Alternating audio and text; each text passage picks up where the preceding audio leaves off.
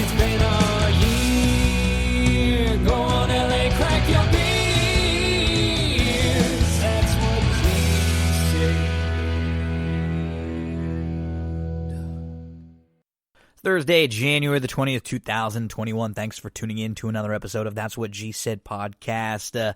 Sort of a different schedule this week. Wanted to cover a lot of stuff that was happening over Thursday, Friday, and then we've got a big day of racing on Saturday all over the place, and then football games on Sunday. So we have two shows coming out sort of right on top of each other, one today and then one that'll be either late, you'll probably get it late Thursday or more into the early Friday.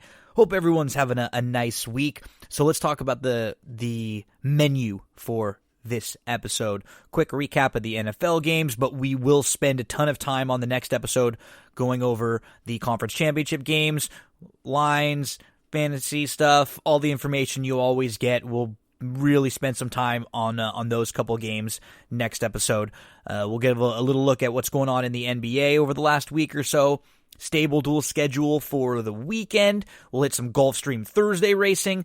Full card, Sam Houston Thursday with Sam Sherman, who joined us last week. He was so good, we brought him back for more. I'm going to go over Oaklawn Park Friday's late pick 4. It is opening day on Friday at Oaklawn. Then I got some quick thoughts on the full card for Sam Houston Friday. Close things out with the old wrestling rewatch. I'm going to do the Chi-Town Rumble 1989 Ric Flair versus Ricky the Dragon Steamboat in the main event. An awesome match. So, little NFL, little NBA, stable duel, Thursday Gulfstream, Thursday Sam Houston with Sam Sherman, Oaklawn Friday, Sam Houston Friday, and then the old wrestling rewatched. Tons on this episode of That's What G Said podcast. So, in the NFL, there were our 4 games in the divisional round this past weekend. I guess there was one that was a pretty good game and a interesting game to late. The Rams-Packers, as most people expected, the Packers were just a little too much for a Rams team that was beat up. I honestly think a healthy Rams team would have been able to really make this thing close. Goff didn't even play all that poorly. It just, with Donald and Kupp not at full strength, this Rams team needed to be at full strength to have an opportunity to stick with the Packers team on the road and couldn't do so. Packers get the win 32-18. They move on to the conference finals.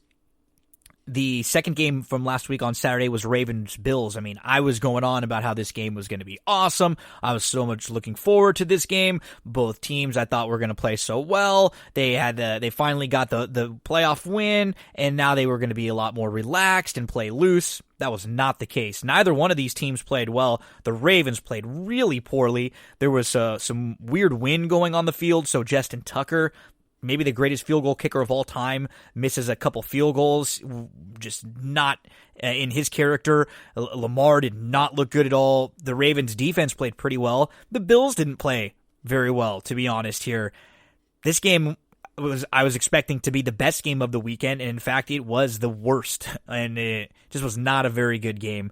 And I think of the teams that lost this weekend. The one team of the 4 that lost, it's probably got to be the happiest with themselves, would be the Browns. Now, I think because it was a winnable game and because of that big play where they fumbled going into the end zone and instead of scoring a touchdown, it ends up being a touchback, and the Browns lose a game 22-17. The final score of that Bills-Ravens game was 17-3, by the way, so not even any scoring like a lot of us thought in that Ravens-Bills game.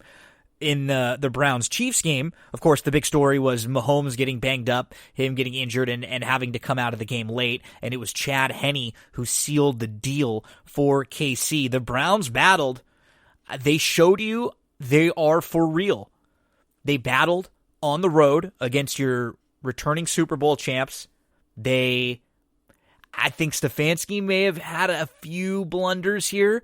His first time in a big, high, pressure situation like this. Maybe you look back and you think, would you have made a decision or two? They had an opportunity in the game at one point to go for 2. A situation where they could have ended up being down only 3 instead of 5 late if things would have worked out right for them. So, just little things there for the Browns, but they had an opportunity late. They had the ball with a chance to win.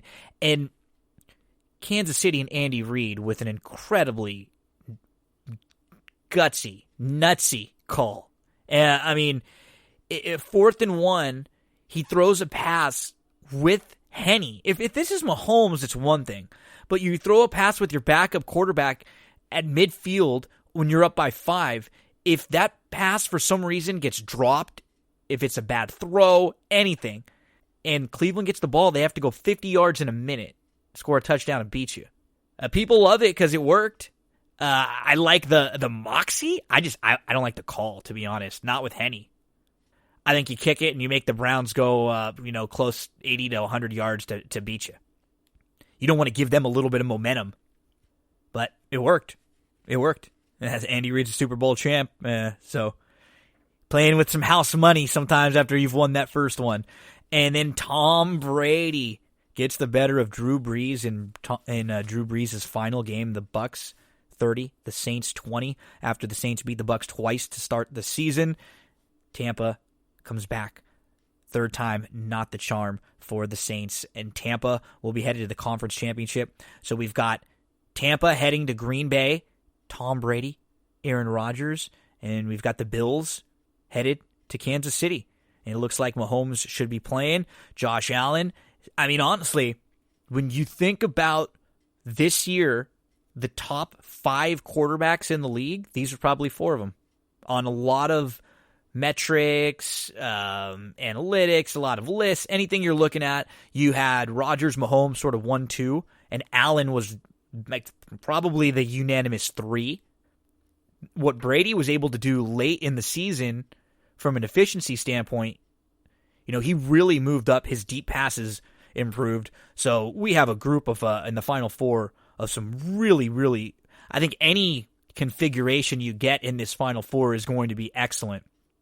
And we're going to talk a ton about those NFL Conference Championship games on the next episode of That's What G Said podcast. Football fans, fantasy fans, you will love the app Thrive Fantasy. It is a DFS app based around prop betting. Are you someone who makes some prop bets, some wagers here and there? Or maybe you play in DFS type lineups, type games where you have to make a lineup, create it with a salary cap. This is similar, but your selections are over or under every prop. You're going to pick 10 or whatever the contest is to fill out your lineup, and you're going to go over or under for every prop. They have huge contests for the NFL each of these weekends. But what's cool about Thrive Fantasy is they also have contests for really every sport. Right now they have cricket contest up, NBA, baseball when they're back, golf, League of Legends, you name it, they've got it. And right now, when you use the promo code GINO when you sign up, you deposit, you're going to get an instant deposit match from 20 up to 50. So put 50 in, instantly you'll get a 50 right back. You can play right in a bunch of different contests. And the big ones that they have are generally the NFL contest on the weekends. They're $25 to get into, and they have $10,000 in prizes. These are a ton of fun. NBA contest daily. You can play for as little as $1, $2, $5, all the way up to $100. And this weekend, again, the big one, the NFL Sunday Championship game, $25,000 to get in for a $10,000 prize pool. Thrive Fantasy, use that promo code GINO, and you will get an instant match deposit bonus from 20 all the way up to 50. If you have any questions about Thrive Fantasy, just let me know. So, quick look at the NBA. The big news was James Harden moving to Brooklyn, and now the fact that Kyrie Irving, after missing some time, is back with the Nets. He played on Wednesday night for the first time. They lost in overtime in a crazy game to Cleveland. And the one thing we've seen early, even in the couple games without Kyrie, when it was just Harden and Durant playing, this team is going to be incredible offensively, but they are going to be garbage on defense. Terrible. They are not going to be good at all defensively. How are they going to get stops? And I think on a night-to-night basis in the NBA, they're going to be capable of beating any team the way they can shoot. But in a 7-game series, or in multiple 7-game series repeatedly, are you going to trust the Nets team to lock down and play defense over and over and over again when they're going to have to go through a type of road where they'll have to beat probably the Celtics, Bucks, and 76ers? I mean, and then go on and play Lakers, Clippers, whoever comes out of the West. So, I don't think Brooklyn has that. Can you trust all of those guys to hold up physically through the grueling, demanding series that it takes in the NBA? Remember, the NBA, we got 7-game series throughout. No one and dones, not football, 1 game here and out. Baseball series sometimes go a lot quicker, especially with the first round or so. These NBA series get long and grueling. I got to see more from Brooklyn on the defensive end. They're 9-7 overall right now. They're currently in the 5 spot in the East. The 76ers are the number 1 seed. Let's go through the East just real quick. They're currently 10-5. The Bucks are 9-5 there. Boston and Indy are in the 3-4 spots. So Boston's at 8-5. Indy is 8-6. Brooklyn is 9-7. The Cavs are 7-7. The Hawks are 7-7. The Knicks are 7-8. That's your top 8. Behind them, the Magic, Heat, Charlotte Hornets, Bulls, Raptors, who are starting to win some games now at least, and the Wizards and the Pistons are rounding out your Eastern Conference there. So nothing too crazy. Everybody just kind of bobbing and weaving, winning a few, losing a few. Charlotte's lost 3 games in a row, but no crazy win streaks, no really hot teams or necessarily really cold teams right now on the East. The story really right now throughout the NBA is that there have been now, I think, 16 games that have had to been postponed because of COVID. A lot of teams have dealt with it in some way, shape, or form. Knock on wood, the Lakers and Clippers haven't really. They haven't had too many issues. And that's kind of what is, even the Utah, some of the teams towards the top right now that haven't lost as many games are the teams that just haven't dealt with some of the COVID stuff. Lakers had a really bad loss the other night to Golden State. They were up by 19 throughout. And they felt like they were just kind of going through the motions and playing with them. And the one thing that the Lakers didn't do a whole lot last year was they respected their opponent every game, knowing that any team could beat them on a night-to-night basis, and they would play great defense, great effort all the way through, and they would end up, beating up a lot of teams. And they've done that most of this year. The Lakers had a 5-game win streak snapped, and they're 8-2 in their last 10. They're 11-4 overall. But speaking of 5-game win streaks, the Clippers playing some really good ball. I mean, Paul George is shooting great as a team. They're shooting incredible. They've won 5 in a row. They're tied with the Lakers up top at 11-4, but they've obviously got the slight tiebreaker because they beat the Lakers head up. The Jazz are also one of the 3 teams in the NBA that has just 4 losses. They are 10-4. They're playing some good ball. They've won 6 games in a row. So we've got a couple hot teams on the West, where we got the Clippers who have won 5 in a row, the Jazz who have won 6 in a row, and the Grizzlies now. They're up to 7-6. They've won 5 games in a row. Unfortunately, a couple bad injuries for the Portland Trailblazers. Nurkic and McCollum are both going to be missing substantial amount of time, and Portland made some nice moves in the offseason. They're not deep enough to withstand those kind of injuries. Dame is going to really have to carry them. Because remember, with the play-in game situations this year, you got to finish top 6 if you want to make sure you are in the playoffs. So 1 through 6, those bottom 2 spots are going to be up for grabs in a playoff situation if they're close enough with the teams on the outside looking in. So Clippers on the 1, Lakers in the 2 on the West, Jazz are the 3, Phoenix is the 4, Golden State up to 8-6 now. They're in the 5 spot. Portland is also 8-6. They're right behind them. Memphis at 7-6, and the Spurs at 8-7. Just always floating around there. The Spurs, right? 7-7. Right behind them are the Mavs and the Nuggets. OKC is 6-7. You got the Pellies at 5-8. The Kings are at 5-10. The Rockets are 4-9, and the T-Wolves are 3-10. You got those 3 teams towards the bottom that have been losing a lot. Also, the Kings have lost 4 in a row. The Rockets have lost 3 in a row after getting rid of Harden, and the T-Wolves have lost 3 in a row. So Kyrie back with the Nets, Harden with them. We'll see how that gels, and we'll keep our fingers crossed and hope that the NBA can continue to get through their season, because they're hitting a rough stretch right now with a lot of teams dealing with COVID stuff, players testing positive, contract tracing, all sorts of things. So we'll just want to keep our fingers crossed, and hopefully everybody in there stays safe, and they can continue to test positive, and we can get through the NBA season.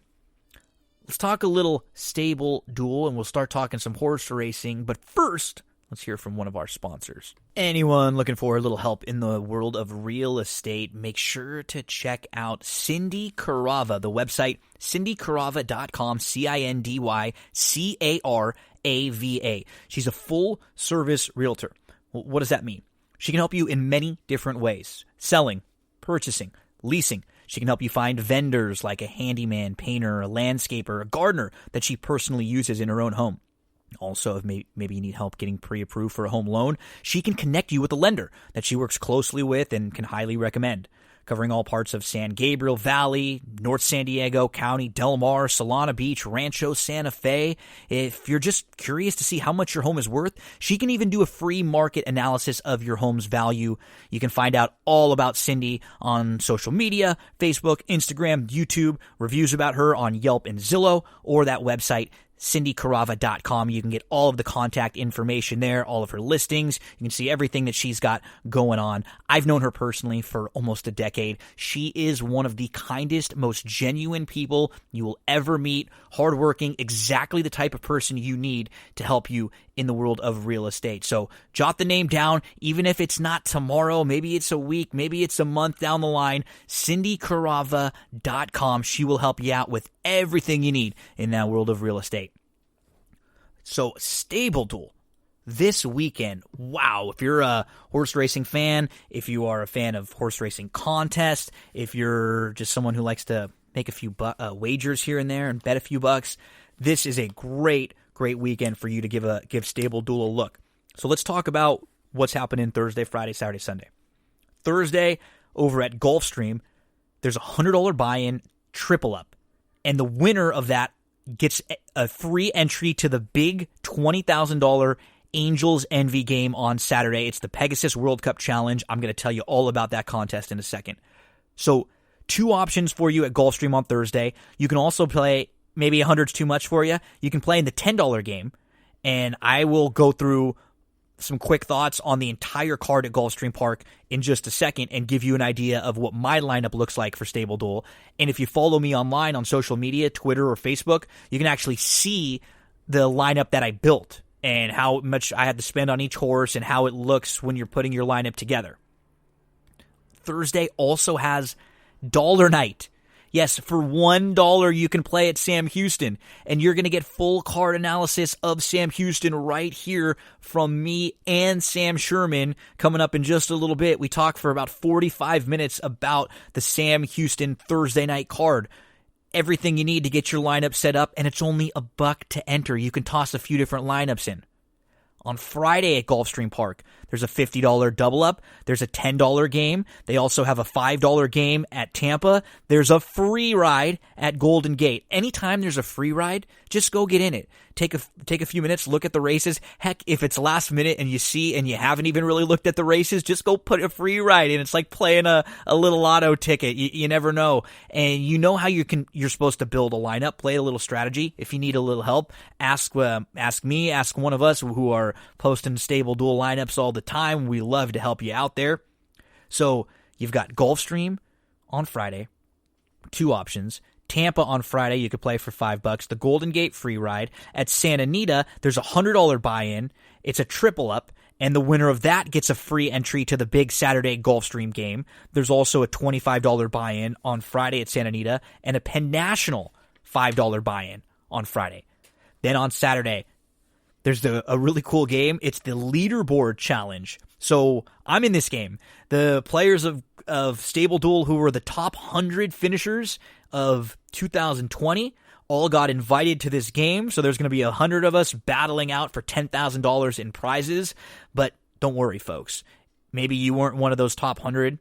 You can play in the Gulfstream Park Angels Envy $20,000 Pegasus World Cup Challenge. It's a $150 buy-in to get into this contest. Here is what it is. It's one of the 3 games, and it's sponsored by Angels Envy, premium Kentucky bourbon. So there's a contest and an exclusive tasting experience in a prize pack for the winner. So the contest begins on Saturday. You build your stables, and it's an entry fee of $100. So here's what the winner, the prize package from Angel's Envy: a personalized bottle of Angel's Envy bourbon, Angel's Envy merchandise, and an invitation for an exclusive virtual Angel's Envy tasting event hosted by Whiskey Guardian Lane Harrison. And the winning player will be able to share a virtual experience with up to 9 of his or her closest friends. How cool is that? So you're playing into a big contest that's $20,000 in prizes and the opportunity for an Angel's Envy prize package, where you get the personalized bottle of bourbon, the merchandise, and the virtual tasting event with up to 9 of your friends. Those are the kind of things that Stable Duel does over the last few weeks. They've had the contest where you could win a part of ownership. Now you're a horse owner. They had the contest last week for Tampa where the winner is going to get the opportunity to go to Sam F. Davis Day and get a live racing experience. And now you've got the tasting and the Angel's Envy bourbon, the Angel's Envy merchandise.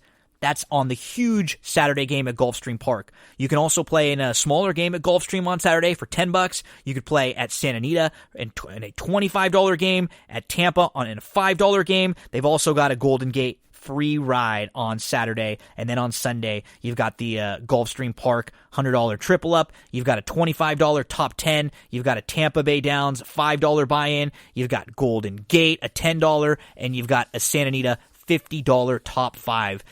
I think this might be the most options I can ever remember seeing in a weekend at Stable Duel, with so many different racetracks for you to play, and the big contest on Saturday, that Angel's Envy $20,000 contest. It's a $150 buy-in. Make sure to get involved. Now, we're going to get involved with Gulfstream Park Thursday. Get your past performances out. Let's take a quick look through the card. So I built a Stable Duel lineup, and there are some horses that I like quite a bit, and I'll think about playing also to win, and throwing in some of your exotics however you play the races. So in race number 1, a lot of folks are going to be playing Queen's Embrace. We're looking at January the 21st, race number 1. This is a 16 allowance, mile and 16th on the turf course. The 6 is going to take a ton of money. Rightfully so. Not a ton of knocks on Queen's Embrace, but I do think get rewarded on her best day. If Queen's Embrace takes a little step backwards and doesn't show up with the exact same monster effort she did last time out, Get Rewarded could win this race. She's been coming out of some actually really nice races. I think you can excuse her two-back effort at Keeneland in a race that was taken off the grass. And then you're left with a pretty good string of races. Sometimes that Kentucky Downs turf course is a little funky, so if your horse doesn't run all that well there, I'm not too concerned about it. Gimme Get Rewarded, anything around 3-1 in race number 1. In race number 2, I thought the 6 was a little interesting. Ranger Up, who just had a brutal start last time out and then had some traffic, was bumped around, settled like 4 or 5 lengths off of it, was chasing Lone Speed. They're searching for where he fits, coming in from Hastings. This is his 3rd start now at Gulfstream. They tried 25 non-2s, then they tried 12 5 non-2s. Now you're in for 62.50. This should be a better spot for Ranger Up. I'm going to throw him in some of my early pick 5s. I'll probably make a win wager if I can get around 4-5-1 or so on the number 6 Ranger Up in race number 2. I like the 1, our little Jewel, in race number 3 at Gulfstream Park. In her most recent race, she was a step slow, but she was moving fine along the inside. She was in the 3rd flight. She was traveling well, but she was in really tight. The 5th, a couple lengths off. She got shuffled back. She lost ground. She lost momentum. She was buried on the inside. By the time she got room, it was just too late. I think it was sneaky. When you go through her form race by race, you go back and look at some of her earlier turf races, she's got some legitimate excuses for some of those. You know, one of them, you see, slow start. She was ranked. She was coming off the bench that day. She hadn't raced in 6 months. Prior to that, you have a couple of pretty solid efforts on the grass, even one against Stakes Company. I like our little Jewel, someone that you can look at and make some excuses for some of the poor performances. And she's 10-1 on the morning line. If she's anything above 5, I think that's fair value on our little Jewel, the number 1 in race number 3. In the 4th race, not a real strong opinion. Doesn't look like there's just any speed at all in here. So I think the 4 Liesel with Irad jumping aboard, coming into the Delgado barn, they should be right on the front end in here. This filly should have a few lengths if she's just steered in that right direction, because there is nobody that's got any type of pace. Maybe the 2, with the blinkers on and dropping in class from maiden 40s to maiden 25s, now down to maiden 12s, 5s. Not a strong race. Puts 2 together, goes from turf to dirt. Sort of a total wild card in here. I thought the 4 was interesting. Maybe throw the 2 in on some of your exotics. Speaking of the 2, in race number 5, I'm going right back to the 2 with High Def. So this guy is raced twice at Gulfstream Park, one in July, one in September. So hasn't raced since September. Both of his starts were actually pretty good. And he's got a nice little pedigree, actually. He's a lone sib to a multiple stakes winner. His lone sib was a multiple stakes winner and multiple graded stakes placed. He feels like he should get a nice trip off the pace in here. He was your beaten favorite last time out, but he was chasing a lone speed winner. He got buried on the inside. He ended up getting shuffled back. It was not a great trip. The 1 Gear Jockey should be forwardly placed. The 3 King Angelos should be forwardly placed. Also towards the middle of the pack, Voodoo Zip would not be shocked if he's right up there. Liam's Boy stretching out shouldn't be too far out of it. Rochambeau shouldn't be too far out of it. Carmichael wouldn't shock. There's enough horses that seem like they either have tactical speed or want to go that I think just a combination of a few of them should set this thing up nicely for High Def. Anything over 5, 6-1. I will make a win wager on him. He's a great horse to use in Stable Duel because of that 12-1 morning line. He's super cheap, only going to cost you $750 off your salary cap. In the 6th at Gulfstream Park, Palace Coup. It's a strange name with what's happened recently. Non-2 fits in the non-3. 2-time winner here, Palace Coup. He comes out of some pretty solid races at Woodbine. And now he's going to try the dirt again. His lone try on the dirt was in the career debut. He's just a better horse now. I think he's got a shot with that speed to probably get the lead in here. I would rather have him on the lead than sitting second. I don't know if he really wants to pass. If you're able to relax and sit second, it's not necessarily having to pass 4 or 5 lengths, but I'm hoping he's forwardly placed and he's handled aggressively, the 4 Palace Coup. In race number 7, the same sort of hope with the 9 Sweet Pearl. His races in December and November were good because her races were good because she was forwardly placed then. She was right on the lead, and in her December race, she was sitting just off and she moved. She just really had no shot against Stakes Company from way out of it with the trip that she was getting last time out at Gulfstream. So I think Saez jumping back aboard, you expect him to be a little bit more aggressive. I think Sweet Pearl is going to be a lot closer in here. Make sure to throw her in some of your late exotics. Probably not one that I want to make a win wager on. I think she'll get bet. If she is, 3-1, let's put a few bucks on her for sure. In the 8th, the 1 Texas Reward. So, you look at Texas Reward, who comes in from Delaware. Big Delaware victory in September in the slop. And off from September to December, comes in December, and they're just trying to find where this filly fits, where she belongs. They took a shot against $20,000 claimers. Nope, that's a little too tough. Did show a little bit of kind of positional speed. I think from the rail, they're going to have to show some sort of positional speed, which it seems like she's got a little more than she showed last time out. And she's going to be a little fitter with that race under her belt. On the drop-in class, she should do a lot better against this group. If she runs back to her maiden win, which it's tough to project that because it was such a big win in the slop, but just from a figure standpoint, she's right there with this group. If she's around 5-1 or so, that's a fair price on a horse who shouldn't be too far out of it from the inside. Texas Reward, 6-1 morning line. Gulfstream Park, race number 9. Let's look at the 8, Zippy Baby. He just doesn't have to deal with Fire at Will anymore. He got beat by Fire at Will twice in a row. Fire at Will, who came back to win in the Breeders' Cup.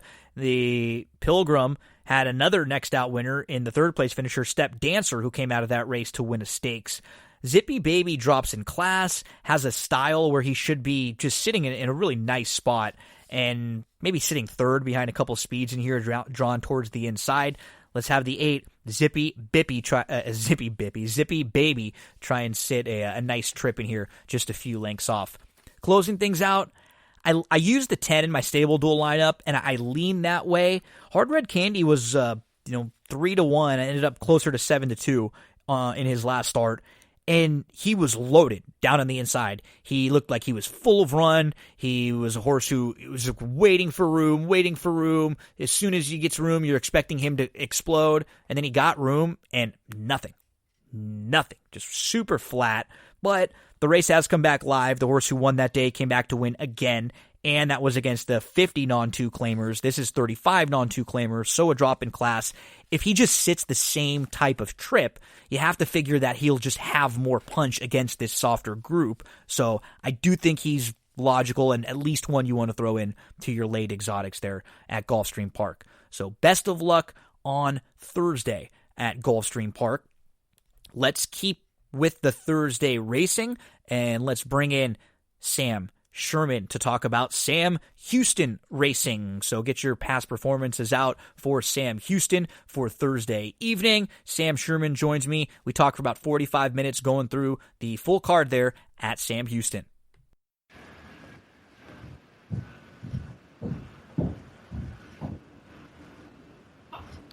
We are back for another week of racing over at Sam Houston, one of my personal favorite racetracks to play, one of the biggest fans of their customers, of the bettors. They treat us right.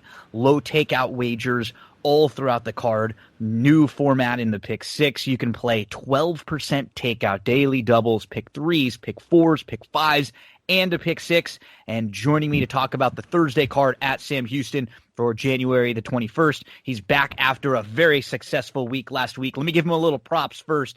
Owner Sam Sherman, who is very, very sharp handicapper as well out at Sam Houston. He dished out a bunch of winners throughout the week if you follow him on Twitter. But on this show last week, he gave a few. One of them, 20-1 on the morning line, ended up getting bet down a little bit, went off still at 12-1 and won very easily. That was a great call by you, Sam. So had to get you back this week and give you some props on your really good week and try to milk you for some more on Thursday. Thanks, Gino. Happy to be here. Yeah, I thought this was a really interesting card, too. I think there could be some prices tomorrow on the Thursday card at Sam Houston as well. So it does seem like this week we may get a little rain out there, right? Yeah, so I would be relatively surprised if they weren't off the turf tomorrow and maybe even through the weekend as well. Okay, so something to keep an eye on, definitely. And they do have some races where there's main track onlys carded. And it seems like as the weekend goes on, at least on Friday, in a couple of the grass races, there are a ton of dirt horses entered that sort of seem like they're entered in there to be on the dirt anyway. So I don't know how much. Hopefully, we'll keep our fingers crossed that it doesn't affect the fields a whole ton, but definitely something to keep in mind when you're doing your handicapping, throughout the weekend at Sam Houston, because we might get a little rain over there, I think, for the first time so far at the meet. Okay, let's get into race number 1. We've got some Texas bred 4-year-olds and up. They are 15,000 claimers, non-winners of 4, 7 furlongs. The distance in here, who are some of that you're looking at to begin with? I mean, I thought this race was really tough. Yeah. A lot of these horses have been off since Lone Star, which makes sense because these Texas breds generally do not do very well against open company. I think the one Ribbon Cane is probably the horse to beat coming off those allowances, but he's a deep closer on the rail, so I think it could be one to play against. And I'm playing maybe the 8 with the band, even though it feels almost like by default it's the 8, right? Like right. you start plugging holes in everybody else, and he's the only one that's got some recency. He's been facing open company, and now he's in with Texas breds. His races aren't bad; they're sort of consistent from like a numbers and figures standpoint. So he just kind of has to do what he's been doing, and he's probably going to be right there. It is a little concerning that he's eligible for the non-3 and then here for the non-4. Yeah. I'm guessing they just couldn't get the non-3 to fill. But the second place horse from his last start, You Should Talk, ran second and did pretty well on opening day in a 5,000 non-3, which is probably tougher than the state bred 15 non-4 Jonathan Wong claimed that horse, so he obviously saw something he liked. And this one ran third and did it pretty well. I just know Danny's training style. He trains the one ribbon cane, and it's tough to work out those really late closing trips coming out of the rail unless a lot of stuff's going to have to go right for that 8-5 shot to win. I agree. You look at that's what makes this race really difficult. You just have the one Ribbon Kane has not raced since June. You've got the two Smarts Kingdom, who hasn't raced since July of 2019. You've got, a lot of the top contenders. Eyes on Red has a layoff after a layoff, which I never like to see. You come back, you run it, and then you're off again for a few months. Macho Flyer hasn't raced since August. Truly Bling hasn't raced since August. Singing Eagle hasn't raced since August. Men of Kyle hasn't raced since August. And you just sort of look at with the band and go, okay, yeah, he kind of might be an okay thing in a race that seems a little weak. So on value, I'd probably lean with the 8 over the 1, just based on if we're get 3-1 instead of, maybe 7-5. But I don't think I really love anyone. I guess the 6 would be a horse for me if I'm looking for a price to maybe throw in like an early pick 3. I don't know how much. Just he beat With the Band, last time out. And if we like With the Band a little bit, if this horse just comes back okay, it's the barn that just doesn't win a whole lot. And I don't know how ready this horse is going to be. He'll probably be better in his next start, but this is not the strongest race in the world at all. No, I'll tell you one that I do not like that I would not include on any tickets is the 2 Smart Kingdom. Yeah.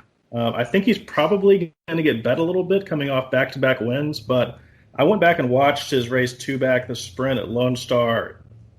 He just kind of won by default. There was no one else in the race that had any shot of doing anything. And really being on the lead on the dirt at Sam Houston is not where you want it to be to start. Not right now, no. Not until we start seeing it more. Yeah, so that's one I would toss if you're thinking about playing a pick 3 or an early double or something like that. Okay, so yeah, I'm probably 8. I had like 8, 1, 6 in some of my exotics that I'll use. I'm sort of with you. I wouldn't be able to play Smarts Kingdom in this particular race. No way. As we move to race number 2, we have open maiden special weights in here. Maidens, fillies and mares, 4-year-olds and 4 and 5-year-olds, 6 furlongs, the distance. So you've got a couple Asmussen horses here that are going to take some money, or you got an Asmussen horse here and you've got the Stidham horse that are going to take some money in here. The Asmussen horse is coming out of maiden claimers and stepping up, coming out of maiden claimers from Churchill, stepping up to Sam Houston. So probably a little bit of a step up because they're low maiden claimers, but not that much. And he does have speed, or she does have speed in a race where there's not a lot of speed. Via Angelica has faced much, much better, but there's really no pace in this race whatsoever. And Norma Jean maybe just coming out of the better races in here. I'm not sure what quite to do at first glance. Where are you looking? So I really don't like the 4-5 favorite. I know Mike Stidham's a really good trainer. I just don't know if he's going to improve the horse off Bob Baffert. I'm not sure. I'm not sure anyone's able to do that. That's a great point. Maybe the 6. I know it's 2-1. Red Bottom Rebel, the Asmussen horse. I think those maiden claimers at Churchill are pretty similar to these maiden special weights at Houston. These Houston races are probably a little bit tougher. But I went back and really looked at that November 25th race. Looks like the winner came back and won a $30,000 non-2 at Fairgrounds. The 4th and 5th horses have won maiden claiming races. So it wasn't the worst race in the world. No one's come back and won a race where they're not in for a tag. But it was okay for that maiden claiming 20 at Churchill. What do you think about the 4 Nelly? That's my long shot. Yeah, she just sit close, right? She might just be able to fall. She's got a little bit more speed than it looks like she has because some of it's kind of hidden a little bit. But I think she's just quicker than most of the other horses in this field. If the 6 goes and she's just sitting like 2nd or 3rd and the 6 horse stops, I think she's got a big shot. I'm definitely throwing her in the early pick 4. I had the 3 horses, the logical sort of the 1, 3, and 6 looked at, and then the 4 was the horse that for sure I'm throwing in. I think the more we talk about it, you have to just use the 6 because she could just have a length or 2 on the field from the outside. She's cutting back, and to add a little bit, if it is wet, she's proven on the slop. She ran really well on an off track. Yeah, I would definitely not include the one on any of your wagers. If you look at the running lines, the last two races, bled. She had Lasix and still bled. I think she ran okay two back because that was probably the first time it happened that she came back again, kind of knew, this is not going to go well. It's going to hurt. I just don't know. I mean, that's one I'd have really have a difficult time including on anything. At 7-2, she's probably going to be around that. Those are just not things I like to see. Yeah, I'm not as. I mean, I'm not. I'm with you. I'm not that high on the 3 via Angelica. I would prefer the 1 over the 3. I think I prefer the 6 over both of them.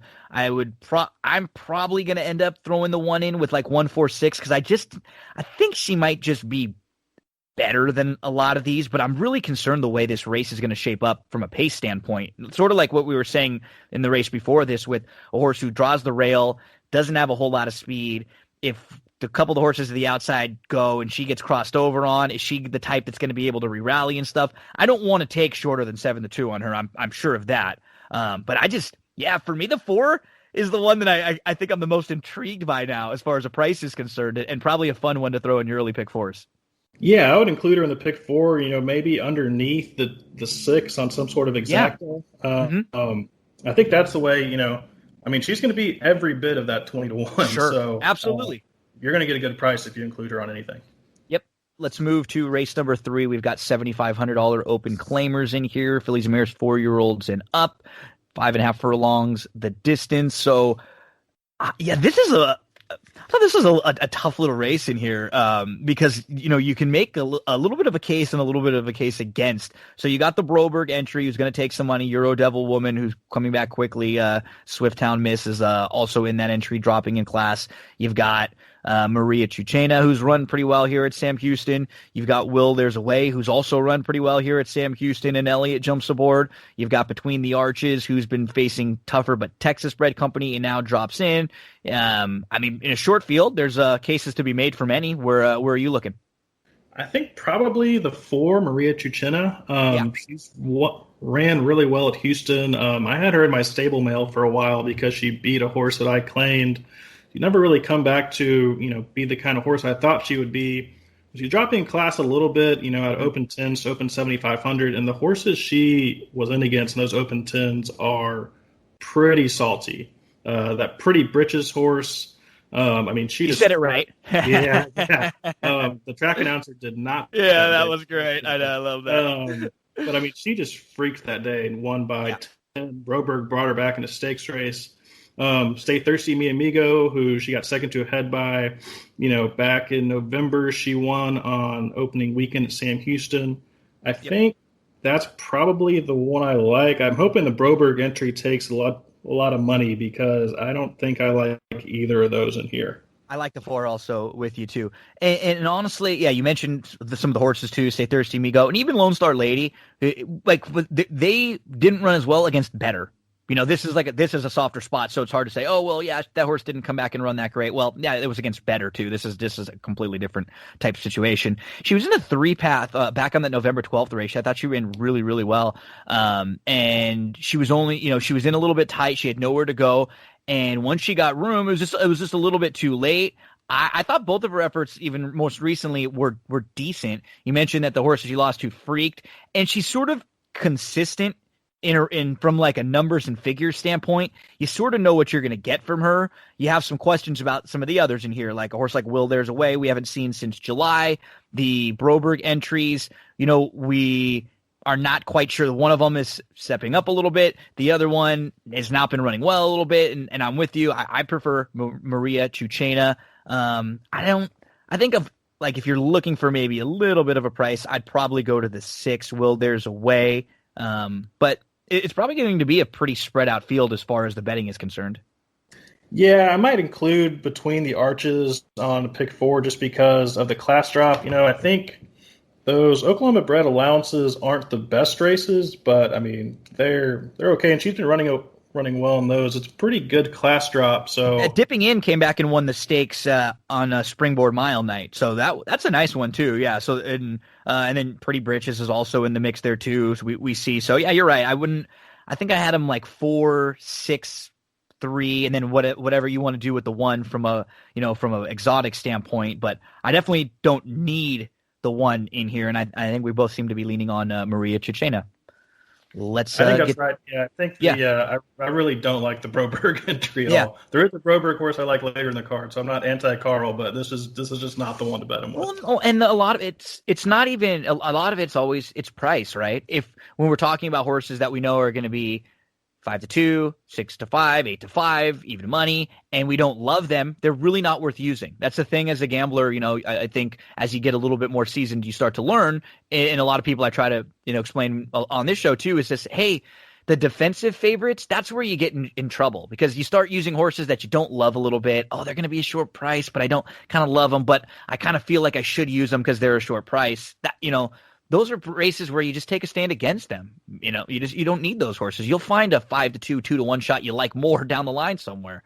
So especially in the smaller fields, you can beat 1 or 2 of them. We'll make some money here at Sam Houston as we get to race 4. Talking here with Sam Sherman, we're talking about this $10,000 claimer, non-winners of 3 lifetime, mile and 70 yards. The distance in here.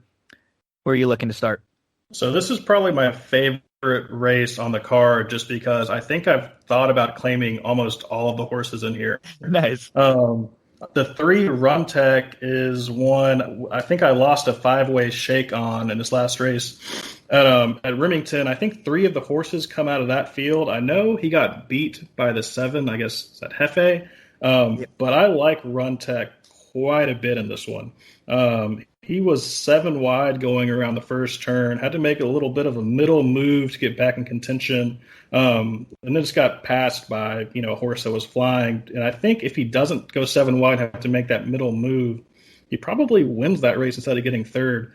So I think Run Tech is probably my favorite to win this race. If I was going to claim a horse, I think I would claim the 7 Hefe, because I think he'll probably get second and be pretty salty next time out. At a similar spot. I don't know if this is the best spot for Hefe to win. He wouldn't be a horse I'd play against in the exotics, but I might play against him in the rolling, like a pick 4 on the win end. I'll definitely be using the horse that you mentioned, Run Tech. There's a few horses that come out of that same race on December 22nd, and for the reason that you said, they were a bit compromised. A lot of the horses that were in that early clump, they were stacked up, like you said, 7 across. A couple of them had to take back. A couple of them were in tight. You're in between horses battling. It's just not the easiest type trip. For that reason, I give a little bit of a look to the 2 also, along with the 3 Run Tech, Clifton Park, who might be able to show a little bit of speed, secure a nice position from the inside, won't have to be worried about getting stacked up or be in between horses, should just be able to either save the ground or maybe show a little speed if they want to. There isn't ton in here. I think from the outside you'll probably get Toa to go a little bit, and Rebel Rumble will flash some sort of tactical speed and maybe a little more stretching out, but I wouldn't be shocked to see Clifton Park be able to sit pretty close. I think I saw you mention, or maybe we talked about it one time about the 1A Dias being a horse that would be a little bit better going longer, and I've sort of felt that way with him the last couple times. Caught a couple of his races at Keeneland, caught his race at Keeneland and a couple of the ones at Delta too. I think he might just be a little bit better when he's able to. He feels like he was sort of asked a little aggressively and tried to move up the inside last time out, and he got a nice seam and he couldn't really quicken. That was against slightly better, the 15 on 3s. I'd probably throw him in the mix too. So I'd probably be like 3-2, 2-3, 1A in some of my exotics. You mentioned Run Tech. You mentioned the outside Hefe. Would there be any other ones in here you want to discuss? No, I mean, I think I might actually single Run Tech. I really like his chances in here. And I think Dias was one. Maybe I mentioned on Twitter because the second place horse in that race, you liked and you got nailed that day. Yeah, right on the line. It was like 20-1. Yeah.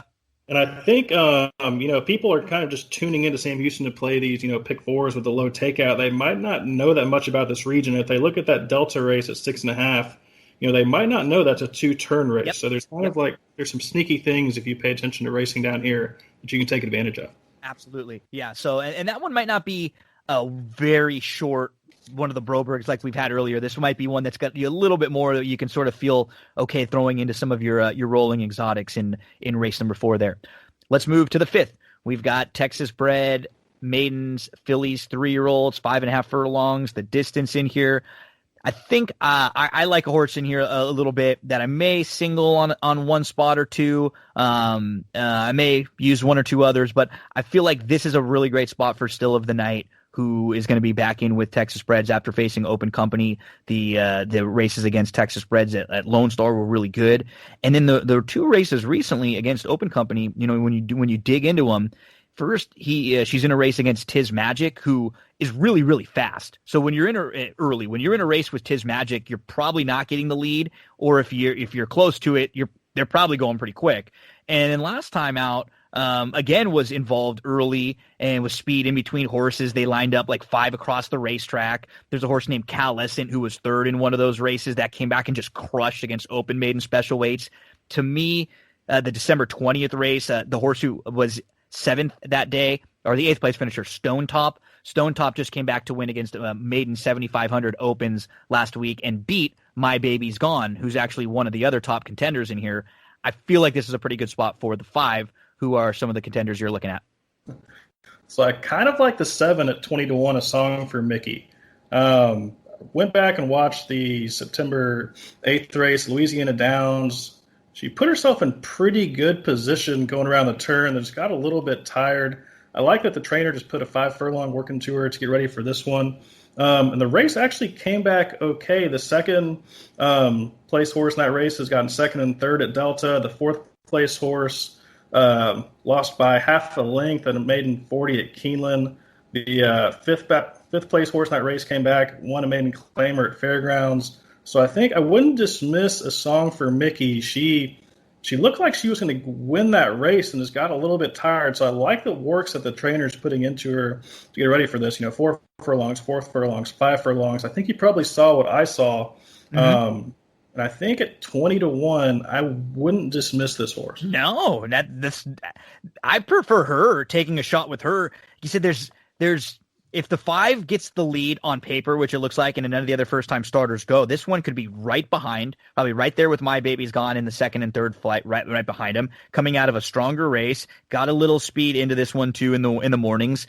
I'm not really that into the Calhoun firster here, Lone Star Bug. Dam was a 4-time winner, just one sibling to report.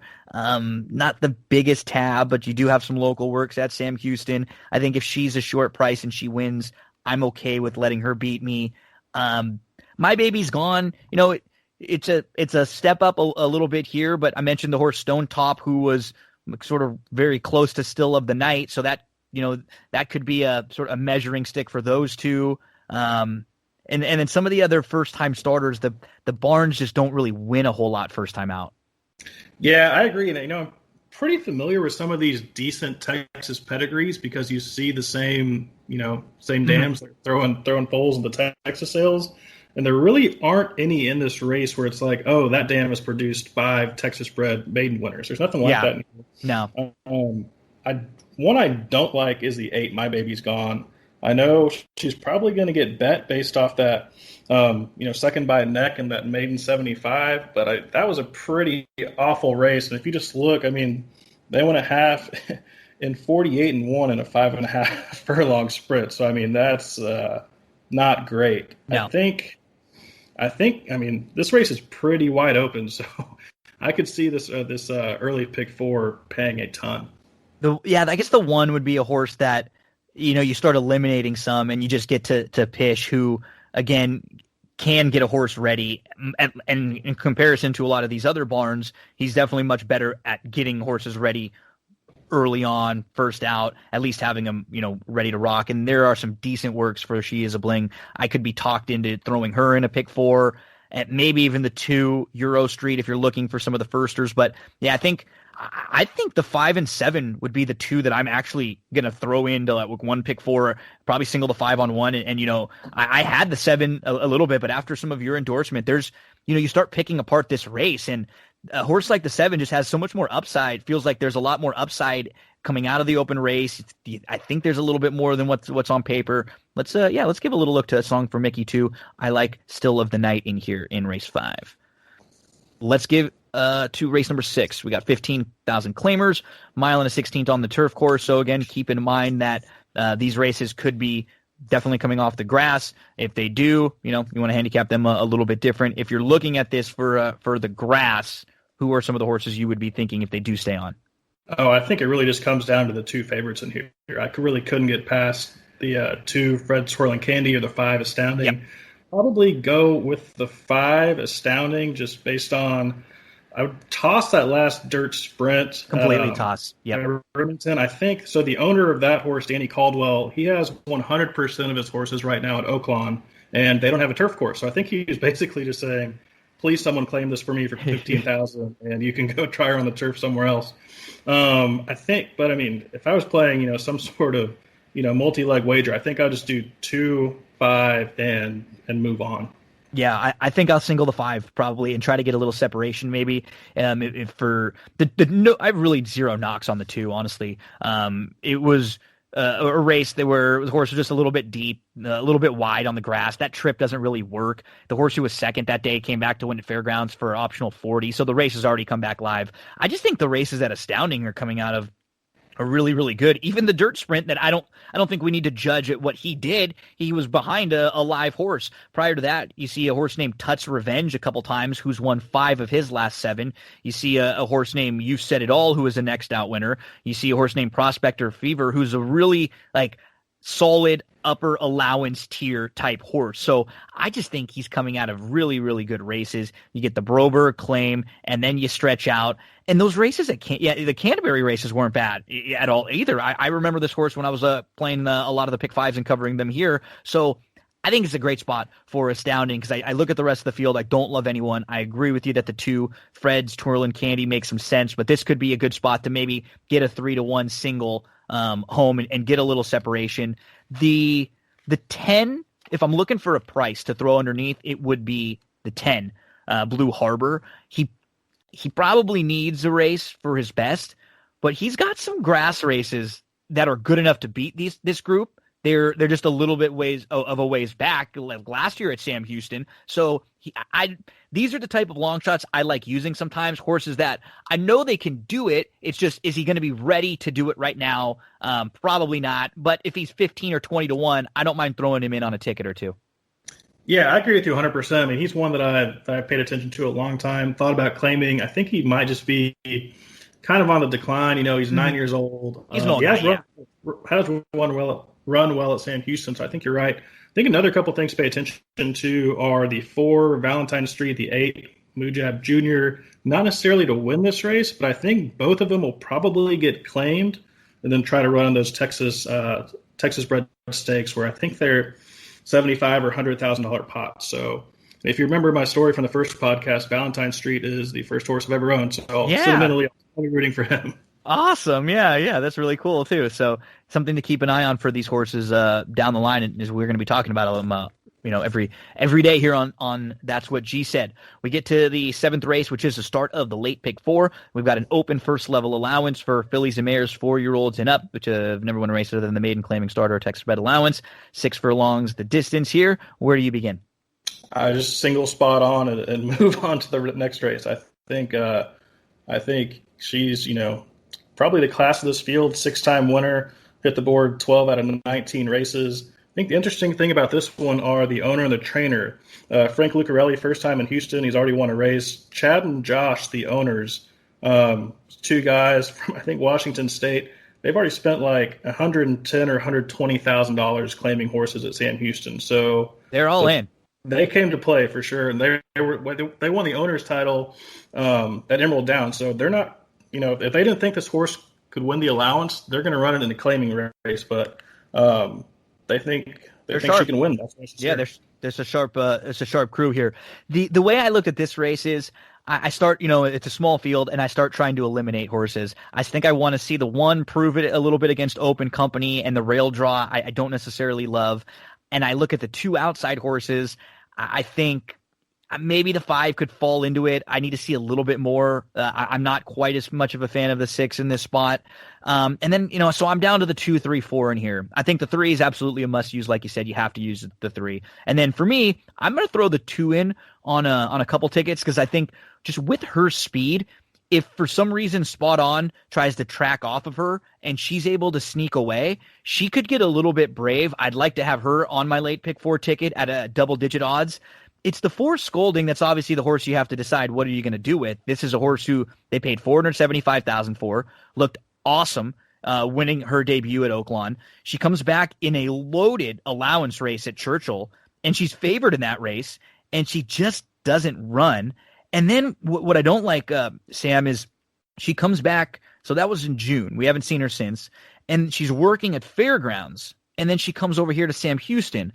You'd have to think that if she was in sort of good form, she probably would have stayed there at Fairgrounds and took a shot in allowance race.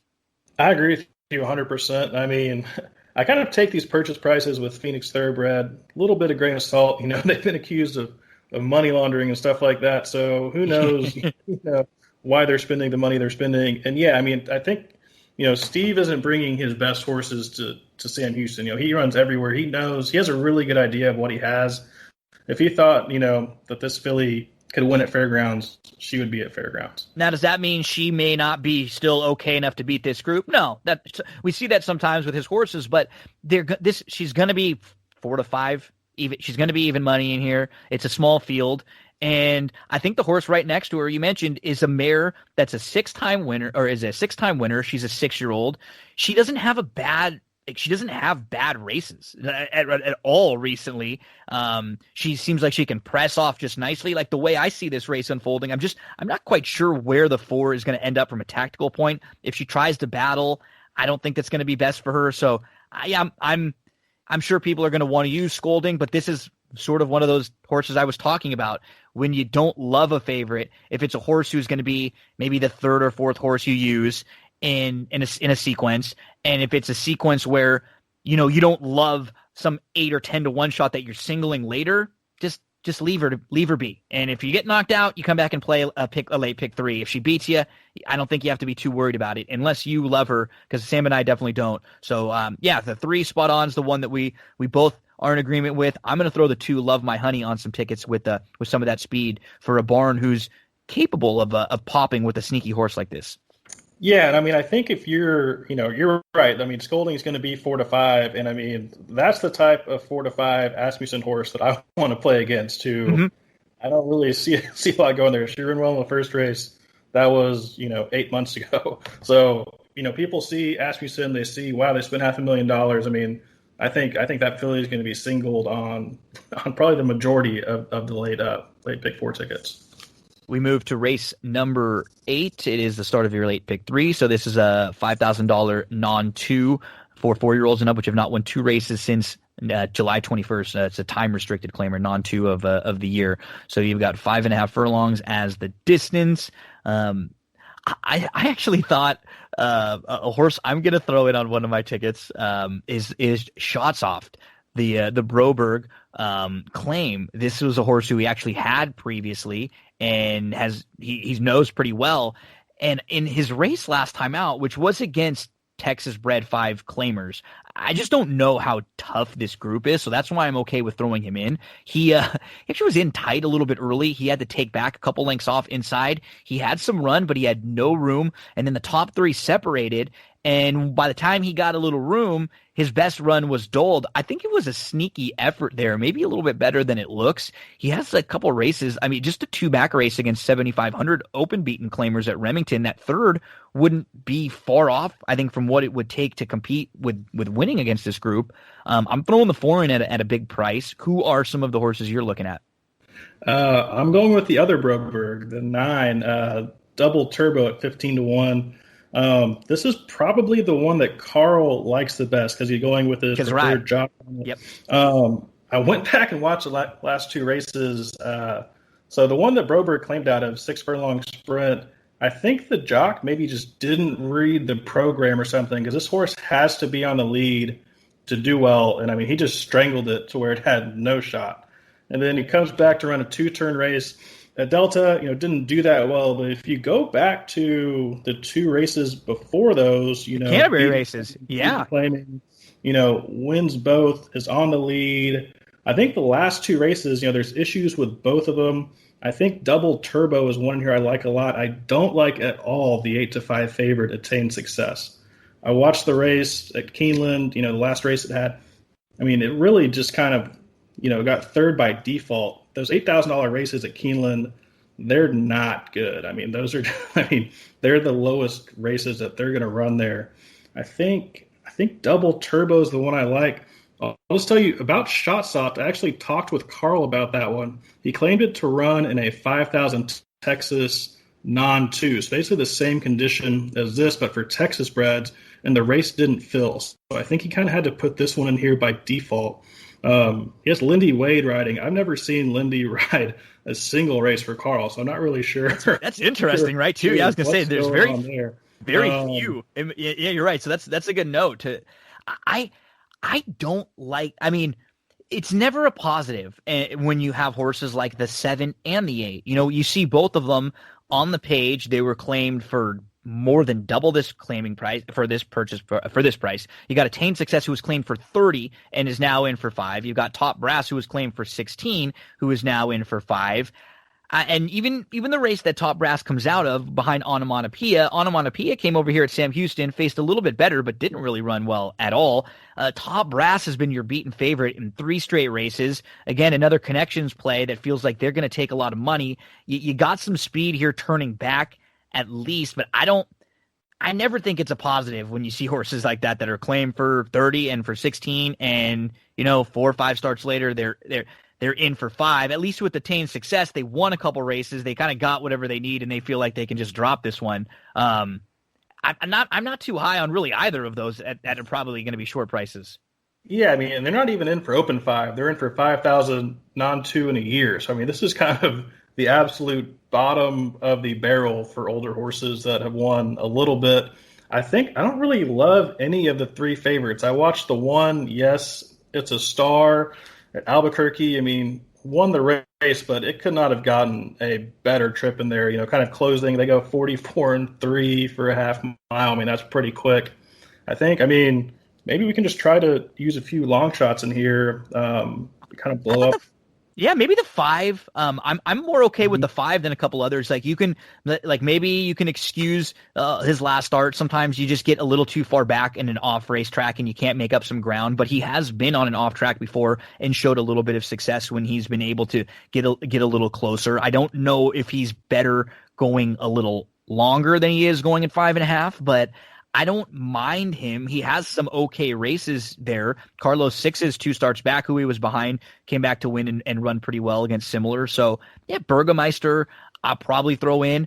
I don't love 7 or 8. I'll throw your 9 in now after that, especially with the approach of this race of not liking some of those chalkier horses. I mean, you look at a horse like He's a Ranger who's paced, but he's 0 for his last 25, and he's candy.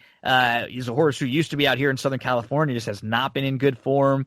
Lot of horses to knock in a condition like this, because you just don't have. When you look at a condition like this, it's just not going to be horses who are in the best of form. Yeah, I mean, maybe something like 4, 5, 9 in here. I mean, yeah, I agree with you on the 3. He's a Ranger. I mean, 5 Pound Bug, who was 1 for 48 last year. I think people are probably going to go with the 3 favorites, 1, 7, 8. So if you get anyone else in here, it's gonna pay pretty well. Get a little separation in those late pick 4s, pick 5s, pick 3s, anything that you're playing. We're moving on to the late daily double. We've got a maiden 50 in here. They're going to go 5 furlongs on the turf course. So again, keep an eye on if they are going to be on the turf course or not. What's nice about a group like this is you've got a bunch in here, and you it's not like you're looking at a bunch of horses who only have turf form. So if this race came off the grass, there may only be 1 or 2 that scratches. The 9 is the favorite for Asmussen with the blinkers on, getting back to the grass. Was facing better maiden specials at Indy and then tried maiden claimers on the dirt at Churchill. Is this a favorite that you will include? Is this a favorite that you chuck? I guess from a conversation point, we'll just kind of start with that one. Yeah, I mean, I thought this race was almost impossible. I I think you probably have to include the 9 just because, she hasn't really embarrassed herself. And, she dropped in for 50 at Churchill. That's going to be significantly more difficult than 50 at Houston. Maybe the 4, blame it on, I guess, Mamie. Yep. Once again, Kevin Scholl, wonder ways he used to train for Danny Pish, be his assistant. If you look at his stats with Luzzy, they're winning at, 26%, paying almost $4. So I think that's one to definitely include. I think you got to go pretty deep in here to feel even a little bit confident on moving on to the next race. I'm going to use like 4 and 5 on my top tier of horses. You were talking about Blame It on Mammy, whose dam was unraced. This is the first full, so you're not talking about a ton of direct information. But when you look at the race that she came out of, it's already become a live race. I already talked about Callison a little bit before, who came back to win a maiden special weight really impressively by 6.5 here. I know that was a horse that you liked a little bit too. Blame It on Mammy drew the rail in her debut, and she had a good start. She was right with the leaders. She ended up taking back a little bit on the inside, and that was that. A horse like Tiz Magic and was just kind of able to sneak away. The top 2 were able to distance themselves, but she did not run that poorly. I expect her to be forwardly placed in here. She should end up in a really nice spot early, maybe sitting just off. And you mentioned Luzzy, who we always know we're going to get a pretty good aggressive ride with. So with the recent works too, I think she's flashed a little bit of ability in the mornings. There's definitely something there with this one, who drops in class from the maiden specials to the maiden 50s. And I thought the 5, the first time starter, the dam was a graded stakes winner, and also graded stakes, the dam was a stakes winner and graded stakes placed on the turf. And the lone sibling on the turf was also stakes placed. I think the 5 all probably throw in. The 1 has a couple turf siblings. I'm not quite sure about the rail for that one. The 3 does have a couple sibs that won on the turf too, and adds the blinks. The move from the Texas breds to maiden 50s kind of more like a lateral one that we've talked about.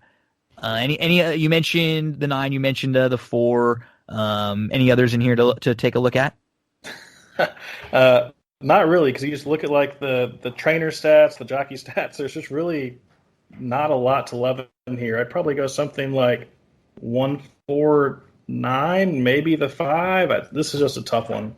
Yeah, I'm similar. I'm probably like 4, 5, 9, and yeah, I just don't love any of the big bust out prices. I guess if I were to just sort of randomly throw a horse in, I do think the 6 can improve on the grass. The dam did win 3 times on the turf. So if I was looking at a horse to use underneath, or just an absolute bust out long shot to throw in, especially on the heels of me watching the Tiger documentary last night. So I got a Euro Tiger, the 6 would be a crazy one. But I think the 4 it feels like a good spot for the 4. If you can get around like 5 to 1 or so, that should be a fair price in this race, in a race that has a lot of questions. Yeah, I agree. I think the 4's second dam was like an RNA as a broodmare prospect for like $1 million. So, there's something here in this pedigree, Warfront mare. So if it stays on the turf, maybe it'll go okay, but it's just a really hard handicap. And we move to the closeout leg, the 10th race, final race on Thursday over at Sam Houston, January the 21st. We've got Texas bred maidens, fillies, 3-year-olds, 5.5 furlongs. The distance, where are you starting? I think I'm going to take a little bit of a look at the 7 Texas Red Bell. Texas Red has kind of been an under-the-radar stallion that's done pretty well. He's hitting with 22% of his first-time starters. I think 9 of 18 have been in the money, so at 20 to 1 here, that's a little interesting. I think the 4, that's a lot of bling, is probably going to be the favorite, but she's burned a lot of money.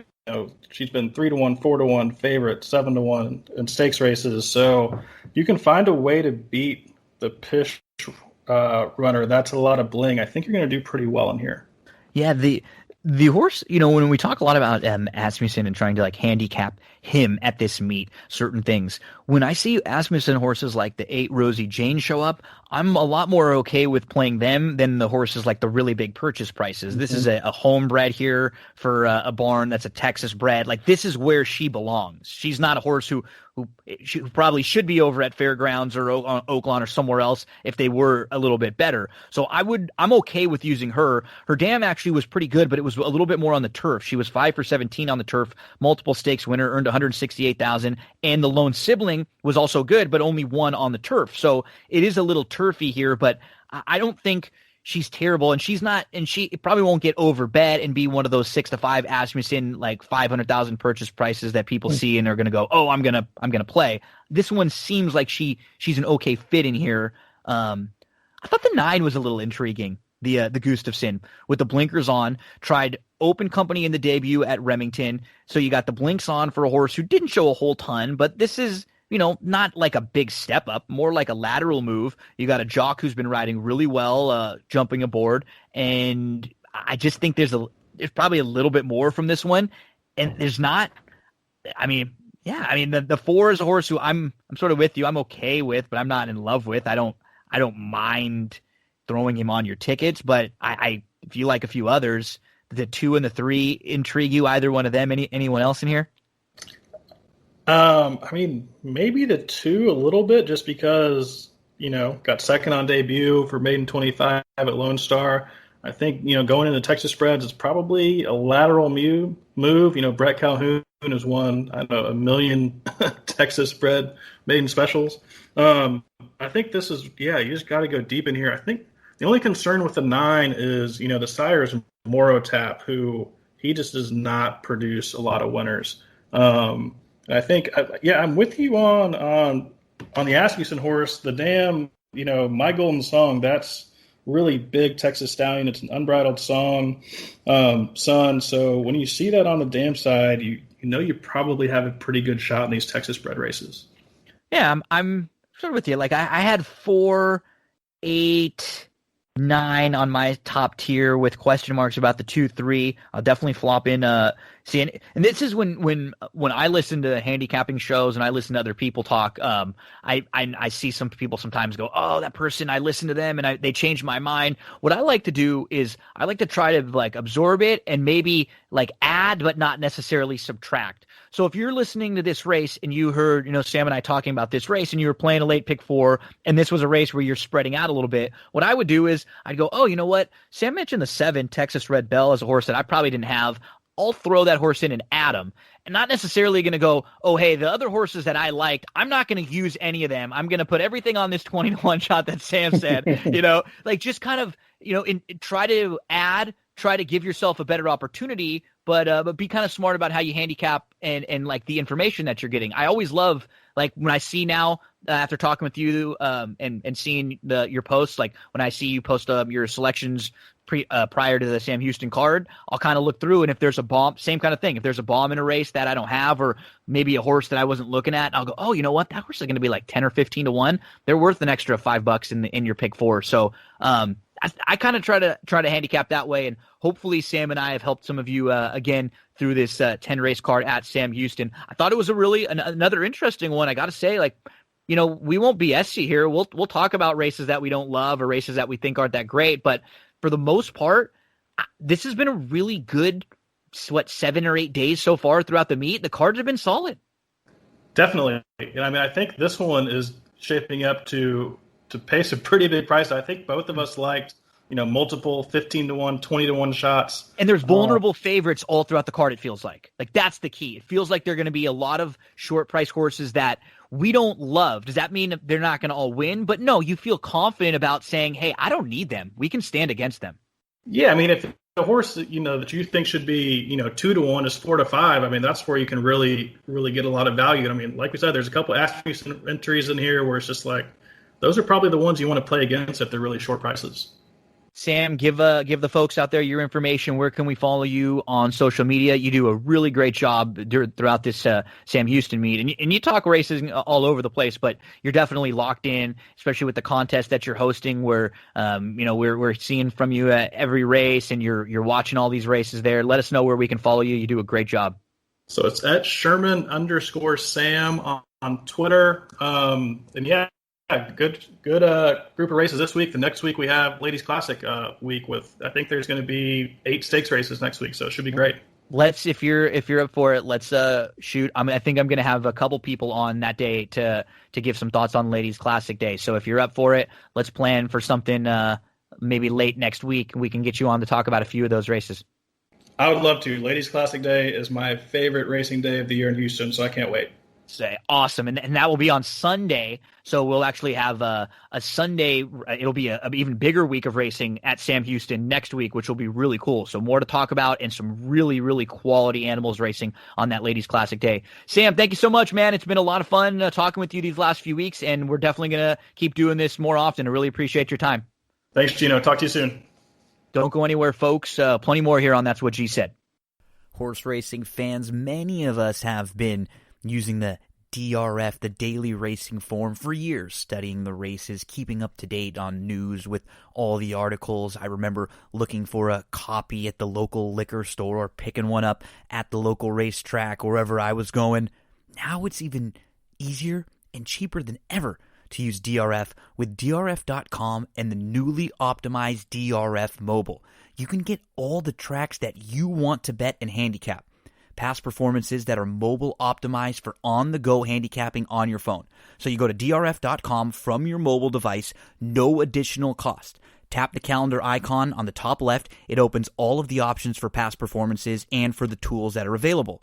One click to bet now and DRF bets. Get real-time odds and scratches on race day. You can tap on any horse, and you get those same DRF past performances that you're familiar with a larger font for your mobile display.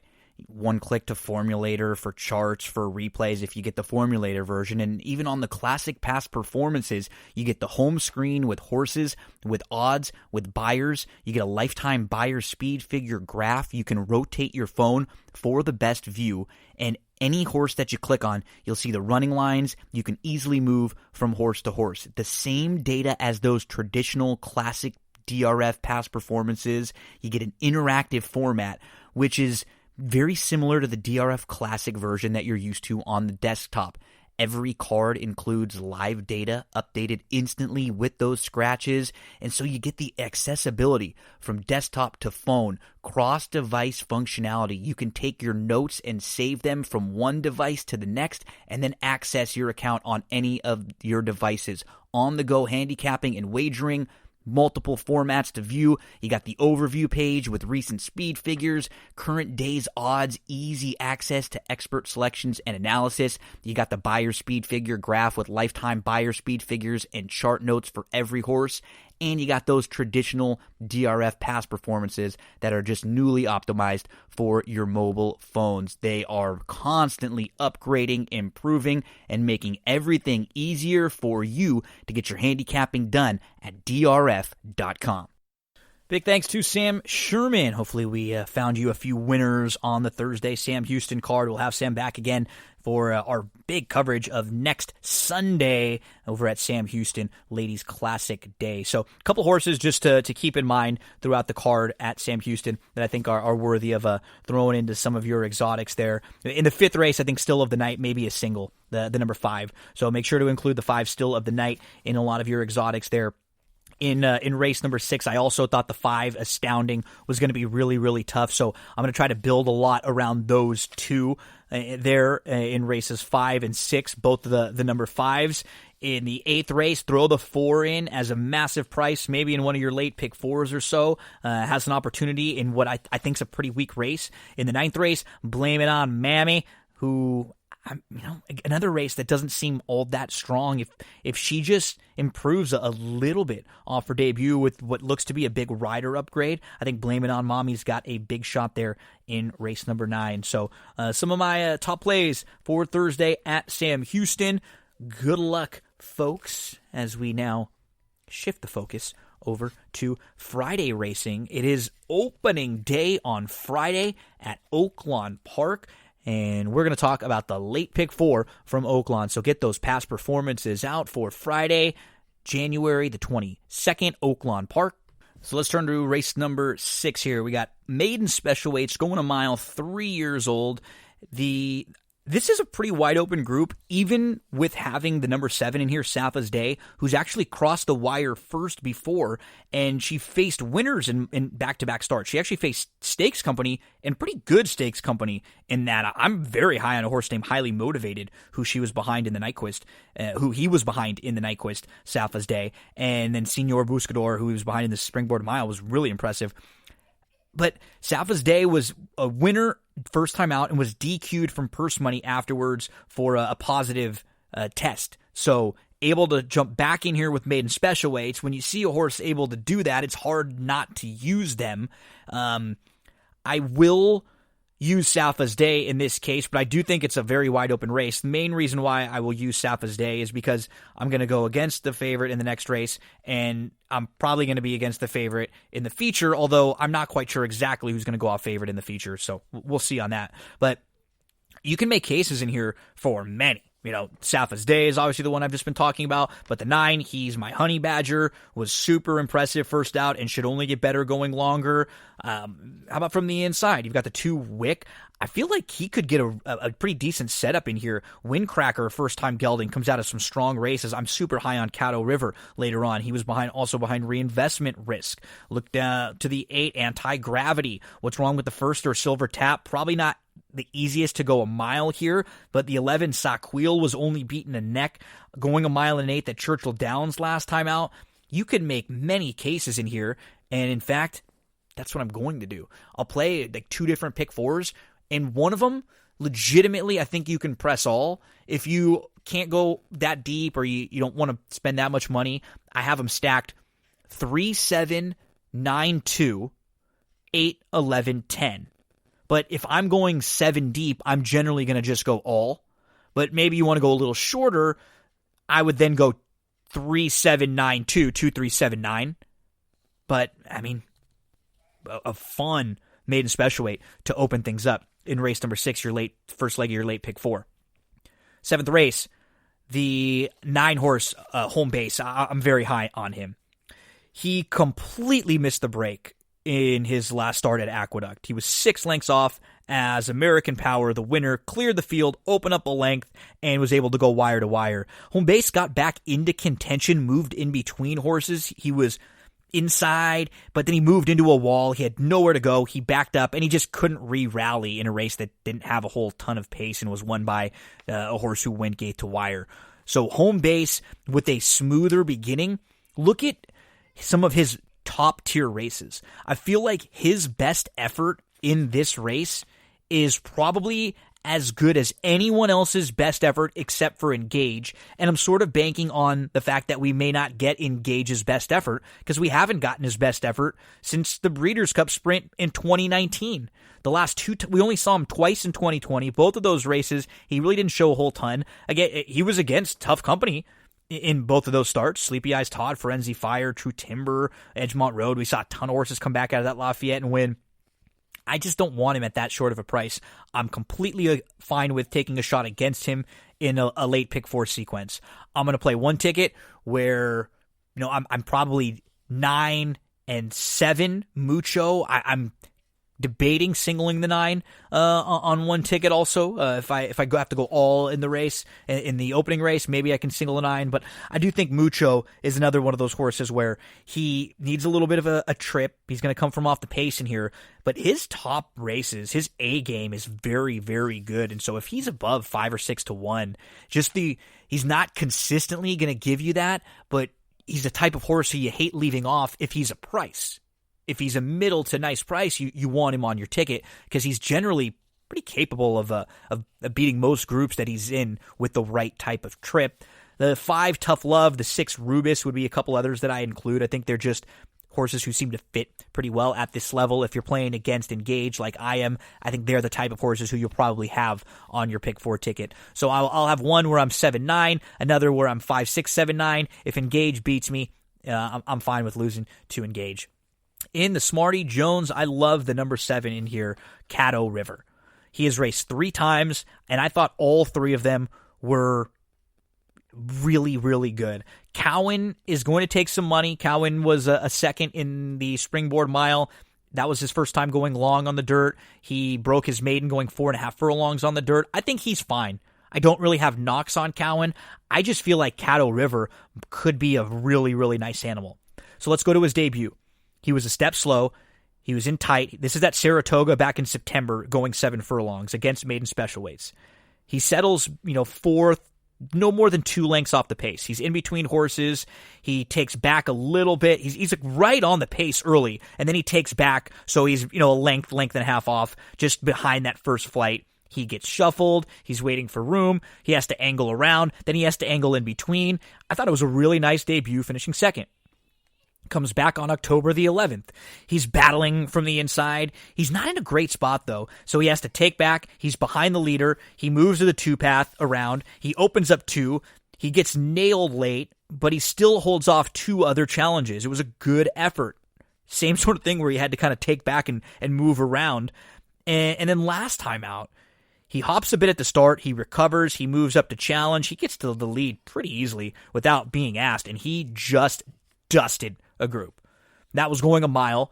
He has improved in each of his 3 starts. He's drawn well towards the outside. I think he is continuing to progress, and you take Cowan out of this race, I got major questions about everybody else.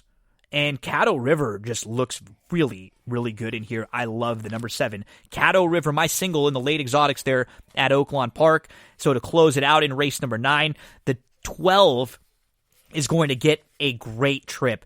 And he is in awesome form right now. I played him last time out at Remington Park. Craig Milkowski and I liked him in a race where he was the second choice, and we went in that direction against the favorite. If he gets a setup, he's going to come running. And if you look at this race, it's almost hard to think that he won't get a setup. Red, again, is very, very quick. Bodie's Maker is very, very quick.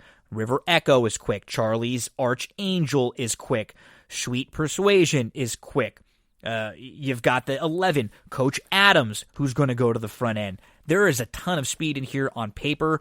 That usually means a few of them are going to go. At Oaklawn, they usually do go.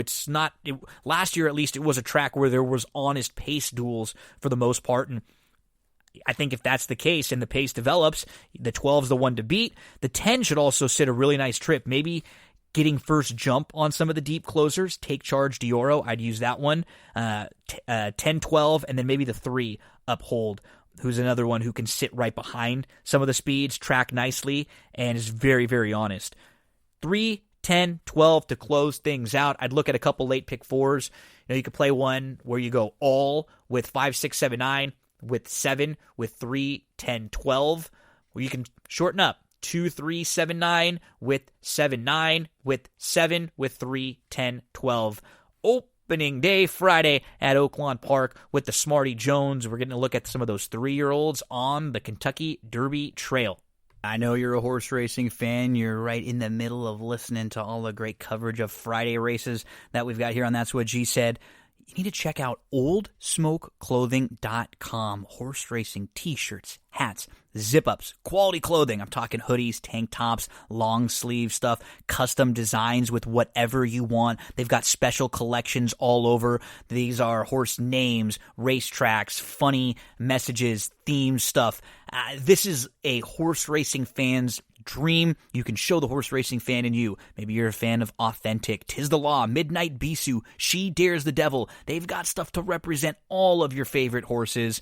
oldsmokeclothing.com. When you use the promo code GINO, you get free shipping on your order.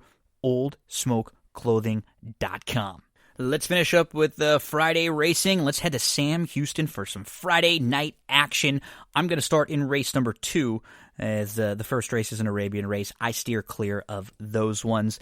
So in race number 2, I thought the 3, Heavenly Rhythm, just feels like the real horse if you're going to play this race and play an early pick 4.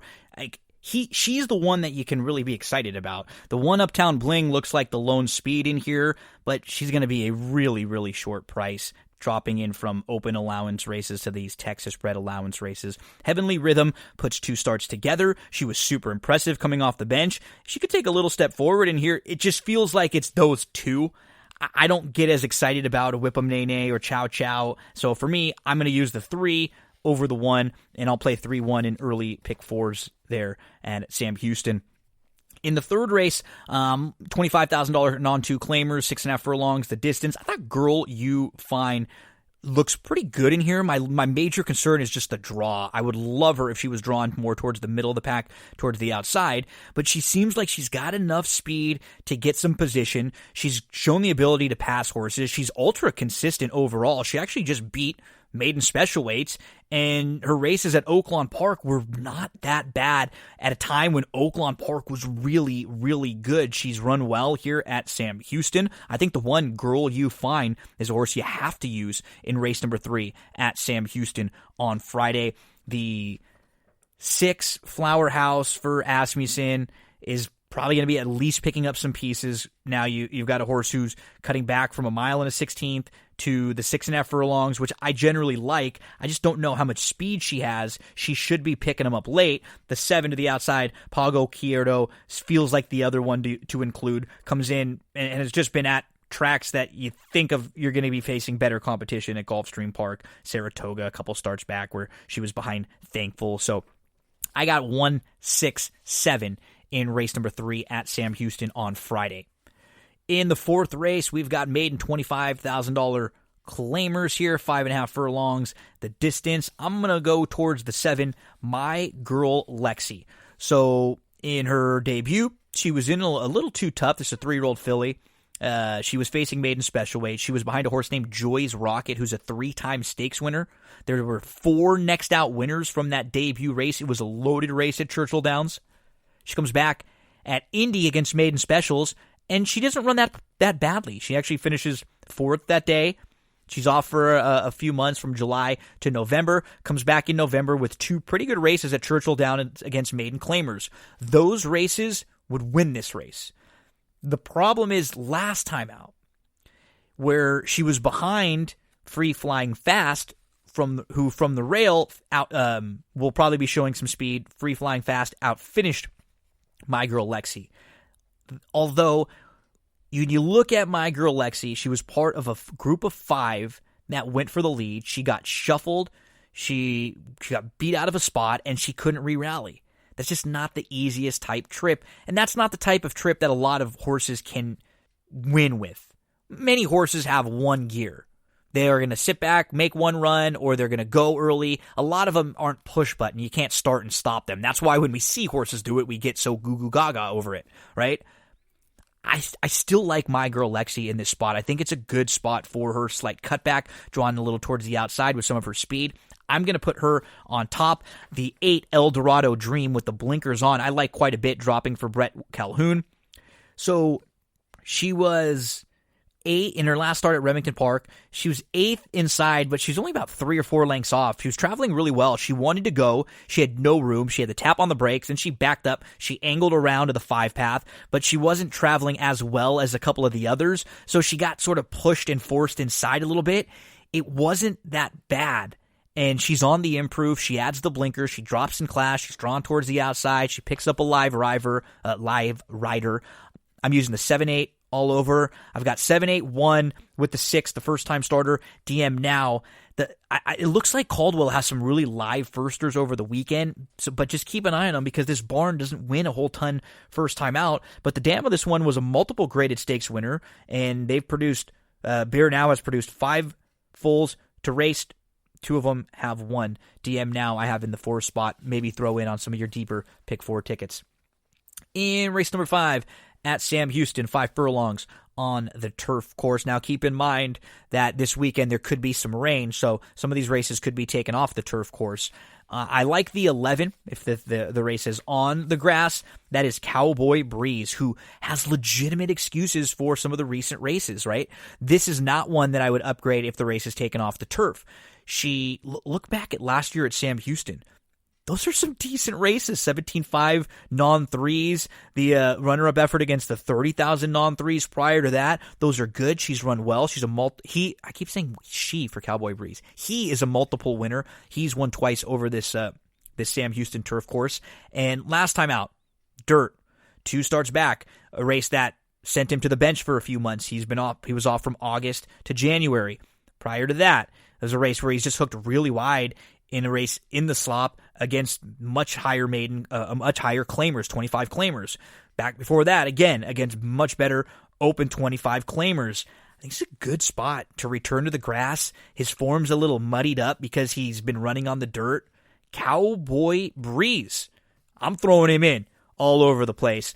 The number 6, Reverend AJ, feels like the one to beat. He's got speed, but he's also got the ability to sit just off, so it feels like the race is going to go through him. I'll be using the 11 and 6 in all of my exotics. I have them on a tier above everyone else. Below them, I've got the 10, Go Crow, who I liked quite a bit at Canterbury. Super honest. He needs a little, sort of a target, right? He's got some positional tracking speed, but he's better when he can just sit right behind with a target to run at. Go Crow. The number 9, what do you do with Texas Money Man, who's coming out of the races over at Louisiana and does have a couple wins here at Sam Houston? I think he's probably a horse who you want to use on a couple of your tickets. The 3, Hawkwood, would be another one that you could talk me into. So 11, 6, and then 10, 9, and 3 behind them. In race number 6, this is a group of $5,000 claimers, 4-year-olds and up, which have not won a race since July 22nd, 2020. I love the 9 in here. Towering Oak. This is the one to catch. It's funny, every time in the first few weeks at Sam Houston, it feels like there's been a race that looked like lone speed on paper. It just didn't develop that way. But he just really feels like he's going to be on the lead or he's going to be sitting really close. On January the 8th, he was inside of a 3-way battle. He put the other 2 speeds away. He kicked clear. He tried hard, but he just couldn't hold off the late charge. He was still a solid second that day. The number 9, Towering Oak, will be a horse who I'm using everywhere. I will use underneath him the 5, Linfield, for Jonathan Wong, who makes a lot of sense looking for his 3rd win in a row. He's just got to prove it on the dirt that he's as good as he is on the synthetic. But numbers and figures aren't far off. He just faced tougher in some of his dirt races. The 6, Flash Forecast, another one who is just handled by really solid connections. Gustafson wins a ton of races, and Flash Forecast would be no shock. He just doesn't have a ton of speed. The 4, Seattle Thunder, he's one who is stepping into open company, but he could accidentally just fall into a good spot because he has some speed. I think he's at least an underuse and maybe a use on some of your deeper tickets. The 8, Pompeyeo, you toss the turf race back in January, you're left with a string of some really nice efforts. So I have 9 over 5, 6, 4, 8 in race number 6 at Sam Houston. Move into the 7, start of your late pick 4, First Level Allowance Company, 6.5 furlongs, the distance. I will go to the 9, 'Tis a New Day. It's a new day! Yes, it is! Boom, boom. Do it, clap it with me. New day. Come on, Kofi. Come on, Xavier. No more Big E. 'Tis a new day. Number 9, top selection there in race number 7. So, 'Tis a New Day will be slightly cutting back from a mile 70 to 6.5. He ran well at a mile 70 last time out, but he won at 6.5 2 starts back. So expect him to be a little bit more off the pace going 6.5 because he was 3 deep into the turn going a mile. He worked out a really nice trip, and he was in between. He was up to challenge. He just couldn't go by a horse named New Mexico who ended up leading throughout. That was on December the 5th. This guy's in nice form. I like his draw. I don't think he has to sit too far out of it. The 9, 'Tis a New Day. Be using along with the 7, Ready to Roll. His best is the best. If he shows up with his A game, he wins this race. Nobody else can show up with a race that's better than what Ready to Roll can offer on his best. The number 3, Algebra. He's on the improve. He beat Open Company 2 starts back. And with one of his better efforts, he's not too far out of this. He's proven at Sam Houston. We just saw him win on January the 8th. I'm 9, 7, 3 with the 1 Troy Ounce slightly underneath them. He got forced back from the rail a little bit. That's my concern with his rail draw again in here. He was stuck behind horses. He tried to move in between that spot. It got shut off. But it was a better than it looks race on paper. He gets the rail again. 6.5 should be a little better for him than 6 in the last couple starts. So maybe if they're not going quite as fast early, he can stick his nose in there and not get shuffled and maybe save some ground. 9, 7, 3, 1 in race number 7 at Sam Houston. Race number 8 at Sam Houston. I'm looking at the 3, Barnacle Boy, as a horse who is the quickest coming in from Remington Park. He's shown speed in all of his starts, and he's actually shown that he can sit a little bit off if he has to. He just looks like the one to catch. Last out, good start. He was in the 4-path. He was up to a 3-deep path battling. He moved to the lead, but he just couldn't hold off starring John Wayne, who had already moved past him. He did fight back. I thought Barnacle Boy was just going to pack it in and back up. He held second that day and did show me a little something. I'll use the 3, Barnacle Boy, on top and in all exotics. And then we're going to send a Raven. The 3-eyed Raven is back quickly. We just saw this one race last week, and I needed him. And of course, he ran second that day at 16-1. Couldn't have used a $35 winner or anything. So you know what's going to happen. He's going to come back and win this race where he's like 5-2. He's drawn well. He makes a lot of sense. He cuts back from 7 to 5 furlongs. So he won't be probably right on the lead. He will be sitting a little more like he did in his last start, which was sort of slow. He was, at like fifth out of 6 in that group. He was in the 2-path. He had only 1 beat early. He was 3 deep. He made a big move to take the lead at the top of the lane, and he just got nailed by an even bigger long shot that day. But he's drawn well, and he catches a field that is not strong. I have the 3 and the 8 as my top tier over the 6 Roll-On Curlin. He loomed up like he was going to win, and he just flattened out. That's sort of what he does. He's super consistent. He'll give you a good run for your money, but he's just got the 1 victory with 5 seconds and 3/3. Yeah, he's the measuring stick here. If everybody runs poorly, he'll win this race by default because he's just so consistent, but he usually finds a field where somebody jumps up and beats him. The 2 Beggar, I think he's an under at least with some speed, so I'd throw him on a ticket or 2 with the ability to at least be close in this race cutting back. And in the number 7, Violent Behavior, another one that you just kind of have some questions about for Lucarelli coming in from Golden Gate and Emerald Downs. You're just kind of wondering where he will fit, and they're sort of searching for which level he belongs at over here at Sam Houston. 3-8 over 6-2-7 as a move to race number 9 at Sam Houston. Texas bred maidens, fillies and mares, 4 and 5 years old, 5.5 furlongs the distance. This feels like a chalky single to me of the 3. Gone, Baby, Gone. 4-year-old filly who's going to be making her second career start. She flashed good speed in the debut. She had a good start right in between horses. She was on the lead. She won the battle of the speeds, but she was done at the top of the lane. It was still a pretty solid effort finishing 3rd. That was against open maiden claimers. Now she's in with Texas breds. She cuts back. The lone concern is that there is a couple other pretty quick horses in here, like the one Home Early Shirley. She was actually in the same race that Gone Baby Gone was in, and she was part of the very same 3-way battle early on. Now, I think Gone Baby Gone is probably better, but Home Early Shirley could at least be a nuisance in this race for Gone Baby Gone. That could set up for Bubble Line, who will probably be coming from off of the pace in here and dropping in class. They claimed this one for $7,500, took a shot against maiden special weights against better, and now you're in a Texas bred maiden 25. This is not a bad spot for Bubble Line. I didn't even know who else to look at in here. I mean, do you give a look to the 8, Jan's Tap and Go, who hasn't showed anything either and is just plain dropping in class, and you're hoping that she can pick up some pieces late? I would have 3, 5, 8, and then, maybe the 1 just with some of that early speed. But that's why by process of elimination, I feel like there's the most upside with Gone Baby Gone. And she's only run once. That doesn't mean she can't sit just off. Just because she showed some speed in between and battled in her debut doesn't mean she can't sit a fine second right behind Home Early Shirley. So probably a single of the 3 there, and then another ticket where we'll use 3, 1, 3, 5, and 8, something like that.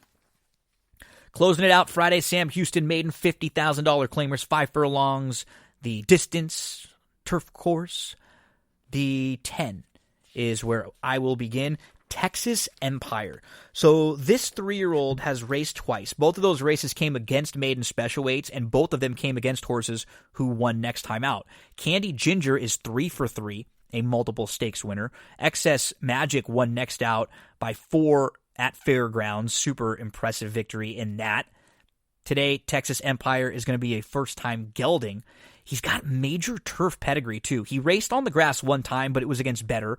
So I'm still willing to look at the pedigree and think that he can show something more on the grass. He's actually just got good pedigree overall. He's a half to a graded stakes winner on the turf. He's a full to a graded stakes winner on the dirt. And he's the only horse that has stepped foot on the turf course in this field. I think you have to use the number 10, Texas Empire, on the drop-in class. The other bust-out long shot that I like in here is the 4, 2 State. He debuted against Maiden Specials at Lone Star back in July. He was in a little bit tight. He was steadied at the start, and then he shot through the rail He was in the 2-path. He tried to come up and around, but he got shut off. He had to duck back inside, and there was some ability early on. He showed some early on that he's got a little something. He's got a turf sibling that is a stakes winner, a turf winning a sib that's won on the turf. Oh, I was like, what? I can't even read my own writing there. So 2 State, a little turf pedigree in there, and showed dropping in class, showed something, been working steadily at Sam Houston. The number 3, He's a Bomb's the one to beat. This one's Dam won on the grass. Both siblings won, but they never tried the turf. I have 10-4-3 as my must-use horses here. The 1 Lone Star Chrome, his Dam was a winner, and they have 5. She has produced 5 winning turf siblings. So there's a good amount of turf in the pedigree. Problem is, you got the rail, and you have a barn who doesn't win first out. The 11, Mean Cannon, twice beaten favorite in the last 2, takes a drop in class, third off the bench, trying grass for the first time, has some outside speed, wouldn't completely shock, but do you want to take another short price on a horse who's been your beaten favorite again and has to drop in now off of some races, not even dropping in off of some of the better races? 10-4-3 over 111 in race 10 there at Sam Houston. So that is your Friday Sam Houston analysis. Love those Friday nights over at Sam Houston. Before we get to the Chi-Town Rumble, the old wrestling rewatch, got to talk a little bit about SarahCandles.com, the all-natural soy wax candles that are better for you. Longer burning, none of those toxins, those carcinogens, those pollutants. These are handmade, affordable candles, 20-plus different options for scents. Seasonal scents, scents for every mood, time, 3 different sizes, and that promo code Gino will give you 10% off your purchase. Going to save you a few bucks there. This is a local small business. They just created candles because they loved them, and then they blossomed into this business. They wanted to share the perfect candle with everyone. I've known Tyler Herringer from Sarah Candles for over 25 years. He does a great job with SarahCandles.com. CERA Candles.com, promo code GINO gets you 10% off your purchase. Valentine's Day coming up. These are a great gift for one of your loved ones, for a family member, for a friend. They even give you instructions on how to keep your candle clean and how to have the perfect burn. Remember, you always want to trim the wick. You want to use the top to put the candle out. They care about you over at SarahCandles.com. Promo code GINO gets you 10% off your purchase. The old wrestling rewatch is back, and it's Chi-Town Rumble 1989. Darin, Zoccali, Andrew Champagne join me. We're going to talk about Ric Flair versus Ricky Steamboat, one of the older shows that we've talked about as of late. Let's head back to 1989 for the old wrestling rewatch. Oh, yeah. Old wrestling rewatch with Andrew Champagne and Darin Zoccali.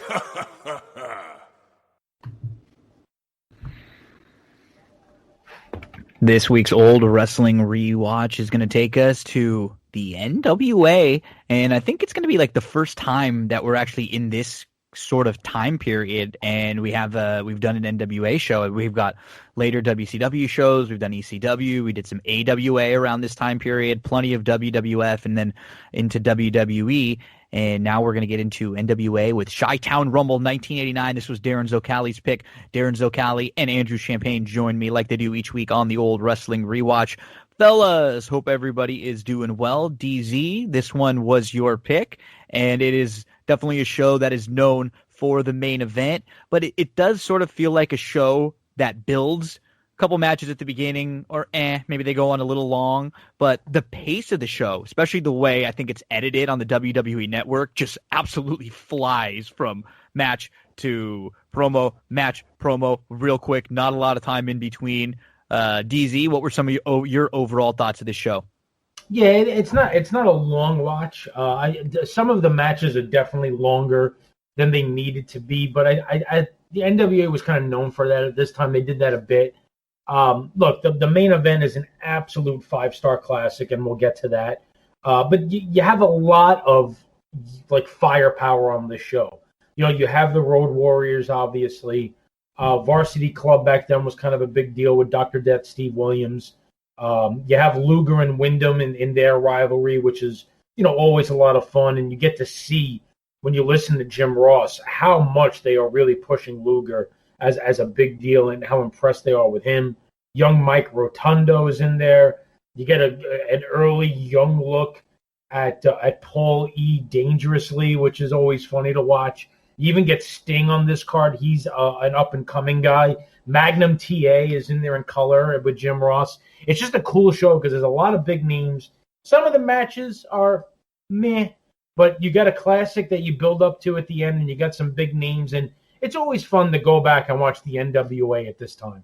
This was a fun show. I thoroughly enjoyed it, and it had something for everybody. Look, Flair and Steamboat couldn't have a bad match if they tried. That's just how good those two guys were and how good they were with one another. But you get Lex Luger at a time when people were legitimately calling him the future of the wrestling business. On this show, he shows why. You get young Sting, clearly still learning the ropes, but a guy that's showing the signs of being a guy to watch for the future. You get a really good 6-man match with Paulie working the crowd into a frenzy before his team gets their just desserts. That's really good stuff. You get the Road Warriors. You get a deranged Road Warriors promo that makes absolutely no sense at all whatsoever. We'll get to that, I'm sure. This was a good show. It was a fun show. Was it a perfect show? No, and we'll talk about it. But start to finish, I enjoyed it. Yeah, this is I don't think I've ever seen this show from start to finish. This was one that I've seen clips of. I've definitely seen clips of the Steamboat Flair match, but I don't think I've ever sat down and watched this entire Steamboat Flair match, which is great. I mean, you get in their series, you'll get a couple of the really long Steamboat Flair matches where they go an hour, they go 57 minutes in one. This one's a nice 23, like 24 minutes. A lot, you get the good build up before and some of the stuff after, but it's tight and it is just action packed all the way through. So a really good show in just sort of a cool, different era that we haven't talked a whole lot about as far as NWA at this time period. And just overall, something to mention, there are no 4 horsemen on the show. Keep in mind, they just jumped to WWF at the time. Tony Schiavone's also there. We've sort of got the Mega Powers thing going on right now there in the WWF. So it's funny just to try to compare and contrast some of the things that would be going on at the same time period over there. This, so much less fluff.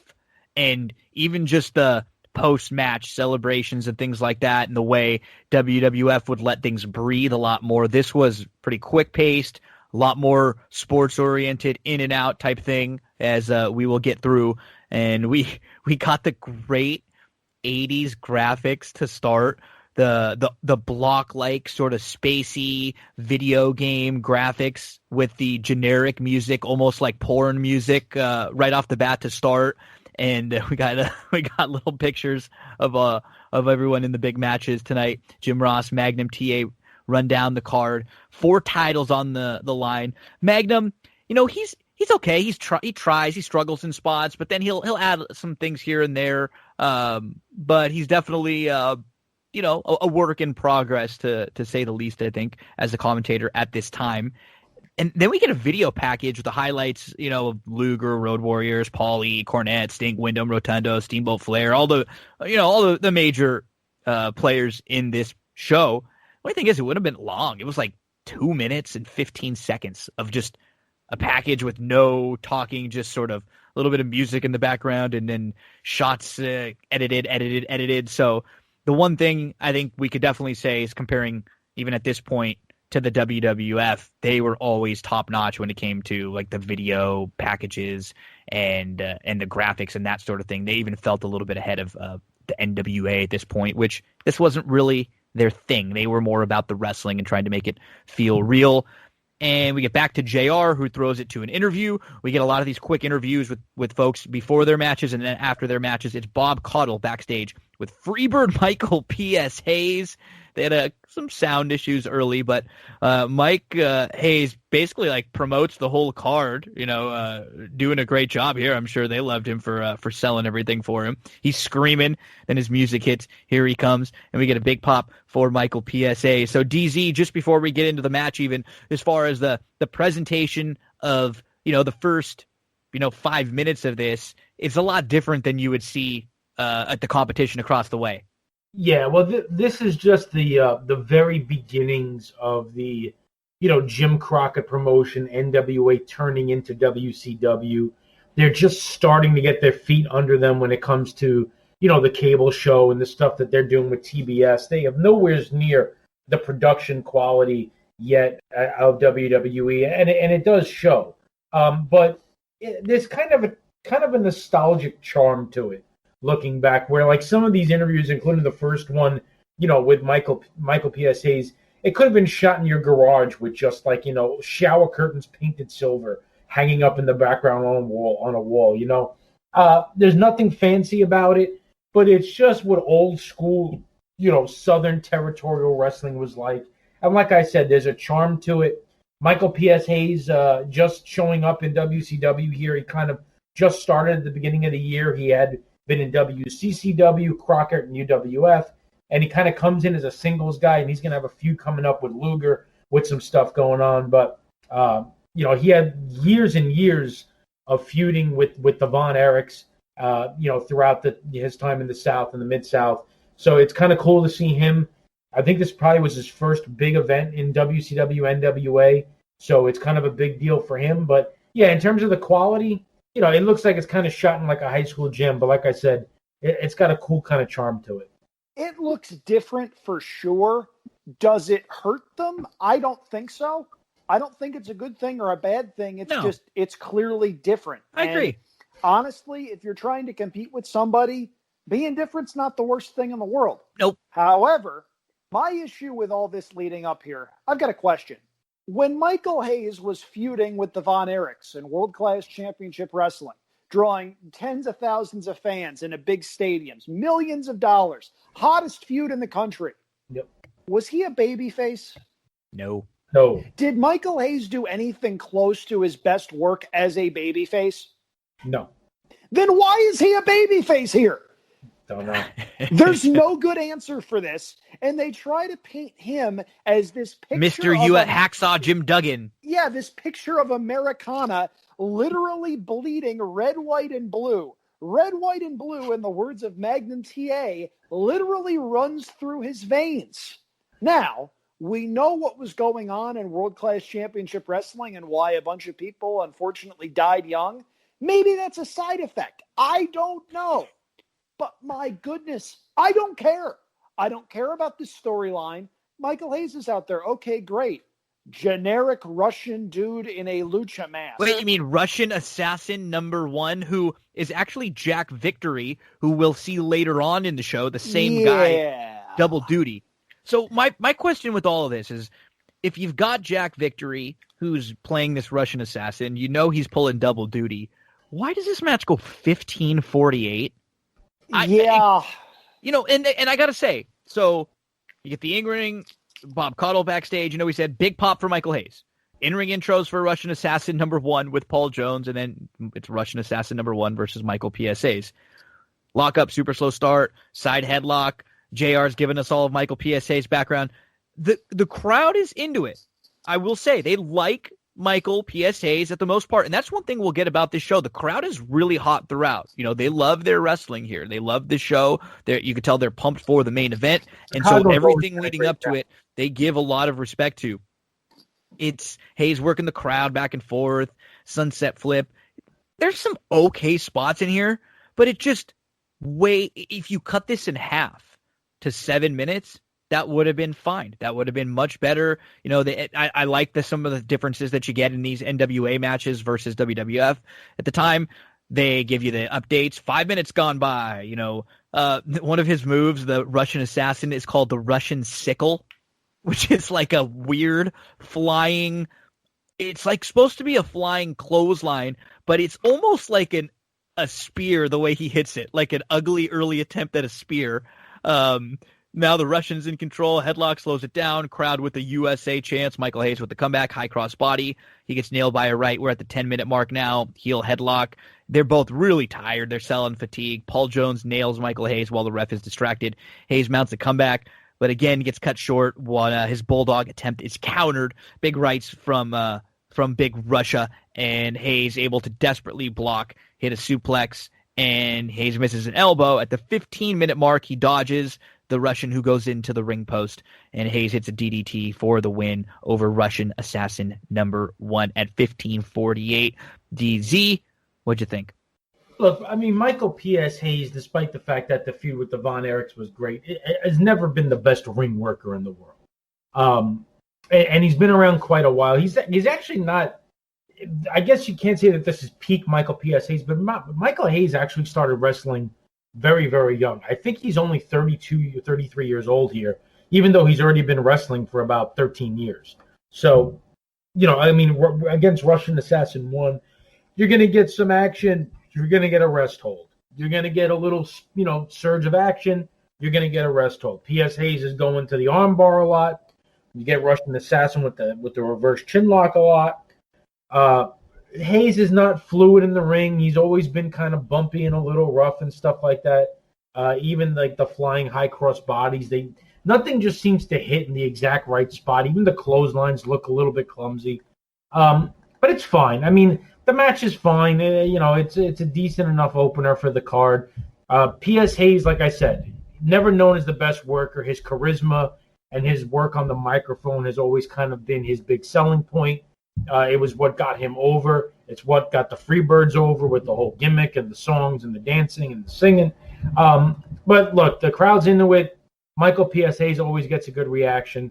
It's a good enough match to start the card.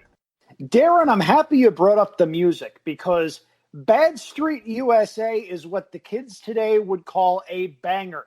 It is a tremendous theme song. Michael Hayes actually did it at his Hall of Fame induction, and he threw everything he had into it, going in through the crowd, and everybody was enjoying it. Then they get up to the stage, and Hayes is literally doubled over just trying to catch his breath. He got blown up before he even got to the stage. It was pretty darn cool the way that they did that. But much like with a lot of popular wrestlers from that era, once the music quits, it's over. And Hayes would have been fine in a match like what Gino was describing. 8 minutes. You don't need to do a whole heck of a lot in 8 minutes. Just cut this match in half, and you're fine. Skip to him hitting the DDT out of nowhere, popping the crowd, you move on. This didn't need 16 minutes. And not just because Jack Victory was pulling double duty. It's not as though this match was awful.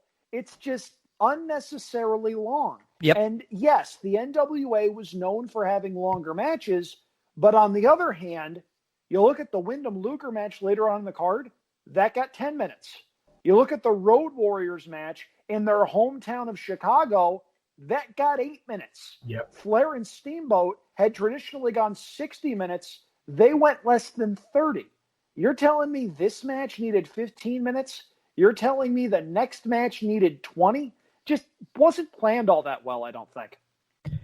Yeah, and it's weird because I'm not sure as far as, like, it's hard when you watch some of these WWE Network shows back now with the music and the copyright and stuff. Like, some of this stuff, I don't know if this is how it was actually presented or if it was how the show has been cut up since. Because we get a lot of weird cuts from, immediately from after a match to backstage to a promo. We, a lot of times, will only get one person's entrance, sometimes no entrances at all. So I'm not quite sure exactly how that happened. I can actually answer that, believe it or not, because I am the video production nerd here.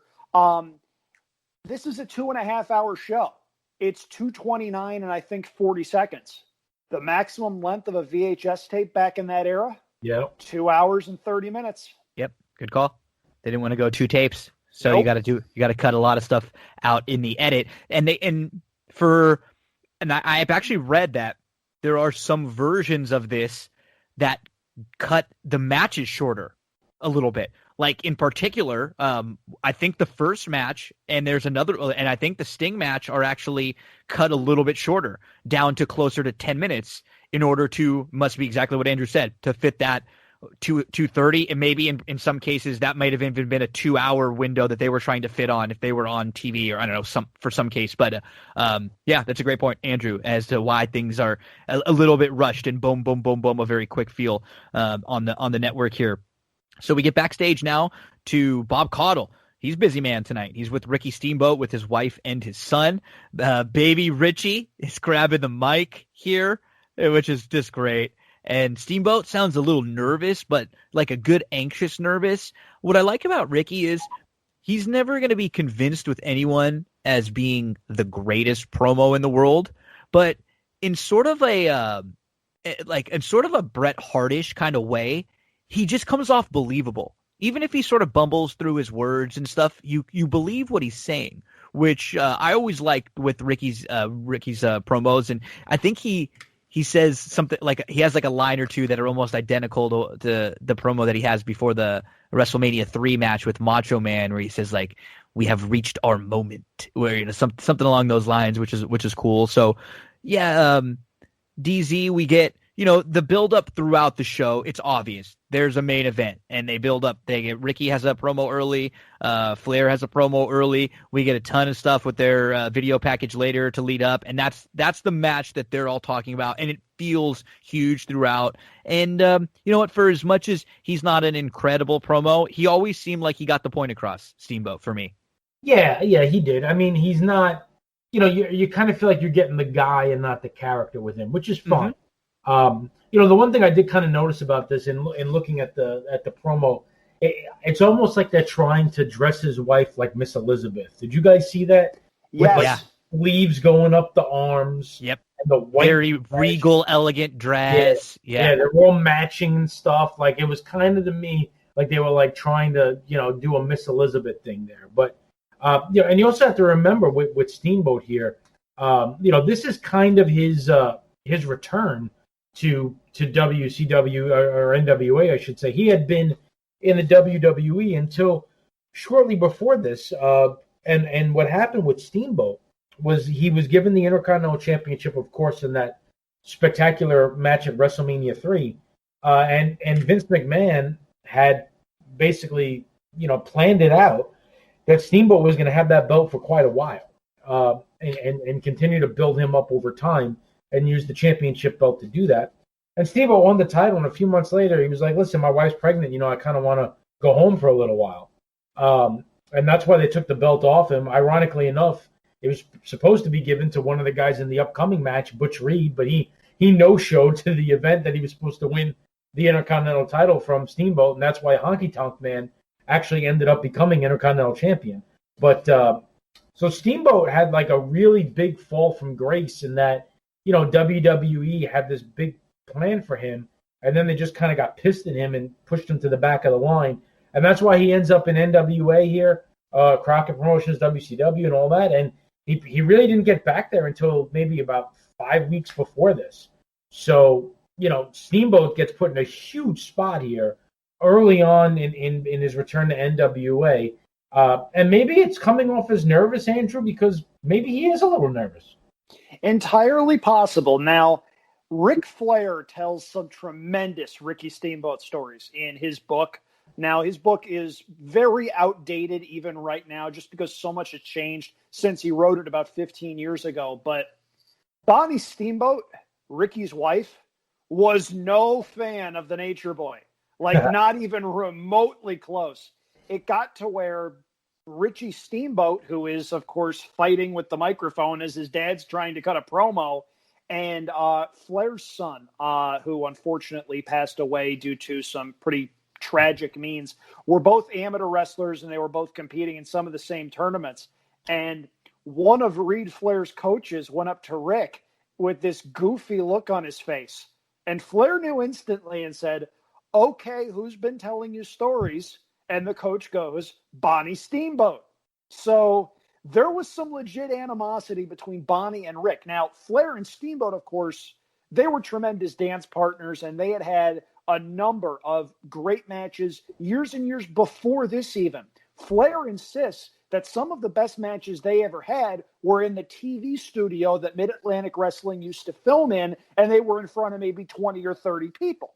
He says they're not even anywhere anymore either. No, like a lot of the stuff he said, we had great matches that you can't even better than those matches that you don't even find. Right. And now some of that I think might be bluster, because I find it very difficult to believe that this trilogy of matches Steamboat and Flair had could be topped. It was Hogan-esque, right? It's not quite Hogan-esque.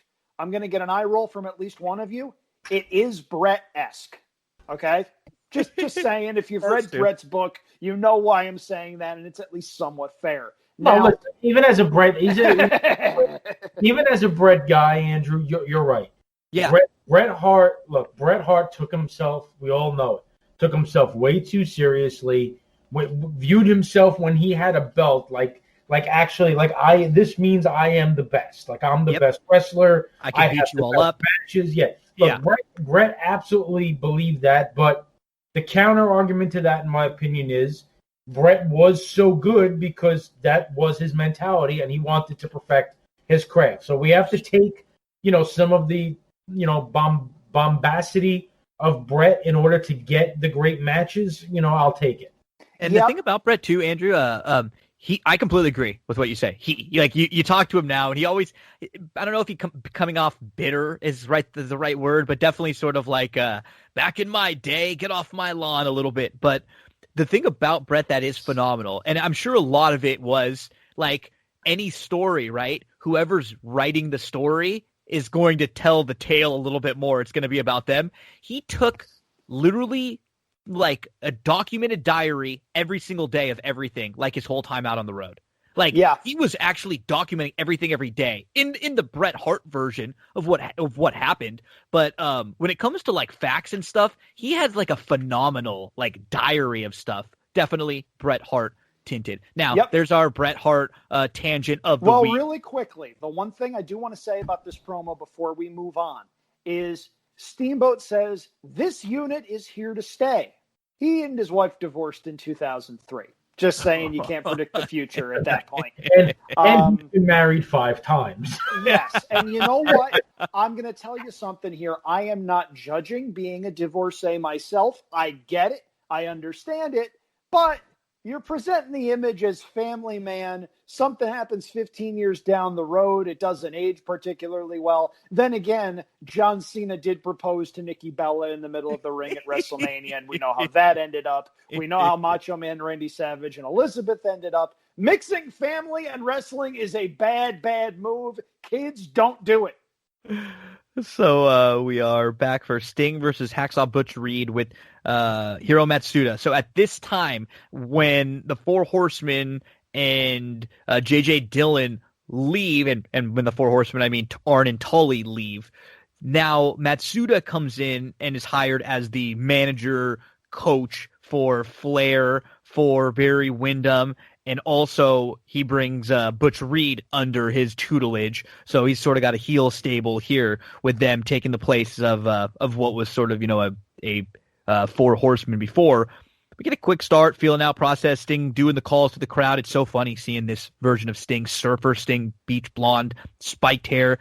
We get JR a couple times throughout the show taking shots at the WWF. It's so funny at this point to think that JR is someone that, I mean, when you think about the voices of the WWF, you think about Gorilla and JR, really. Now Michael Cole, got to be fair, he's been the voice for a while, like him or hate him, like you associate him with that, but there's maybe 3 or 4 people throughout, history that you associate, and it's so funny at this time when you hear JR taking the shots. He takes another one at him later, and you know what he's talking about when he takes the subtle shots at them, saying things like, Butch Reed has come to the NWA. We wrestle here. This is his domain. He is a great athlete. Get some solid back and forth. Sting with a couple of drop kicks. Butch rolls out of the ring. Sting headlock. He's He's working the headlock, though, which I like. It's not just like a rest headlock. He's definitely like leaning into it. JR is really good in this match, though, giving us he's good in this whole damn show. He really is. Like, he's in top form here, giving us all the background, everyone's credentials leading into the, into wrestling, what they did before, and then everything they've done so far. We get Sting with a backslide for 2. Reed tosses Sting out to the floor. He takes control, double axe handle off the top rope. Now we're 10 minutes in. Matsuda chokes Sting across the bottom ropes. Magnum TA says, ooh, this is a cringe moment, because he said it a couple times. Quote, those Orientals know those pressure points. Yeah. Yeah. Cringe moment. And then the ref goes over and Reed's choking Sting, who's very worn down. He says it again, like right afterwards, another reference to quote unquote Orientals. Reed is in charge now for about 5+ minutes. He's selling real super heel tactics. He's cheating. Sting sends Reed into the turnbuckle. He goes for a Vader bomb. Reed gets the knees up, and then he goes for a huge clothesline. He misses. He goes full. This was kind of a cool spot. He goes flying when he misses this. He kind of ducks. Sting ducks, and he rolls outside of the ring. We get a Sting suplex back into the ring. Butch tosses Sting outside, then back in. We get a neck breaker, big chin lock. Sting sits down, and he sort of hits a neck breaker himself. He ducks a few times off the ropes. Big clothesline from the Stinger, a back body drop, a big elbow. Sting is in control. Reed tries a quick pin by grabbing the ropes, but the ref sees it, and Sting counters. He gets the roll up, and then Butch Reed immediately goes after Sting. They brawl for a little bit after the match. Again, DZ, there was a lot of good in this match. It just could have maybe been shaved, even this match, just 5 minutes off instead of 20. Give me 15. Probably tightens things up a little bit here and there. It makes the 60-second rest hold a couple times into a 35 or 40-second rest hold, and just doesn't make it slow down a little bit as much in spots. But, I mean, you watch the Sting matches, and for as much as people love him, I mean, Sting's not a 5-star worker, but he always had something. Like, he had the flashes. To me, he's very comparable to Warrior, but he's better than Warrior as a worker. He's got these little flurries that you go, okay, wow. It connects with the crowd. Yeah, it's so funny because right now he's probably been wrestling about 3.5 years. Obviously started out, with the tag team, the Blade Runners, with Warrior. But, Dusty Rhodes saw something in him early on, booked him in some huge spots early.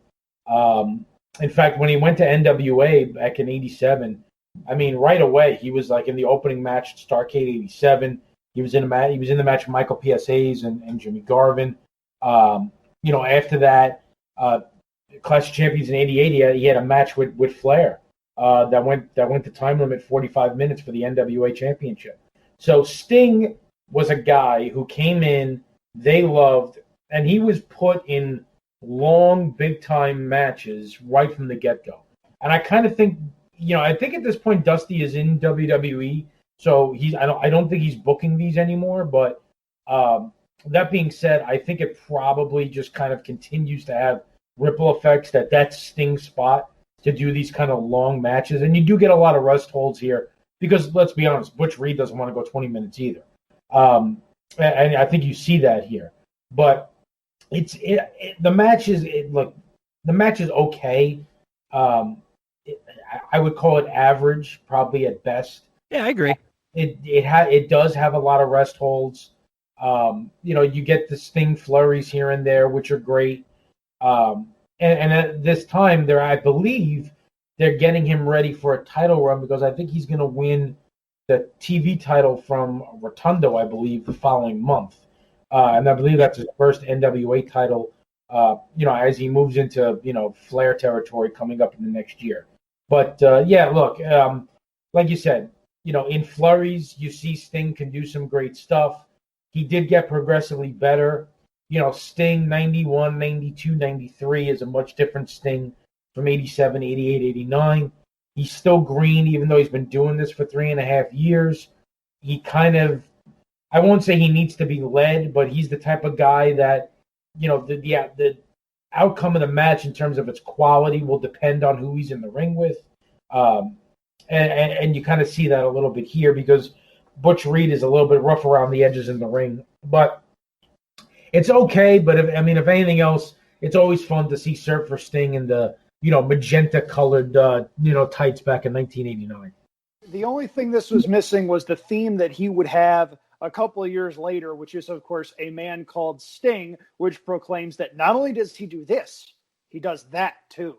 And now I've got the theme song going through at least one of your heads, so my work here is done. Yep. But you guys mentioned Jim Ross, and he did spectacular work during this match, doing something that WWE announcers today don't do a lot of.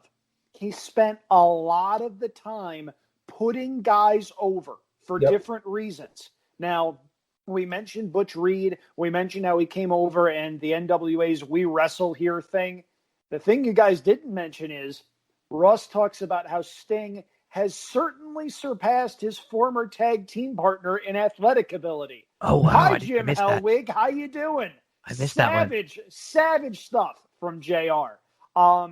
This isn't a bad match. It just doesn't need 20 minutes. Yeah, Butch same Reed, Butch Reed does a chin lock that lasts about 5 minutes with Dave Meltzer shaking his head at ringside.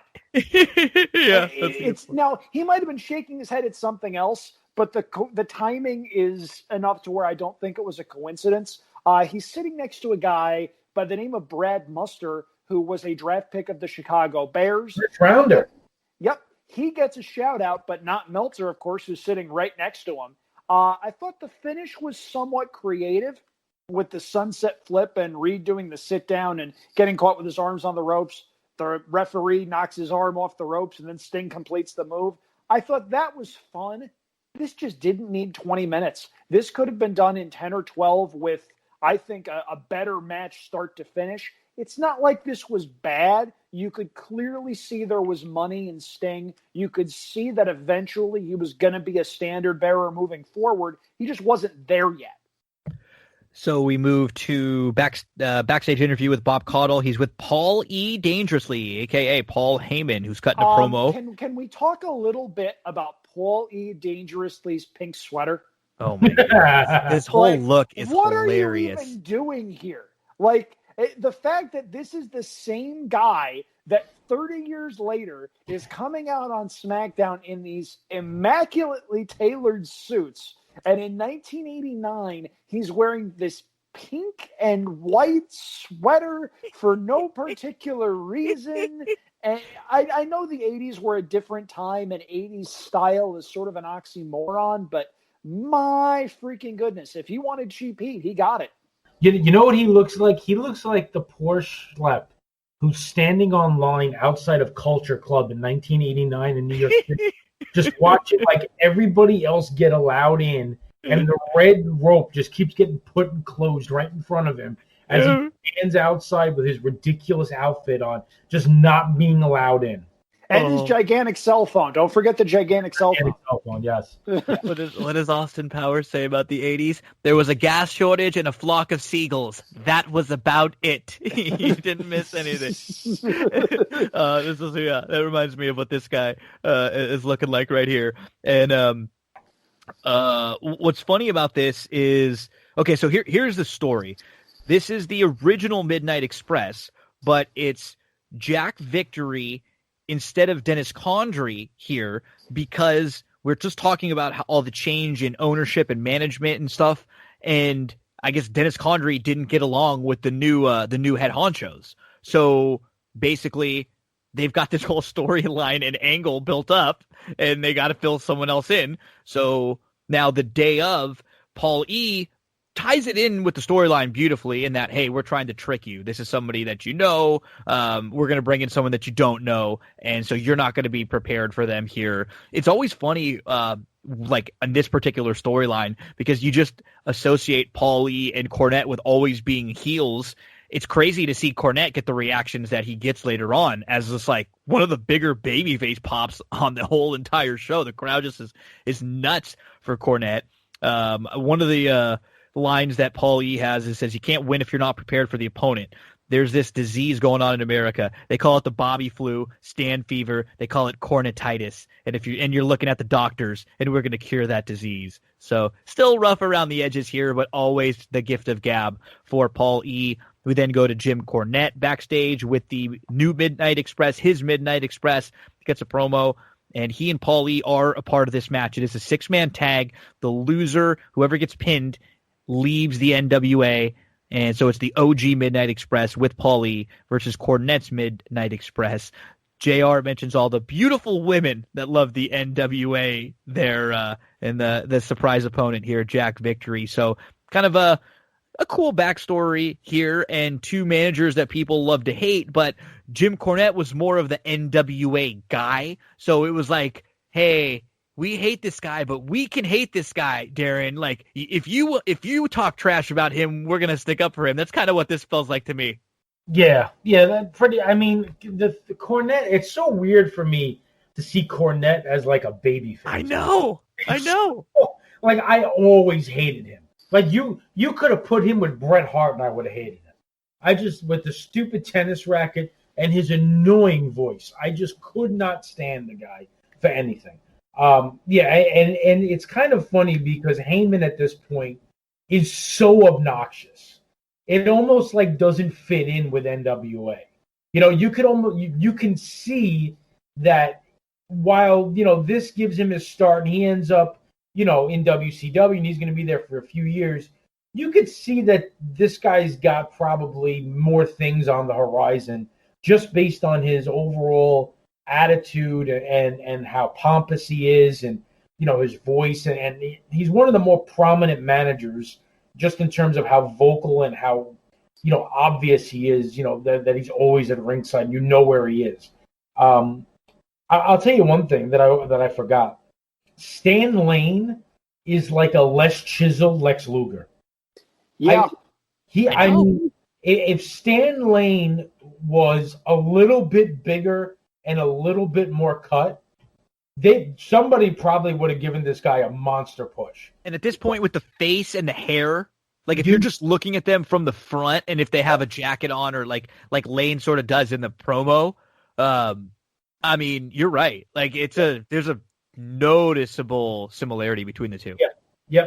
He's just not as well put together as Luger, but but I mean, look, it's the matches with the managers, with the gimmicks, are always kind of fun. You know, the crowd is anxious to see Cornette get his hands on Paulie dangerously because, you know, Jim Cornette could kick the crap out of anybody. You know, that's what they're going to have you believe when he gets, you know, Heyman in the ring. But I mean, between these two, their attires, it's pretty great. Cornette, when he actually lands a pretty good elbow early on in the match. He looks good. It's actually a pretty good elbow when he does the strut after the elbow. It kind of had me laughing. Meanwhile, you know, Paul Heyman looks like, you know, a bottle of Mylanta and the Stay Puft Marshmallow Man. He got into a fight. You know? So it's pretty different from what's going on in the two sides of the ring. But I'm sorry, that's a great line. I'm crying over here. That's the line of the year on this show, and I don't think it's close. But, Andrew, I mean, like I said, the match with these managers, it's always going to be fun. And you could tell early on that the crowd is just kind of dying to see these two get in the ring with one another and just see what the hell's going to happen.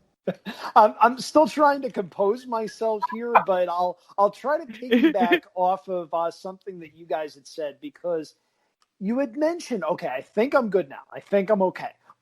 You guys had mentioned how weird it was seeing Jim Cornette as a babyface.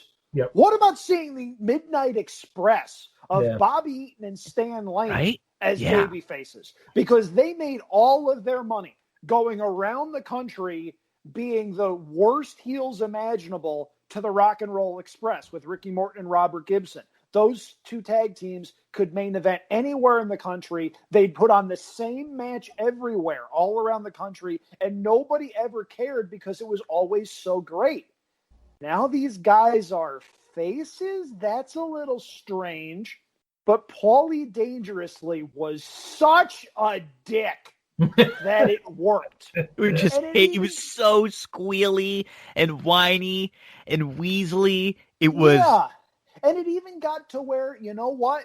Who cares about Randy Rose? Dennis Condrey had some appeal because he was part of the original Midnight Express, but then he leaves and they bring Jack Victory in.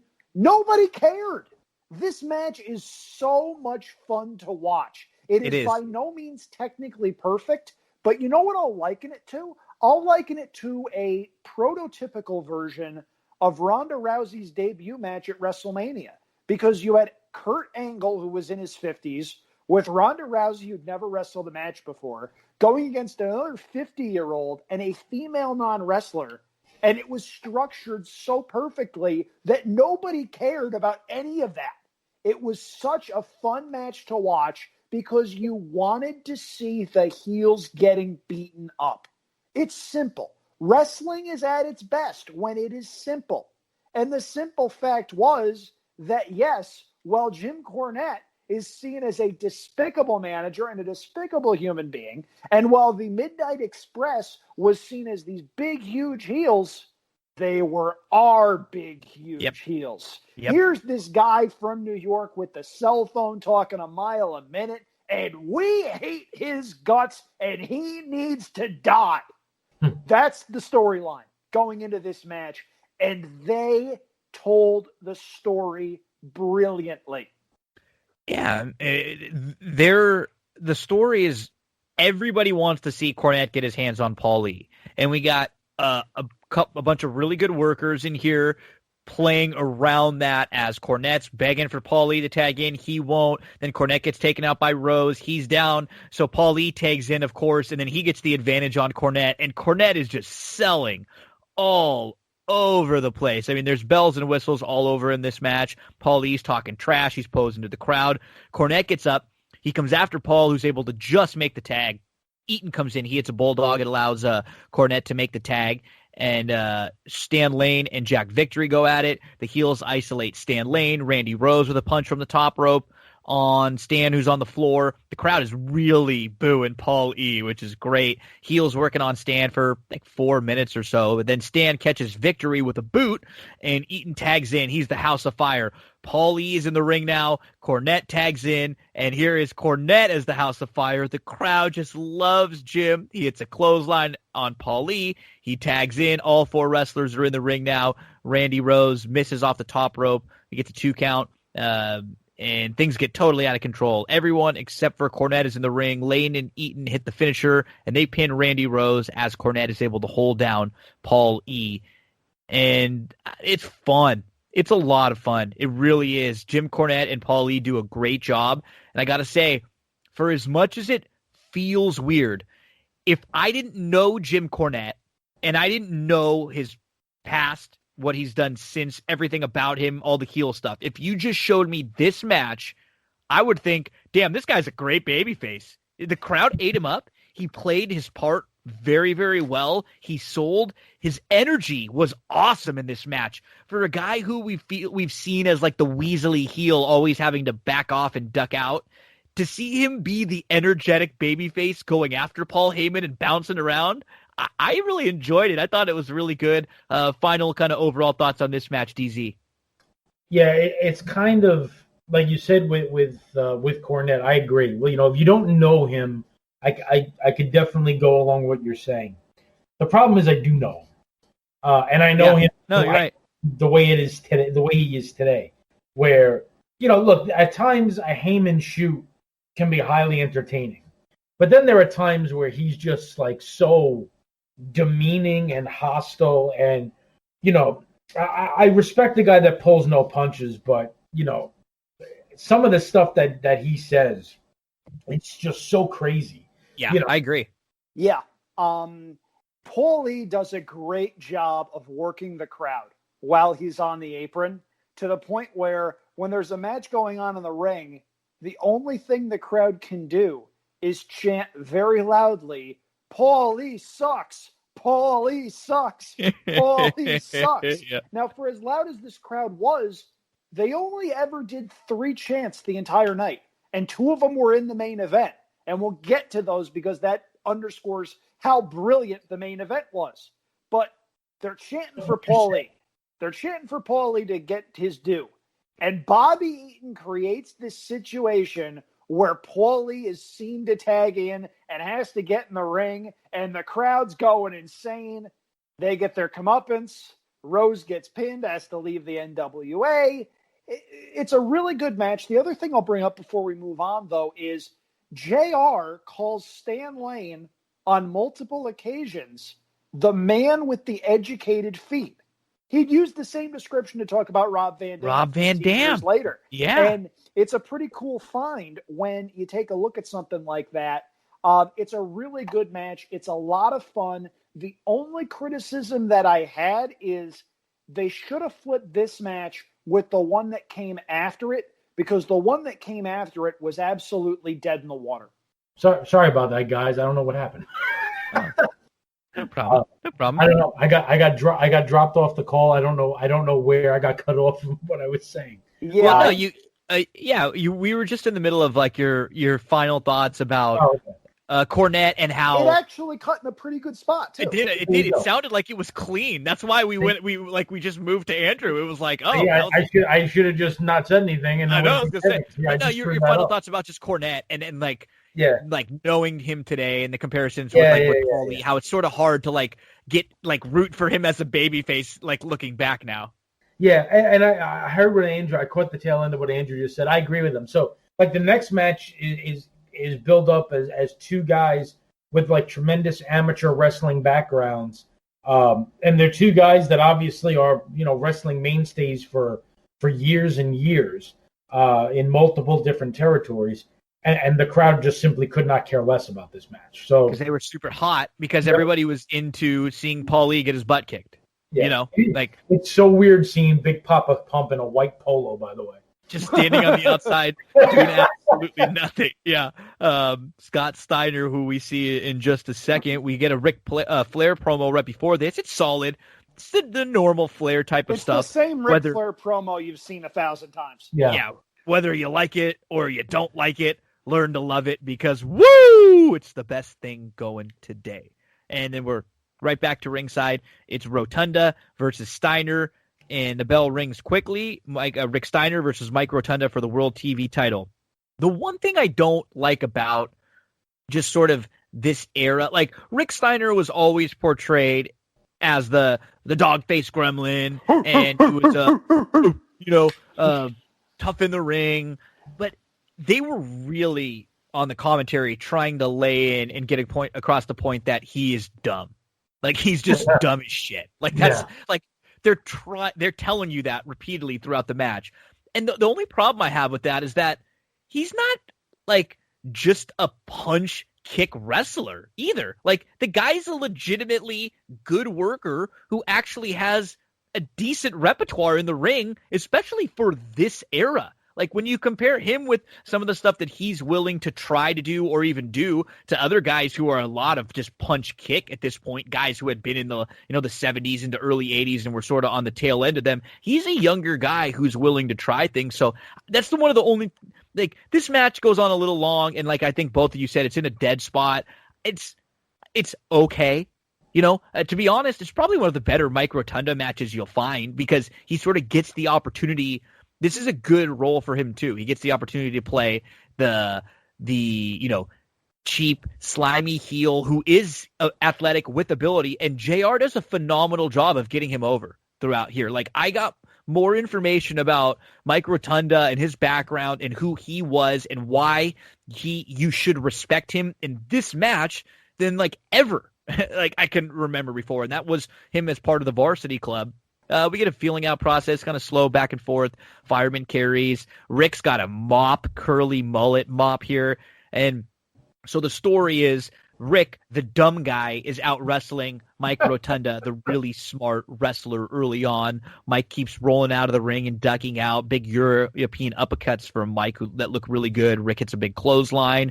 JR's going through all the history. He even talks about the punt, pass, and kick, which I thought was really cool, and how Rotunda finished really well in that competition. All Steiner early there, and as we heard the chants, the crowd, oh, oh, oh, oh, oh, they love this. Rotunda holds out his hand to shake. Rick won't. Some good back and forth mat wrestling with some counters.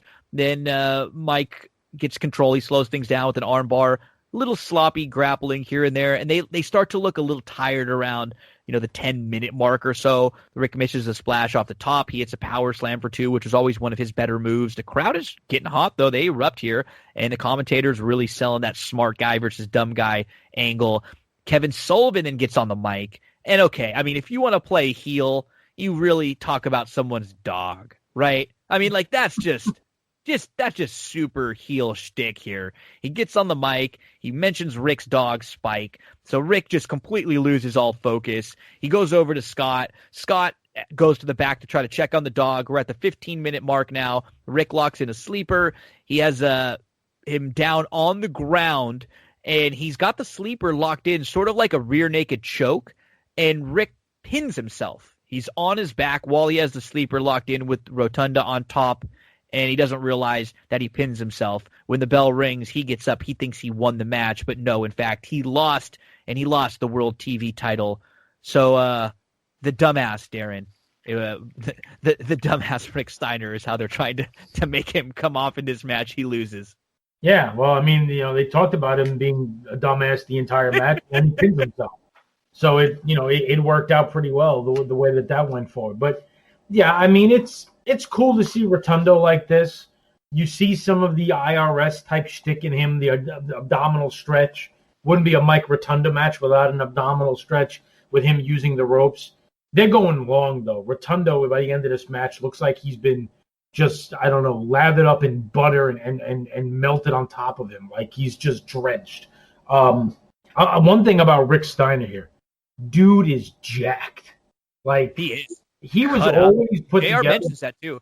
Yeah, this version of Rick Steiner, the guy is jacked. I mean, I don't know. Steiner brothers must have had the good stuff back then because between him and Scott, they look like they could bench press a Buick. By the way, nice jeans and boots by Steiner there too. Scott Steiner. What a look! What a look he had on the side of the ring, but.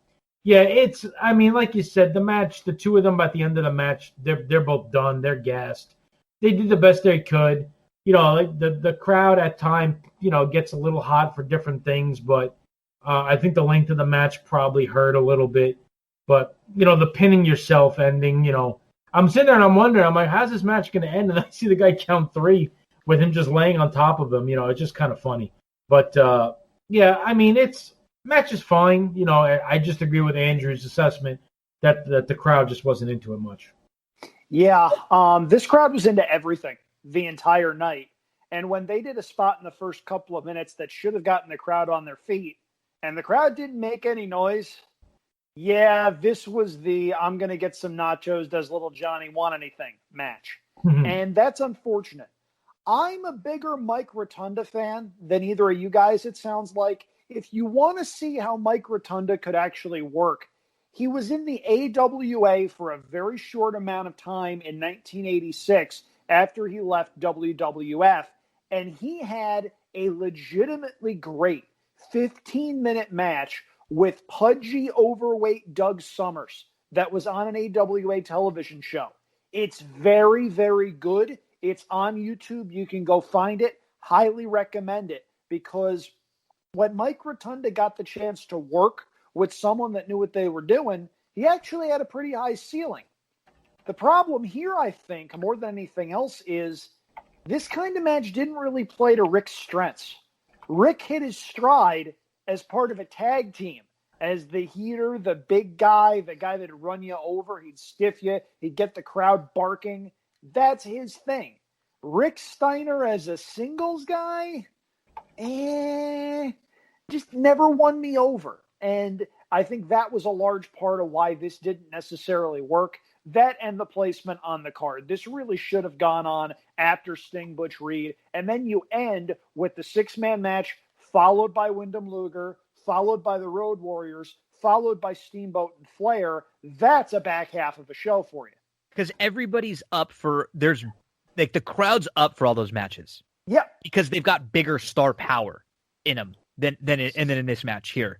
And they like Steiner, fine. They like the Steiners, fine. They don't like Rotunda, fine. But like you said, some of the biggest heat for the whole night was going to come off of that match with the managers and how much people hated Paulie. So, just sort of the dead spot, the cooler match on the show. I don't think it was terrible. It was just to okay on a match where everything's pretty okay for the most part. There's not a whole lot of just bad. As we move to the Road Warriors backstage with Bob Caudle, pretty quick promo on their opponent. Good. Yeah, the opponent's the Varsity Club.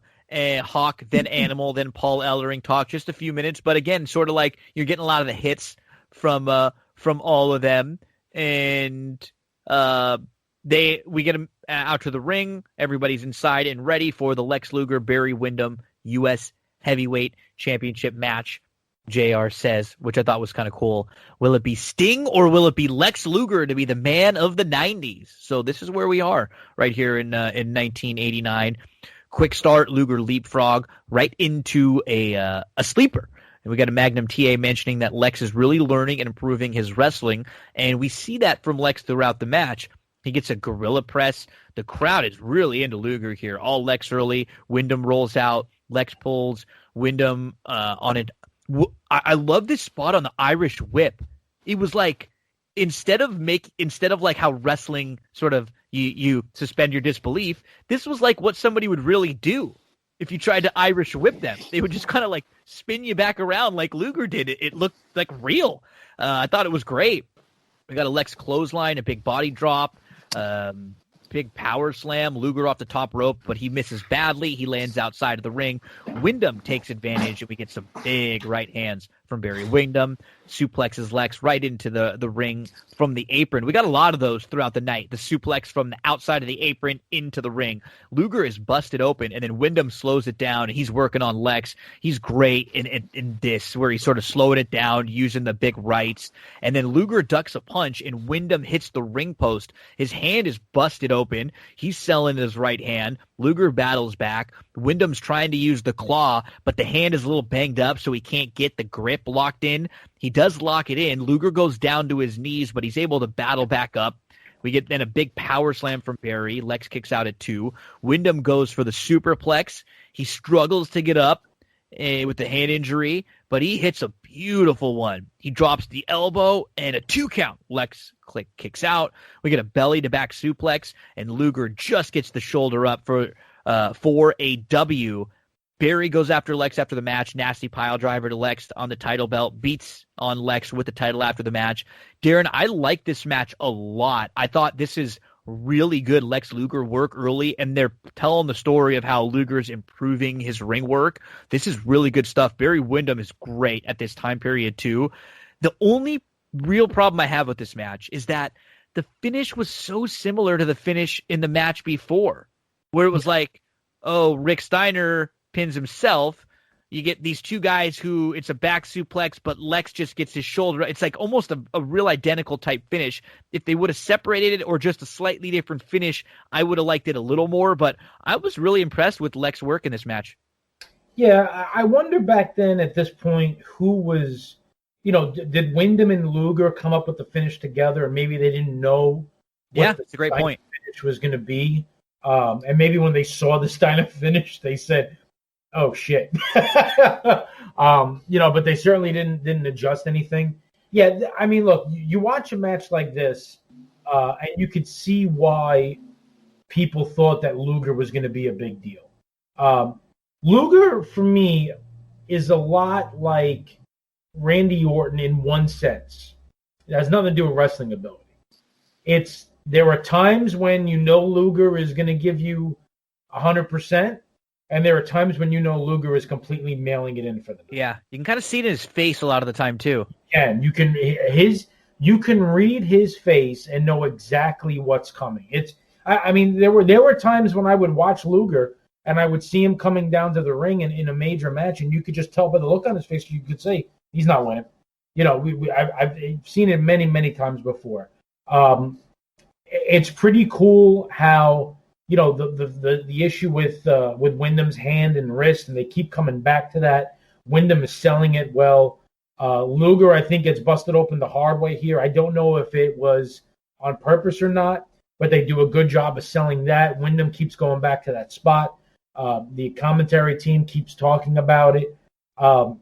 Luger and Wyndham, man, Luger had just come out of a Flair with feud here, a feud with Flair here, and they go back into a program together, and they did a lot of work together for a long time. And we always talk about how Luger got, you know, shit on quite a bit in WWE with a lot of the booking. For me, Luger's first real bad break was actually probably one of his crowning moments, because when they decided to put which was no longer the NWA belt, the WCW belt on Luger in the summer of '91, after Flair vacated the NWA title and the NWA and WCW became kind of two separate things. They had this match between Luger and Wyndham in a steel cage for the vacant title, and Luger won it. But it was almost as if like he was a paper champion because he never beat Flair for it. Yeah. We want Flair. Yep. We want Flair. Yep. We want Flair. Yeah. And it's and it was supposed to be Luger's biggest moment. And unfortunately, it was the first of many moments in which the booking just completely went against him. And look, but aside from it's historically significant because it's the two guys in the ring that we're talking about. This is a real good match. I would say between the two of them that this is probably just about as good as a match as they can have. I didn't look up what Meltzer gave it. I know he never liked Luger. If he gave this match anywhere between 3.5 and 3/4 stars, he's probably being as objective as he can with Luger. But I think it was an entertaining match. The finish would have been good if not for the finish in the match before. But I thought that they did a really good job selling the injuries, selling the story. Commentary was big on it, and you could see why Luger was being considered, the next big thing at this point. I need to go back to the Road Warriors promo just for a minute because we can't gloss over a line that is just so confounding to me. So they talk about how in war people use bullets and about how the Road Warriors don't use bullets. Why? Because dead men don't feel pain. Like this is the Tina Belcher impression from Bob's Burgers. Like, okay, I can't decide whether that's the greatest line I have ever heard or something that some D-level movie script writer decided, nope, we can't use this. This won't fly. So, getting to this match. Wait, Andrew, before you get to the match, I'm going to give you, in my opinion, the greatest line from a Road Warrior promo. Okay, I've got another one, but go ahead. Okay, it's, for me, my favorite one ever is when Ellering returns at WrestleMania 8, and Hawk says to Mean Gene, "For the past few months, Gene, we've been a runaway train. Scared nobody driving. Scary, huh, Gene? Scarier now. Look who's driving the train." I don't know why. Love that line. My favorite Hawk line was talking about how you don't want to be in a dark alley with the Road Warriors or with anybody else because if you're there, you'll get trouble in a dark alley. But when the Road Warriors go through a dark alley, trouble takes a dirt road. That's a tremendous line. I love that line. It seems like about 25% of the Road Warriors lines are just tremendous stuff, and the other 75% is just, wait, he said what? Yeah. What do we think he did before the show? Can we take bets on that? But, yeah. The Road Warriors. Don't think I didn't watch the Road Warrior match, but trying to figure out Hawk's mental state during the match. Oh goodness! Oh boy! You know what? Yeah. The natural disasters, they want to throw their weight around. Well, we want to throw their weight around too. That was one that I always laughed at. Oh man, the Road Warriors, rest in peace, both Animal and Hawk. They are back together and undeniably stiffing people in the great wrestling ring in the sky. So back to Wyndham and Luger. And I don't know how we're going to get this train back on the tracks, but damn it, I'm going to try. Wyndham and Luger had been doing a lot of different things with and against each other. They had a storyline where they won the tag titles and the roof came off the building because they beat the Horsemen for the tag titles. And then the Horsemen start courting Barry Windham. Windham, of course, turns heel, and that sets up the iteration of the Four Horsemen that a lot of wrestling critics believe is the best Four Horsemen, with Flair, Anderson, Blanchard, and Windham. Mm-hmm. So they do that. The Four Horsemen are no more, but Windham is still around. And this is the tail end of Wyndham's peak as a worker. I would argue no worker in this time period had a higher, quicker peak than Barry Windham.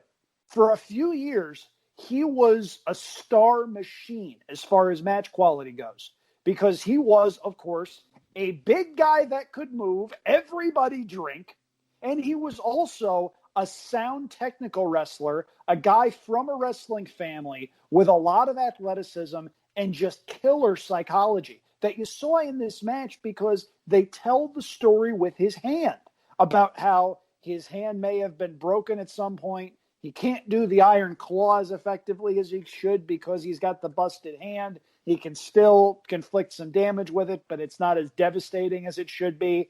And here, Luger's got the working boots on. They do a spot early in the match where Luger escapes the atomic drop and hits this big lariat, and the crowd goes bonkers, including one Dave Meltzer at ringside. For somebody who didn't like Lex Luger, Meltzer popped big for that particular spot. Yeah. Now, at this point, Luger's obviously still learning the ropes and still does need to be carried, but this is Barry Windham at arguably the peak of his powers. He can carry Luger along just fine. He gets a great superplex for two, back when that was a legitimate high spot before it just became a transition move for everybody. In 1989, in the NWA, when at times you couldn't come off the top rope, the superplex was a big freaking deal. He gets it, gets two, goes for the German, and then we have the finish. There were a couple of really strange finishes on this show. We had the Rotunda match. We had this one. There's the one in the tag match with the Road Warriors that we'll talk about. And it all sort of sets the stage, or at least they were trying to set the stage for what happened in the main event. Some of those finishes worked better than others. I didn't have as big a problem with this as I thought I would, because I did look up the results when we were looking at this show and I saw what had happened. But it's a really good match with Luger rising up above adversity, and he looks like a killer babyface moving forward. I thought this was a really good match. It's 10 minutes, and it's a tight 10 minutes. There are no rest holds. These two guys are going all out. They're trying to steal the show, and if not for one of the best main events in the history of professional wrestling, they probably would have. This is a really good match. Definitely worth going out of your way to see if you haven't seen it. So, real quick, Gino, Andrew mentioned Meltzer being at ringside. He's sitting next to Brad Muster, we talked about, who is the draft pick of the Chicago Bears. And if you watch this match as it's going on, he keeps like kind of poking at Muster and pointing as if to say, hey, watch what he's going to do now. Watch this. Watch what's going to happen now. And he kept popping at different points of the match. It looked like when Windham hit the superplex and Luger kicked out, it looked like he was upset that Luger kicked out of it. But then he does stand and applaud when the match is over. But then when Windham goes to do the pile driver onto the belt after the post-match antics, he gives Muster another elbow and points as if to say, oh, watch what he's going to do. He's going to pop his head right on the belt. Super excited. And look, I have my beef with Meltzer because I think my main problem with Meltzer is probably the same problem that I would imagine the two of you have. For somebody who is so knowledgeable about the wrestling injury, and he's probably one of the flag bearers of the industry in terms of the fact that he knows probably more about professional wrestling than 99.9% of the people out there. But given all that, I wish he was just an objective journalist, which he's clearly not. He clearly has made up his mind about where the good wrestling is, where the bad wrestling is, and no matter what the bad wrestling in his mind does, it will never, ever, ever get the credit that it deserves from him. And I think that's fortunate. 100%. Yeah. There's a lot of bad that we can critique and criticize about WWE in this current 2020. There's a lot of bad. It's going to happen when you have 3 hours on Monday, 2 hours on Wednesday, another 2 hours on Friday, right? And when you compare that to how much live TV a week are we getting from any other organization?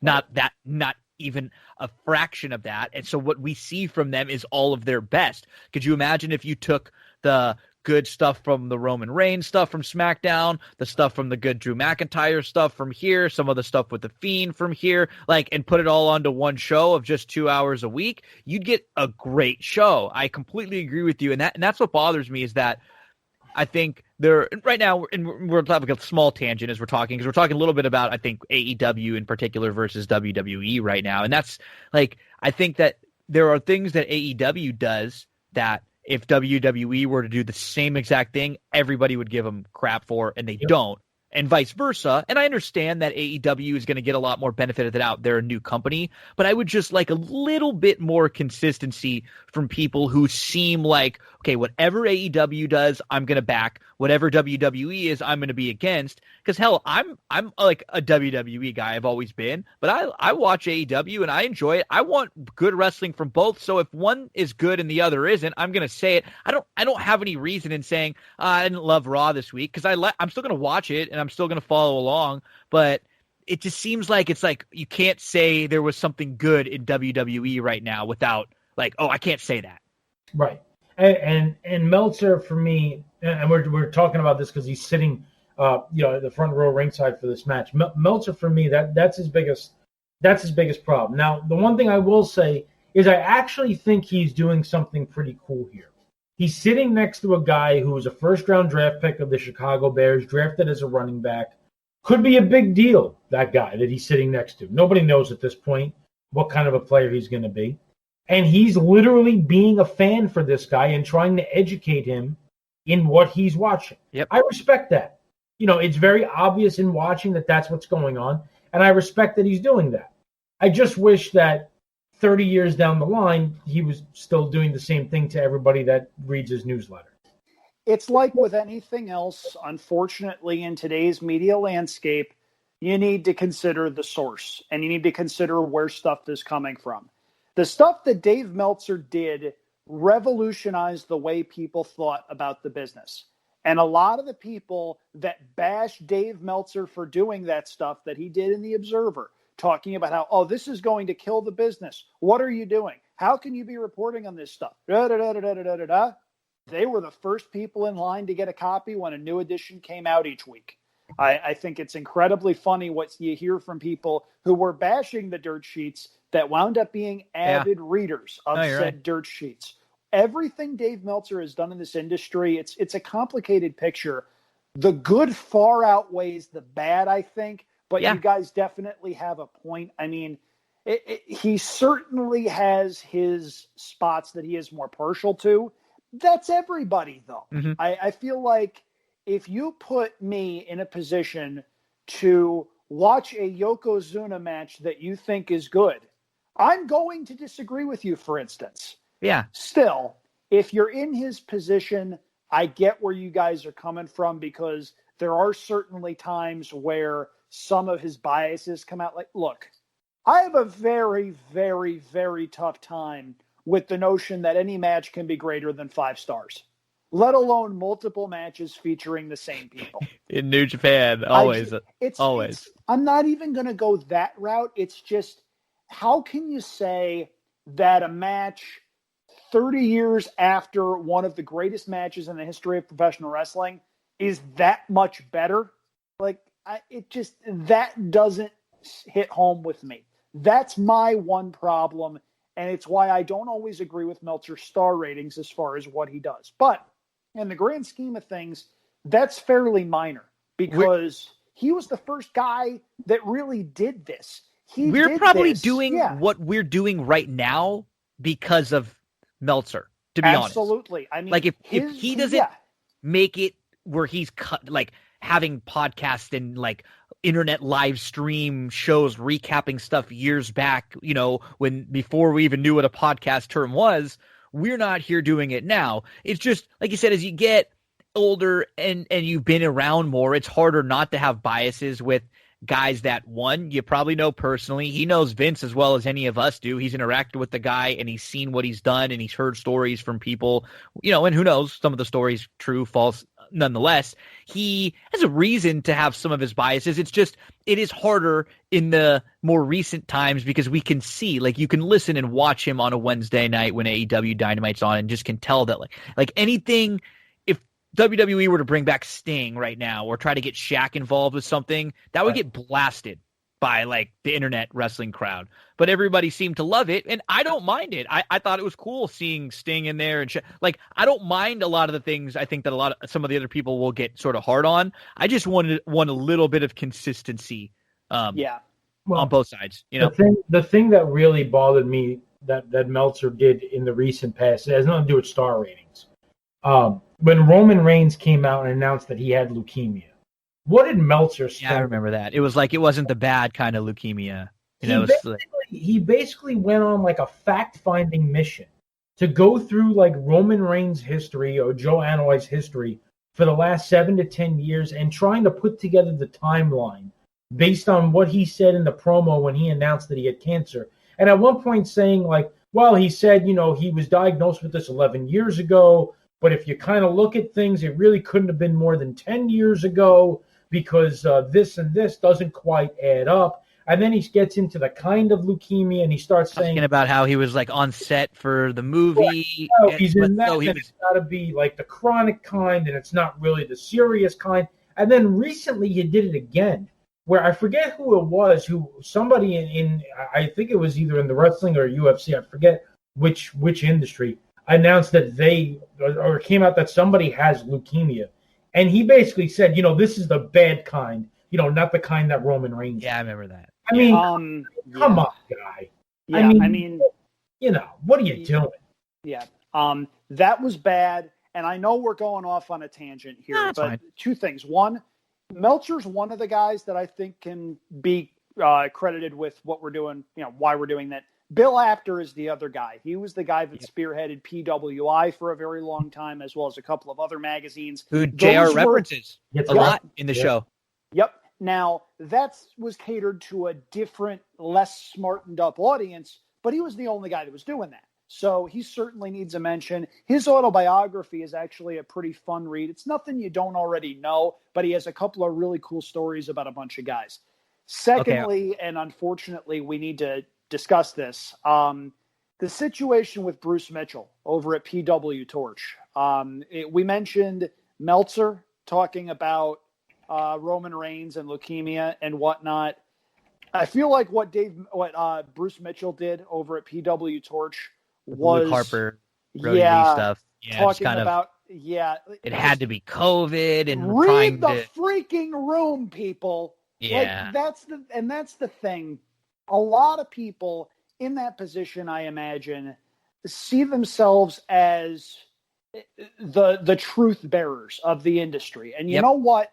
To a certain degree, that's understandable because they're the ones that are writing about the sport for what it is, as opposed to what you're seeing on WWE's social media, what have you. Read the freaking room. Be human beings for just a moment. You don't have to be first on a story talking about medical matters when you're not a medical expert. You're a wrestling writer. In Dave Meltzer's case, in Bruce Mitchell's case, I think you're a that's very good wrestling writer.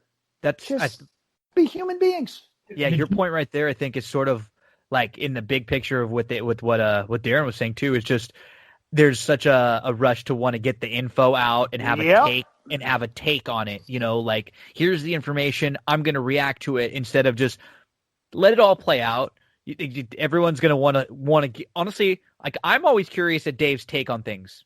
Right? Like all of us in the wrestling world are. Like we're curious when there's a big story or when there's any story, like what does this guy who knows and has been around more major moments in wrestling history think about this? I'm always curious. So if his take comes out a day later than everyone else's, we're all going to still want to hear, So just for him in particular, like the role that he is in as like the main guy, just being correct and not having to make a retraction or take back something. He said there was another thing about Peyton and Royce that was said not long ago too that he took back. But just we all make mistakes. We all say things we wish we wouldn't. It's just when you're in the point of being a reporter in reporting the information versus necessarily having to respond and react to it. Get the information out, then respond when you know exactly everything that's out there. So our little Meltzer tangent.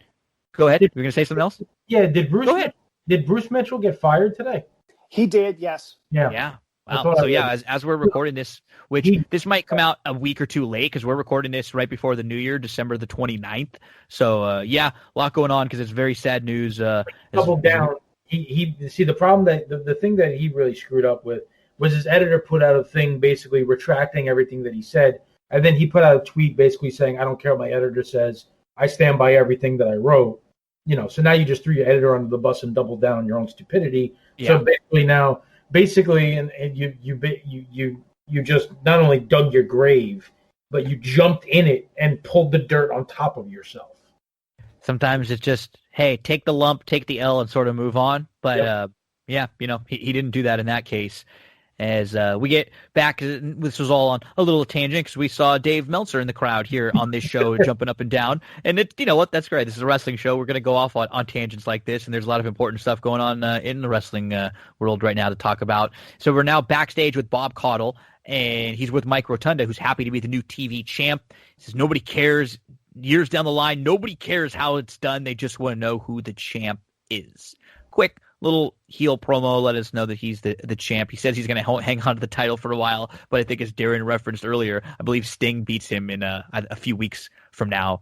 We get back to JR and Magnum TA. They set us up for the two final matches we have. We got the Road Warriors versus the Varsity Club for the tag team titles, and the Varsity Club is represented here by Kevin Sullivan and Dr. Death Steve Williams, and that is JR's main man. This is the guy that Jim Ross has just loved forever, one of his guys. We get a fast start from the Road Warriors. Not a ton of wrestling in this match for the most part. A lot of tackles, although they are sort of building it up as the wrestlers versus the street fighters. It's just a lot of power moves because that's literally what you're going to get with the Road Warriors. And it's fine. Animal, Dr. Death, power versus power. Huge LOD chance early. You get that awesome Animal power slam.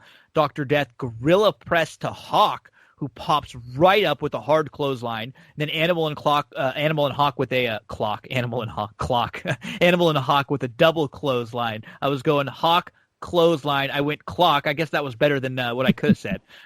JR was talking about what a feat it was for the gorilla press to Hawk, who pops right up, hard clothesline. And Williams kicks out at 2. So this is what we're going to get throughout the match. JR selling his boy, Dr. Death, Steve Williams, who, another small tangent. Dr. Death was basically the guy who they set up the Brawl for All for. That was, 1997 WWE, 1998 at the time. They're trying to build the big next opponent for Stone Cold Steve Austin, and they set up a Brawl for All tournament that's supposed to be like a true shoot fighting tournament that is spoon-fed for Dr. Death to be the next guy, and he gets his ass knocked out by Bart Gunn. Man, I'll tell you what, Ben, since you brought that up, the dark side of the ring on that, where you hear about the guys backstage when he gets knocked out, where they're all like, shit, what do we do now? Cornette's nobody thought that this guy could possibly lose when you're just taking a wrestler, making him box. Like, everything in WWE is scripted. Why would you try to build a storyline about something you can't control? It was hysterical. And the worst part was Bart Gunn wanted to work with the company. He was open to saying, do you want to work this a certain way, whatever. The office said, we're very confident in Dr. Death. Yeah. Which is the worst thing you can say to somebody before a legitimate fight, let alone somebody who in his own right is a fairly tough guy with a pretty good left hand. Yeah, he's a big dude too. One connection there. So that was all. I always laugh when I see Dr. Death there because it just makes me think about the brawl for all. So we get Sullivan who comes in. He tosses Animal over the top rope. Then he uses a chair, just like a weak chair shot. Dr. Death with a weird sort of kick, but he holds on to Animal's legs with a grapevine. The heels are double teaming. They're isolating Animal. It's a couple of minutes of them working on Animal. We get the hot tag to Hawk. Big power slam to Sullivan. Clothesline to Dr. Death. Then Dr. Death takes out Hawk. We get all sorts of chaos. Nobody really knows who the legal man is, but JR does. He mentions that Hawk is and Sullivan is, and so Hawk pins Sullivan as Dr. Death is attempting to pin Animal, which is pretty funny because Dr. Death isn't the legal guy, neither is Animal, so why the hell is Dr. Death trying to pin? He should know that he's not the legal man at least, but, wrestling logic, who knows? The Road Warriors win, and this is 8 minutes of, I wouldn't say it's bad, it's sloppy at points, but what's nice about it is that this one was one that I'm glad went 8, and they didn't try to stretch out and give me 6 more minutes of it, which would have ended up being 3 minutes of LOD selling in rest holds. I don't need to see them selling down on the mat for a minute in rest holds. I'm fine with what a lot of this match was with, okay, in and out, you get a few seconds, spot. Everybody was in and out sort of quick enough to where it wasn't slow. So that's why it wasn't smooth, sort of like a demolition derby is what you would expect with most LOD matches, but it wasn't long enough to drag, and it didn't bother me at all, DZ. You get the big crowd reactions that you're going to always get with LOD. Yeah, there's a couple of rough spots. Animal Death comes off the turnbuckle. Animal's supposed to turn him over into a power slam, and he basically just kind of drops him. Lands on top of him. Steve Williams, Dr. Death, at one point delivers a move that can only be described as a poor Claymore kick. I don't know if That's a good one. That's a good one. Yeah, I don't know if it's supposed to be a one-legged drop kick, but he just JR says it's like a karate kick, I think is what he says. I saw that and I went, man, if Drew McIntyre was 100 pounds too fat and tried to do a Claymore, that's probably what it would look like. But it's a really interesting match in terms of, seeing the crowd react, obviously, to the Road Warriors in Chicago. You get the LOD chants. Sullivan at this time is still pretty jacked up for a guy that's, in the ring here with guys that are monsters. So Sullivan does a good job of holding his own. You don't necessarily get the typical LOD Road Warrior type finish. It's kind of funny because when he hits them with those 2 clotheslines simultaneously, and Jim Ross is like, "Oh, I'd like to meet the guy that could get up from that move," and it's like, looking back at it, it's like it's 2 clotheslines. Clothesline, I know.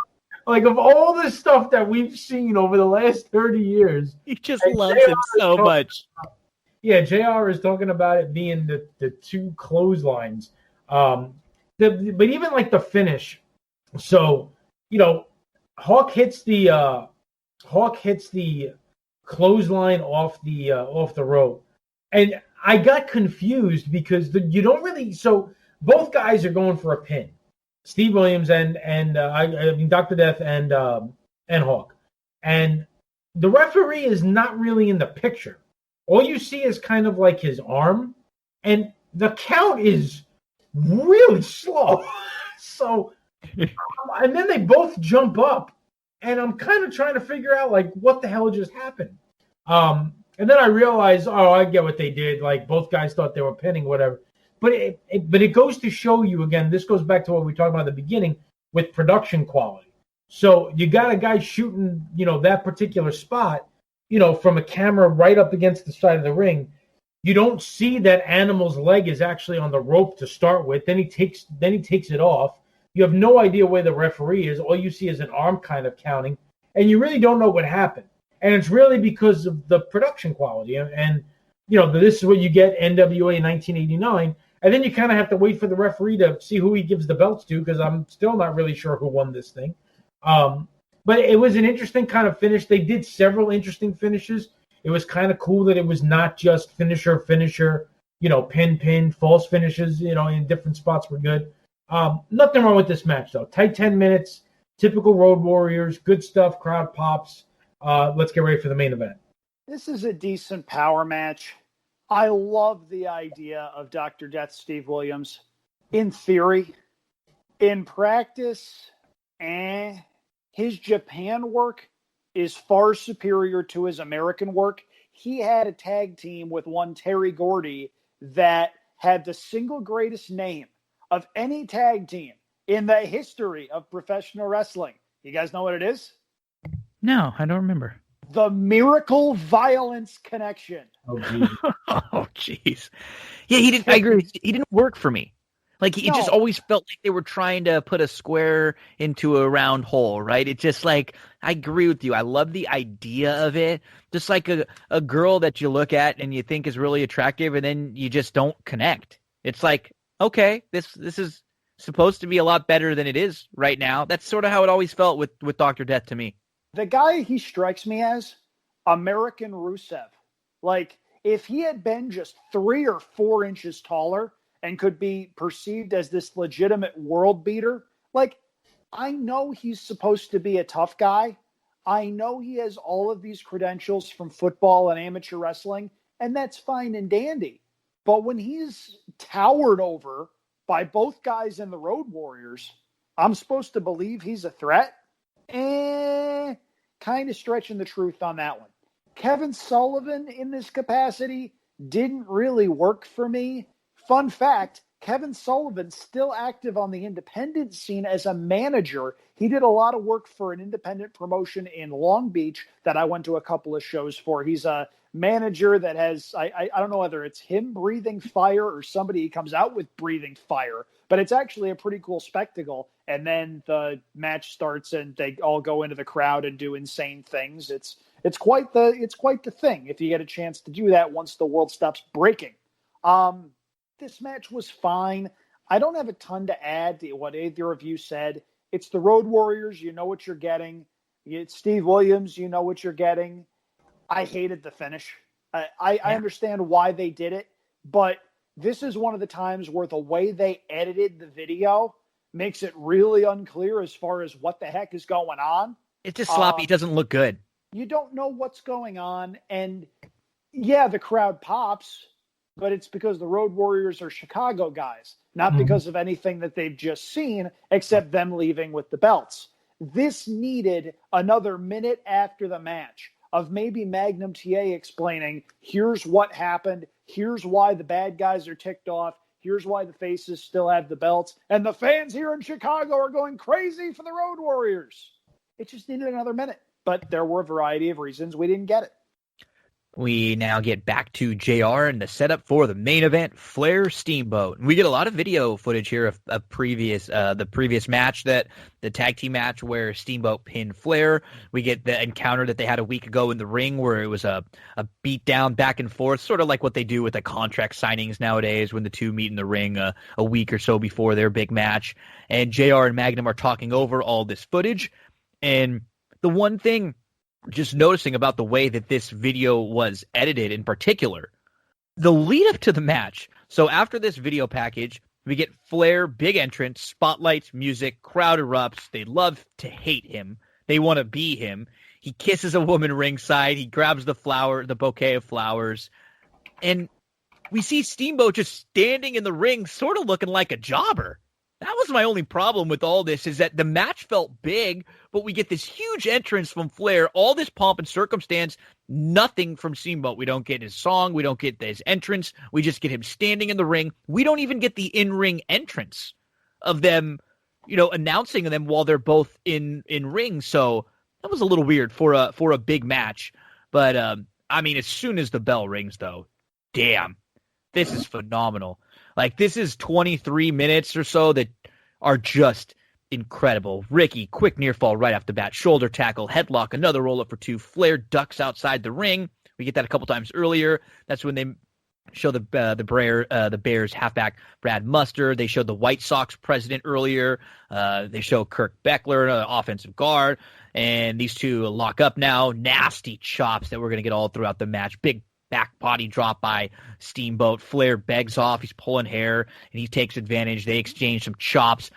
Steamboat knocks Flair down. They stare each other down. Then they lock up an armbar. Flair with they lock up armbar Flair. Then you get the reversal drop toe hold Ricky, drop kick, and another close 2.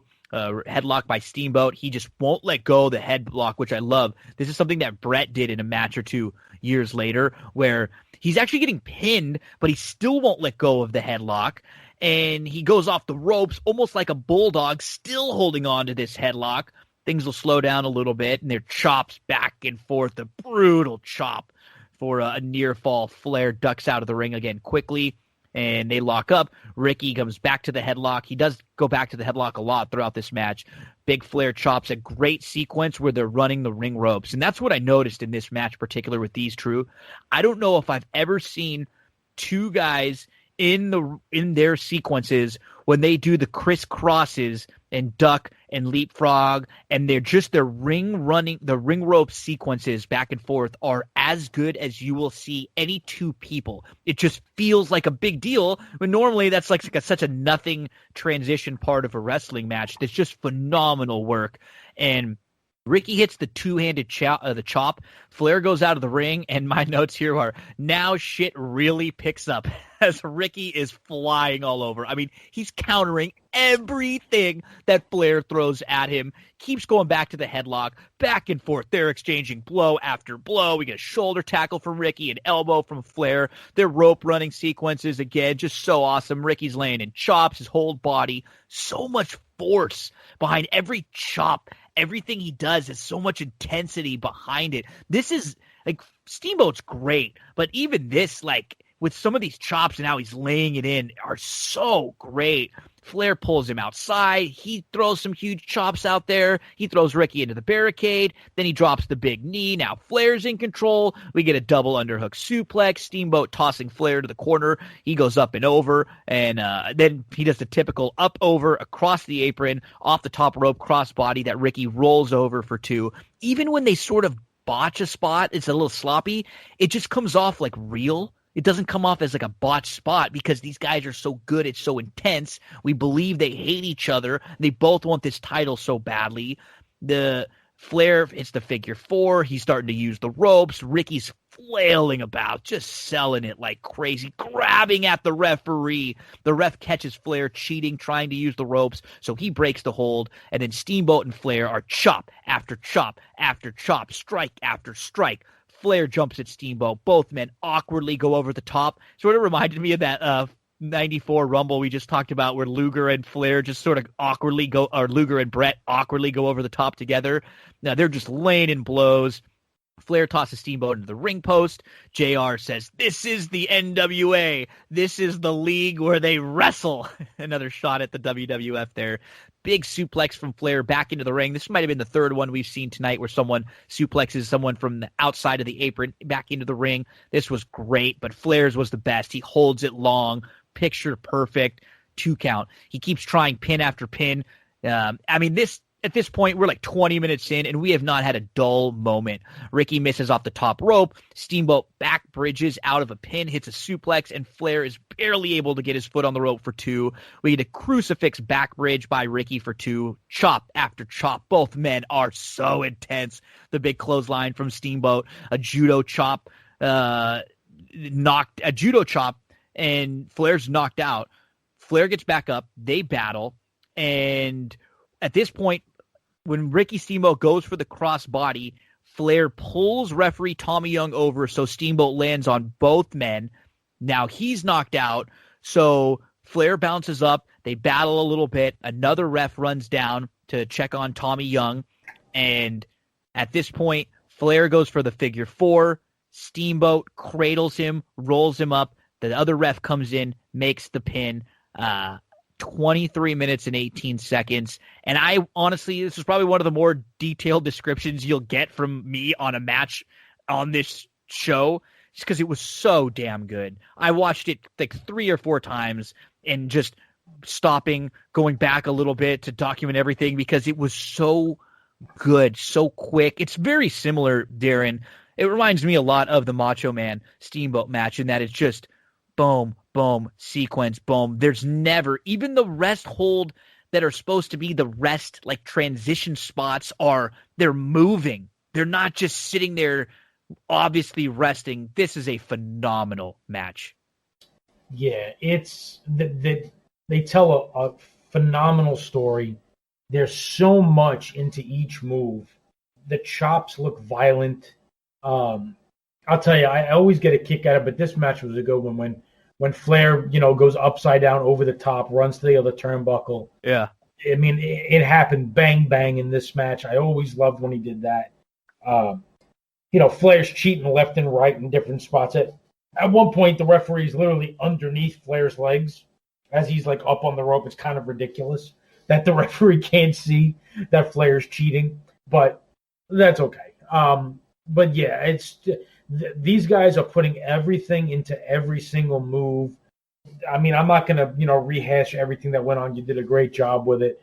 The wrestling moves, the technical stuff is phenomenal. The storytelling is fantastic. They look like two guys that simply don't like each other, and that this means everything to both of them. There's no like stupid gimmicky stuff in here. Sometimes in a Flair match you get some like kind of ridiculous funny stuff.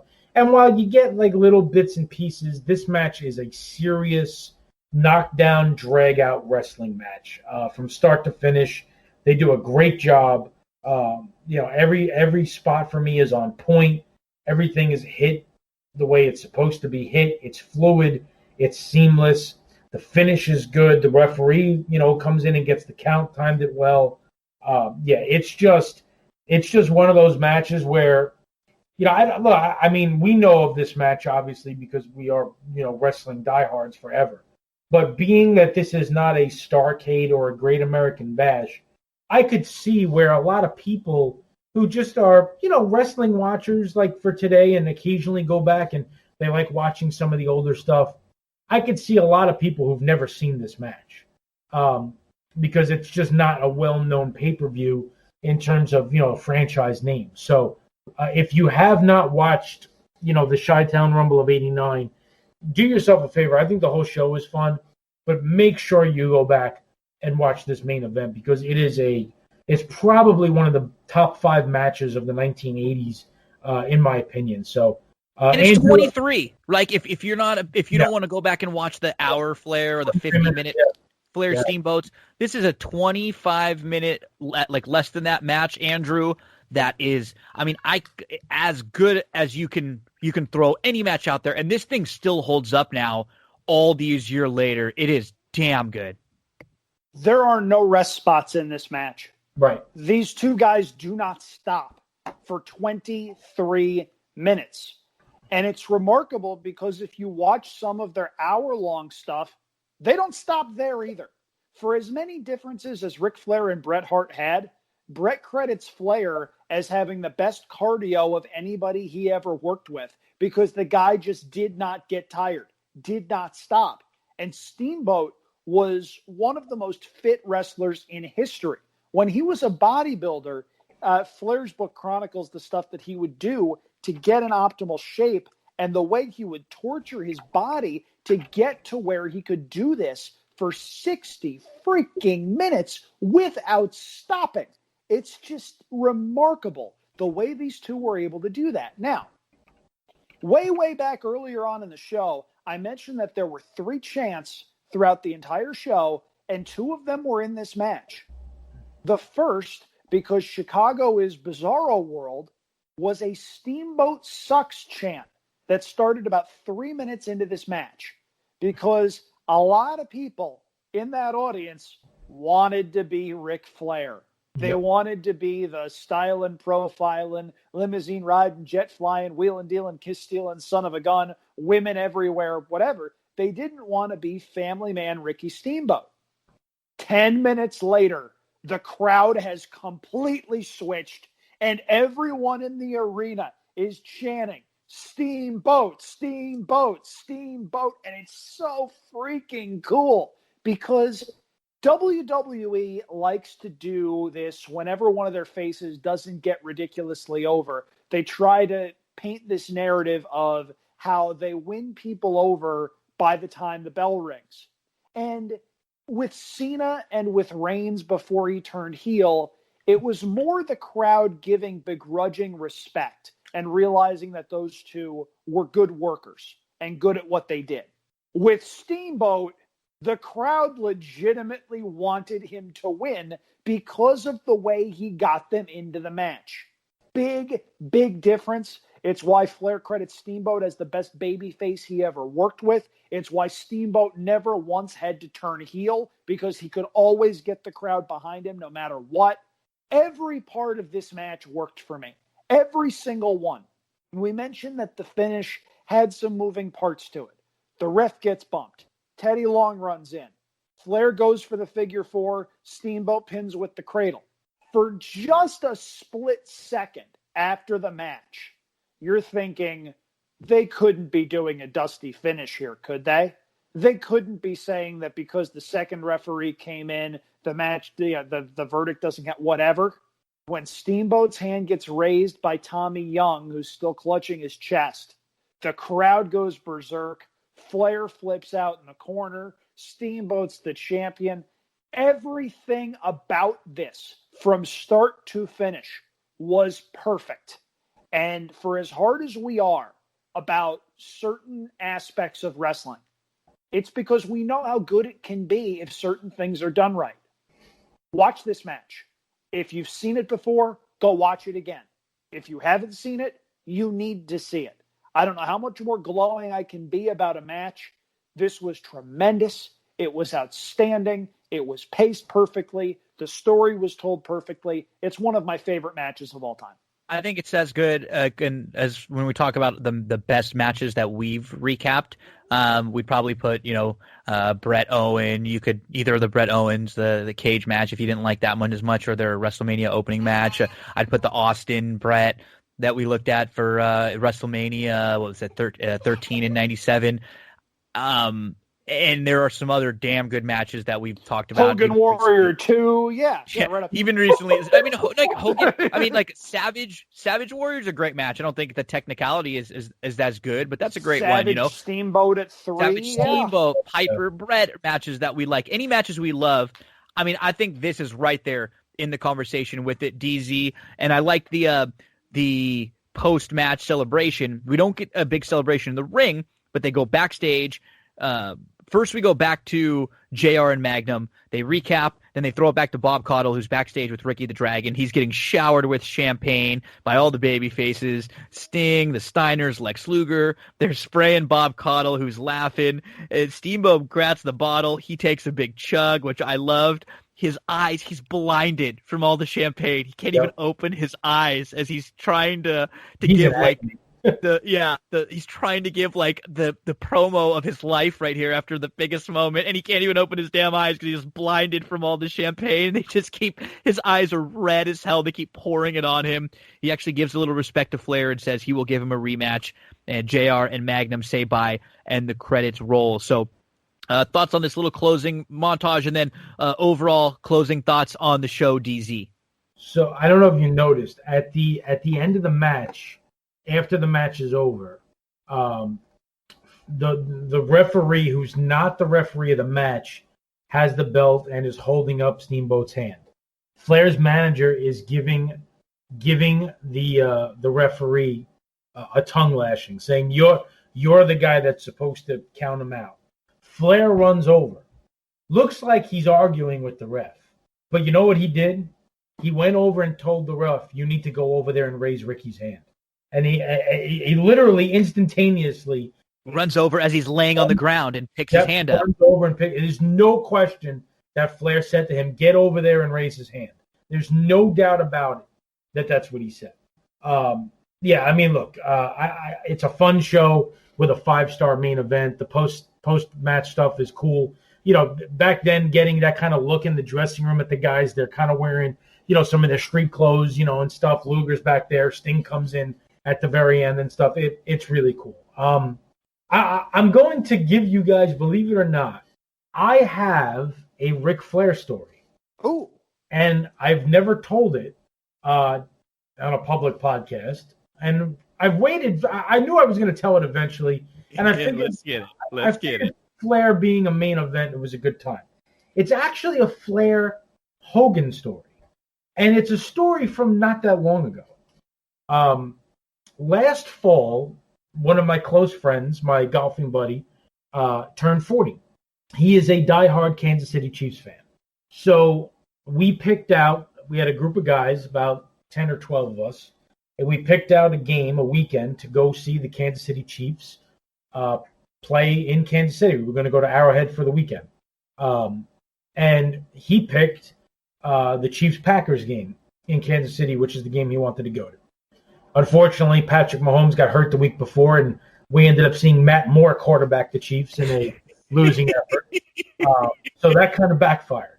However, by sheer dumb luck, the game that he picked happened to be on the weekend that at Friday night at the arena next to the hotel we were staying at was WWE SmackDown. And we're all big wrestling guys. And that particular SmackDown was a crazy SmackDown because it had Cain Velasquez, Brock Lesnar, Roman Reigns was there, Becky and Charlotte, Sasha, Bray. I mean, a monster card. Also at the show was Ric Flair and Hulk Hogan. Now, here's where it gets fun. After the show, we flew in that Friday. We go back to the hotel. We're staying at the Marriott right next door. We say, let's go to the bar, get a couple of drinks. Go to the bar, and the bar is loaded with WWE guys. Wrestlers, you know, production guys, everything. Who is sitting in a booth 15 feet away from us having a drink? Hulk Hogan and Ric Flair. Wow. Ric Flair in a bar. Imagine my shock. Really? Sitting in a booth. Just the two of them by themselves having a drink. There's a bunch of guys there. I think Cesaro was there. Brian Kendrick was there. There was a ton of guys there. And now all of a sudden there starts to be a bit of a commotion. And a guy was trying to go over there and get his picture taken with them. And Hogan was trying to tell him, look, we just want to sit and have a drink for a minute. Hogan had a crutch. He was walking with one crutch. So he obviously had some kind of an issue. Flair starts to get pretty pissed off now. And Flair gets up and kind of shoos the guy away. Get the F out of here. Leave us alone. You're pissing me off now. So the guy goes to the bar and has the bartender give him 2 Shirley Temples.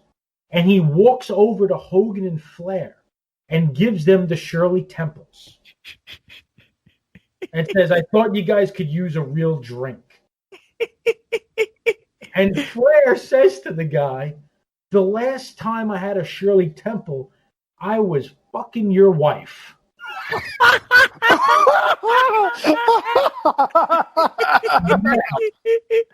All hell breaks loose. This guy starts screaming at them. Hogan gets up. He's got the crutch, pointing at the guy, yelling at him. This guy's calling Hogan a dick. Kendrick comes over. Cesaro comes over. They get in between everybody. I swear to you, Gino, this guy had to be 5'8", 130 pounds soaking wet. I don't know what the hell he was thinking about. Oh, wait, what was he on? Part of me was so mad because because it ruined the whole night. All the wrestlers after that, they all left. That was it. You weren't going to get a chance to speak to anybody, take a picture with anybody. That was the end of it all. So part of me was really pissed about that. But on the other hand, I was so happy. You got this story out of it.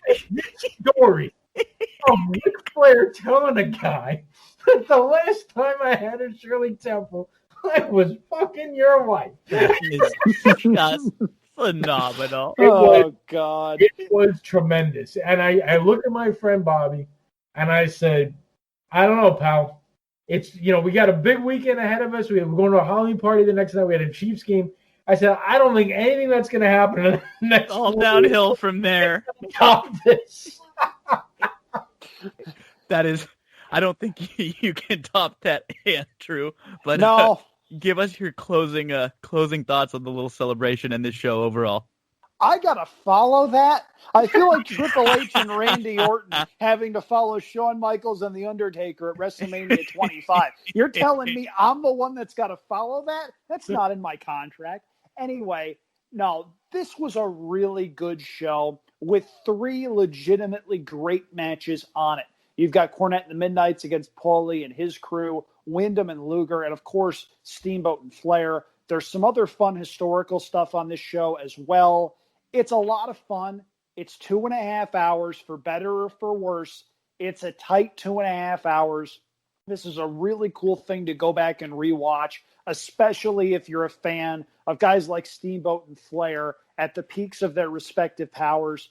I can't say enough about how good that match was and how much fun it is, even when you know what's coming. It holds up really well on repeated viewings. Dave Meltzer was really into it at ringside, and for good reason.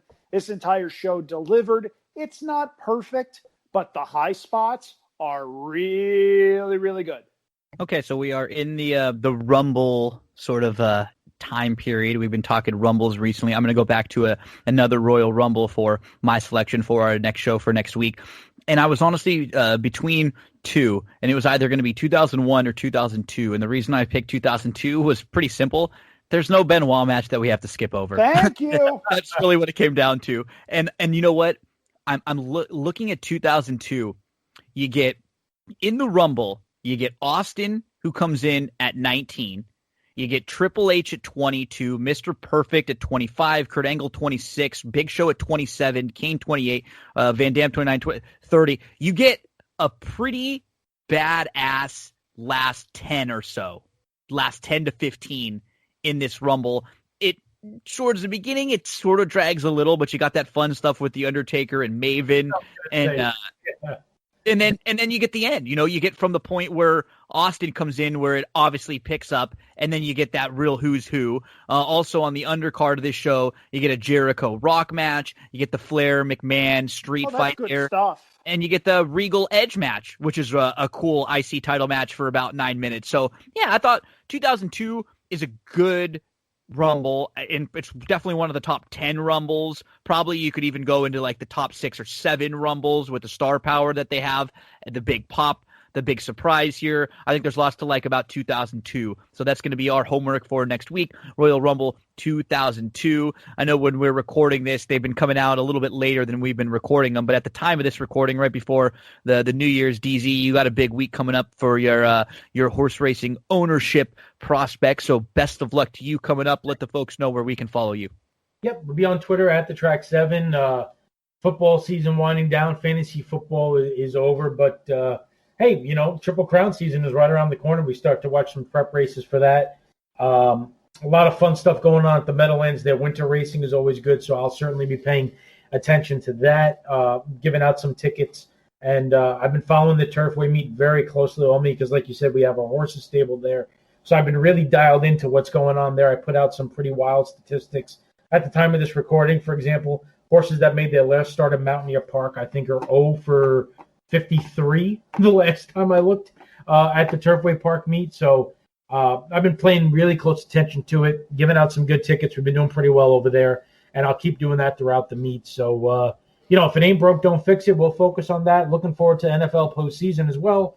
And, hopefully 2021 is off to a much better start than the way 2020 ended, and a little bit light at the end of the tunnel, God willing, for everybody. Fingers, toes, and eyes crossed, man. That's something that I think everybody is in unanimous agreement on, in being very quick to kiss 2020 goodbye. A lot of things going on here as well, in case anybody has missed it. JD and I put together the best of Champagne and JD from 2020. Gino, you are prominently featured in that. There's a bunch of really good stuff in there. If you haven't taken a look at that, that's up on our YouTube page. I'm doing daily stuff for racing picks, doing daily pick 4 write-ups. Going to be taking a closer look at Aqueduct next month. Not sure if either of you guys saw this, but I've just seen this now. Naira is announcing daily mandatory payouts for the Empire 6. So it's basically your conventional pick 6 in the month of January for a 20-cent minimum. I don't know if that's going to work. I love that they're trying, because if it doesn't work, you know what? You go back to doing something the next in month. February. Sure. I love that people are doing things now that just to see if they'll work. Gino, about a year ago, I wrote the 50-point plan to save horse racing when Bradley Weisbord pissed me off. Of all the things on that list that could have potentially come true, Gulfstream running on schedule was not one I had my money on. But you know what? That's what we got, and more power to them for that. Santa Anita's racing office is doing spectacular work. They had a very good opening weekend where I was fortunate enough to be able to make some money. Hello, Fair Maiden. Thank you. I owe you a whole bunch of peppermints at some point. But there's a lot going on in the racing world. Going to be a lot that we're talking about here and on Champagne and JD. Going to be a lot of fun. Sam Houston opens up in a couple of weeks. That's exciting. That's always one of my favorite meets to play. Delta's running during the day, Mondays through Thursdays now. And, of course, you've got the big guns in the form of Gulfstream, Santa Anita, and Aqueduct as we rev up for the Triple Crown. But Twitter is at Andrew Champagne. Website is andrewchampagne.com. And if you want to sweat along with me, I am alive going into the final week of DraftKings free survivor pool that started with about 500,000 people. We're down to 3,200, and whoever is left at the end of it splits $1 million. Nice. So we'll see what happens. I'm not sure where I'm going yet. Depending on when this comes out, I might either look really smart or really stupid. But for a free thing, this has been a heck of a sweat for the past couple of months, and now I've got one more barrier to clear. So here's hoping we get there. Nice. Good luck there. And yeah, we're in Royal Rumble season, so we may have to do like a live show after the Rumble this year. Maybe that's something that we can talk about doing, like especially when Goldberg wins. Exactly, like a live reaction show there, because that would just be hilarious if he. We're going to need Darin on a 7-second delay. We're going to have to get Darin's live thoughts. I don't even want to give him the opportunity to like decompress after that. I want to hear what he has to say. One other thing that I think we might want to consider. I have discovered that the folks at Up, Up, Down, Down, the video game channel with the wrestlers, do weekly Uno streams, cutthroat card games. And it's the most phenomenal thing I have ever seen. check this out. It is fantastic. There's 40 episodes of it. And just hearing them curse whenever they get cut off or something weird happens, it is so much fun. I never knew I needed something that random in my life, and I was hooked within 10 minutes. Just hook it into my veins, inject it all in there, inject Cesaro with his dad jokes, everybody screwing over Adam Cole because it's fun, and their punishment for whoever loses is they have to sing a random vintage theme song. Of late, the ones that they've done have included the Mountie and Disco Inferno. So there's a lot of fun stuff going on there. Gino, all I could tell you is if Goldberg goes over Roman, you need to call my phone immediately and just hit the record button. Video. I'm going to do the video. I want to see your facial. I promise you, I will give you viral level reaction. There we go. I look forward to that, and I'm going to call in every favor I have just in hope that does come down.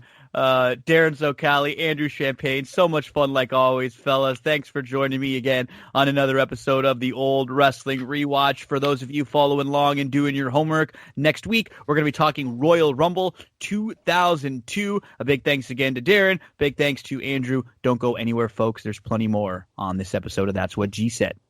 Hey, big thank you to the guests of this week's episode of That's What G Said. Andrew Champagne, Darin Zoccali. We had a lot of fun heading back to the NWA, talking a little 1989 Chi-Town Rumble. And Sam Sherman, he does a great job handicapping Sam Houston with us. You're going to hear him back here as often as we can get him on That's What G Said. Coming up on the next episode, which is going to be in just like a day. So keep an eye open for late Thursday, early Friday. That episode is going to cover the Saturday racing from Gulfstream Park with Darin Zoccali, Pegasus card. We're going to go through all of the stakes races. I think it's races 4 and then 7 through 12. I'm going to hit on Saturday Sam Houston late pick 5 with Andrew Champagne. I'm going to give you a little Saturday Oaklawn late pick 5. We're going to talk NFL playoffs with Eric, conference championship games. We will really focus in on both games, and we'll recap everything that happened last weekend. Wrestling with Chad Cooper segment. We're going to talk AEW. We're going to recap Raw, SmackDown, and give you some news on what's going on in NXT.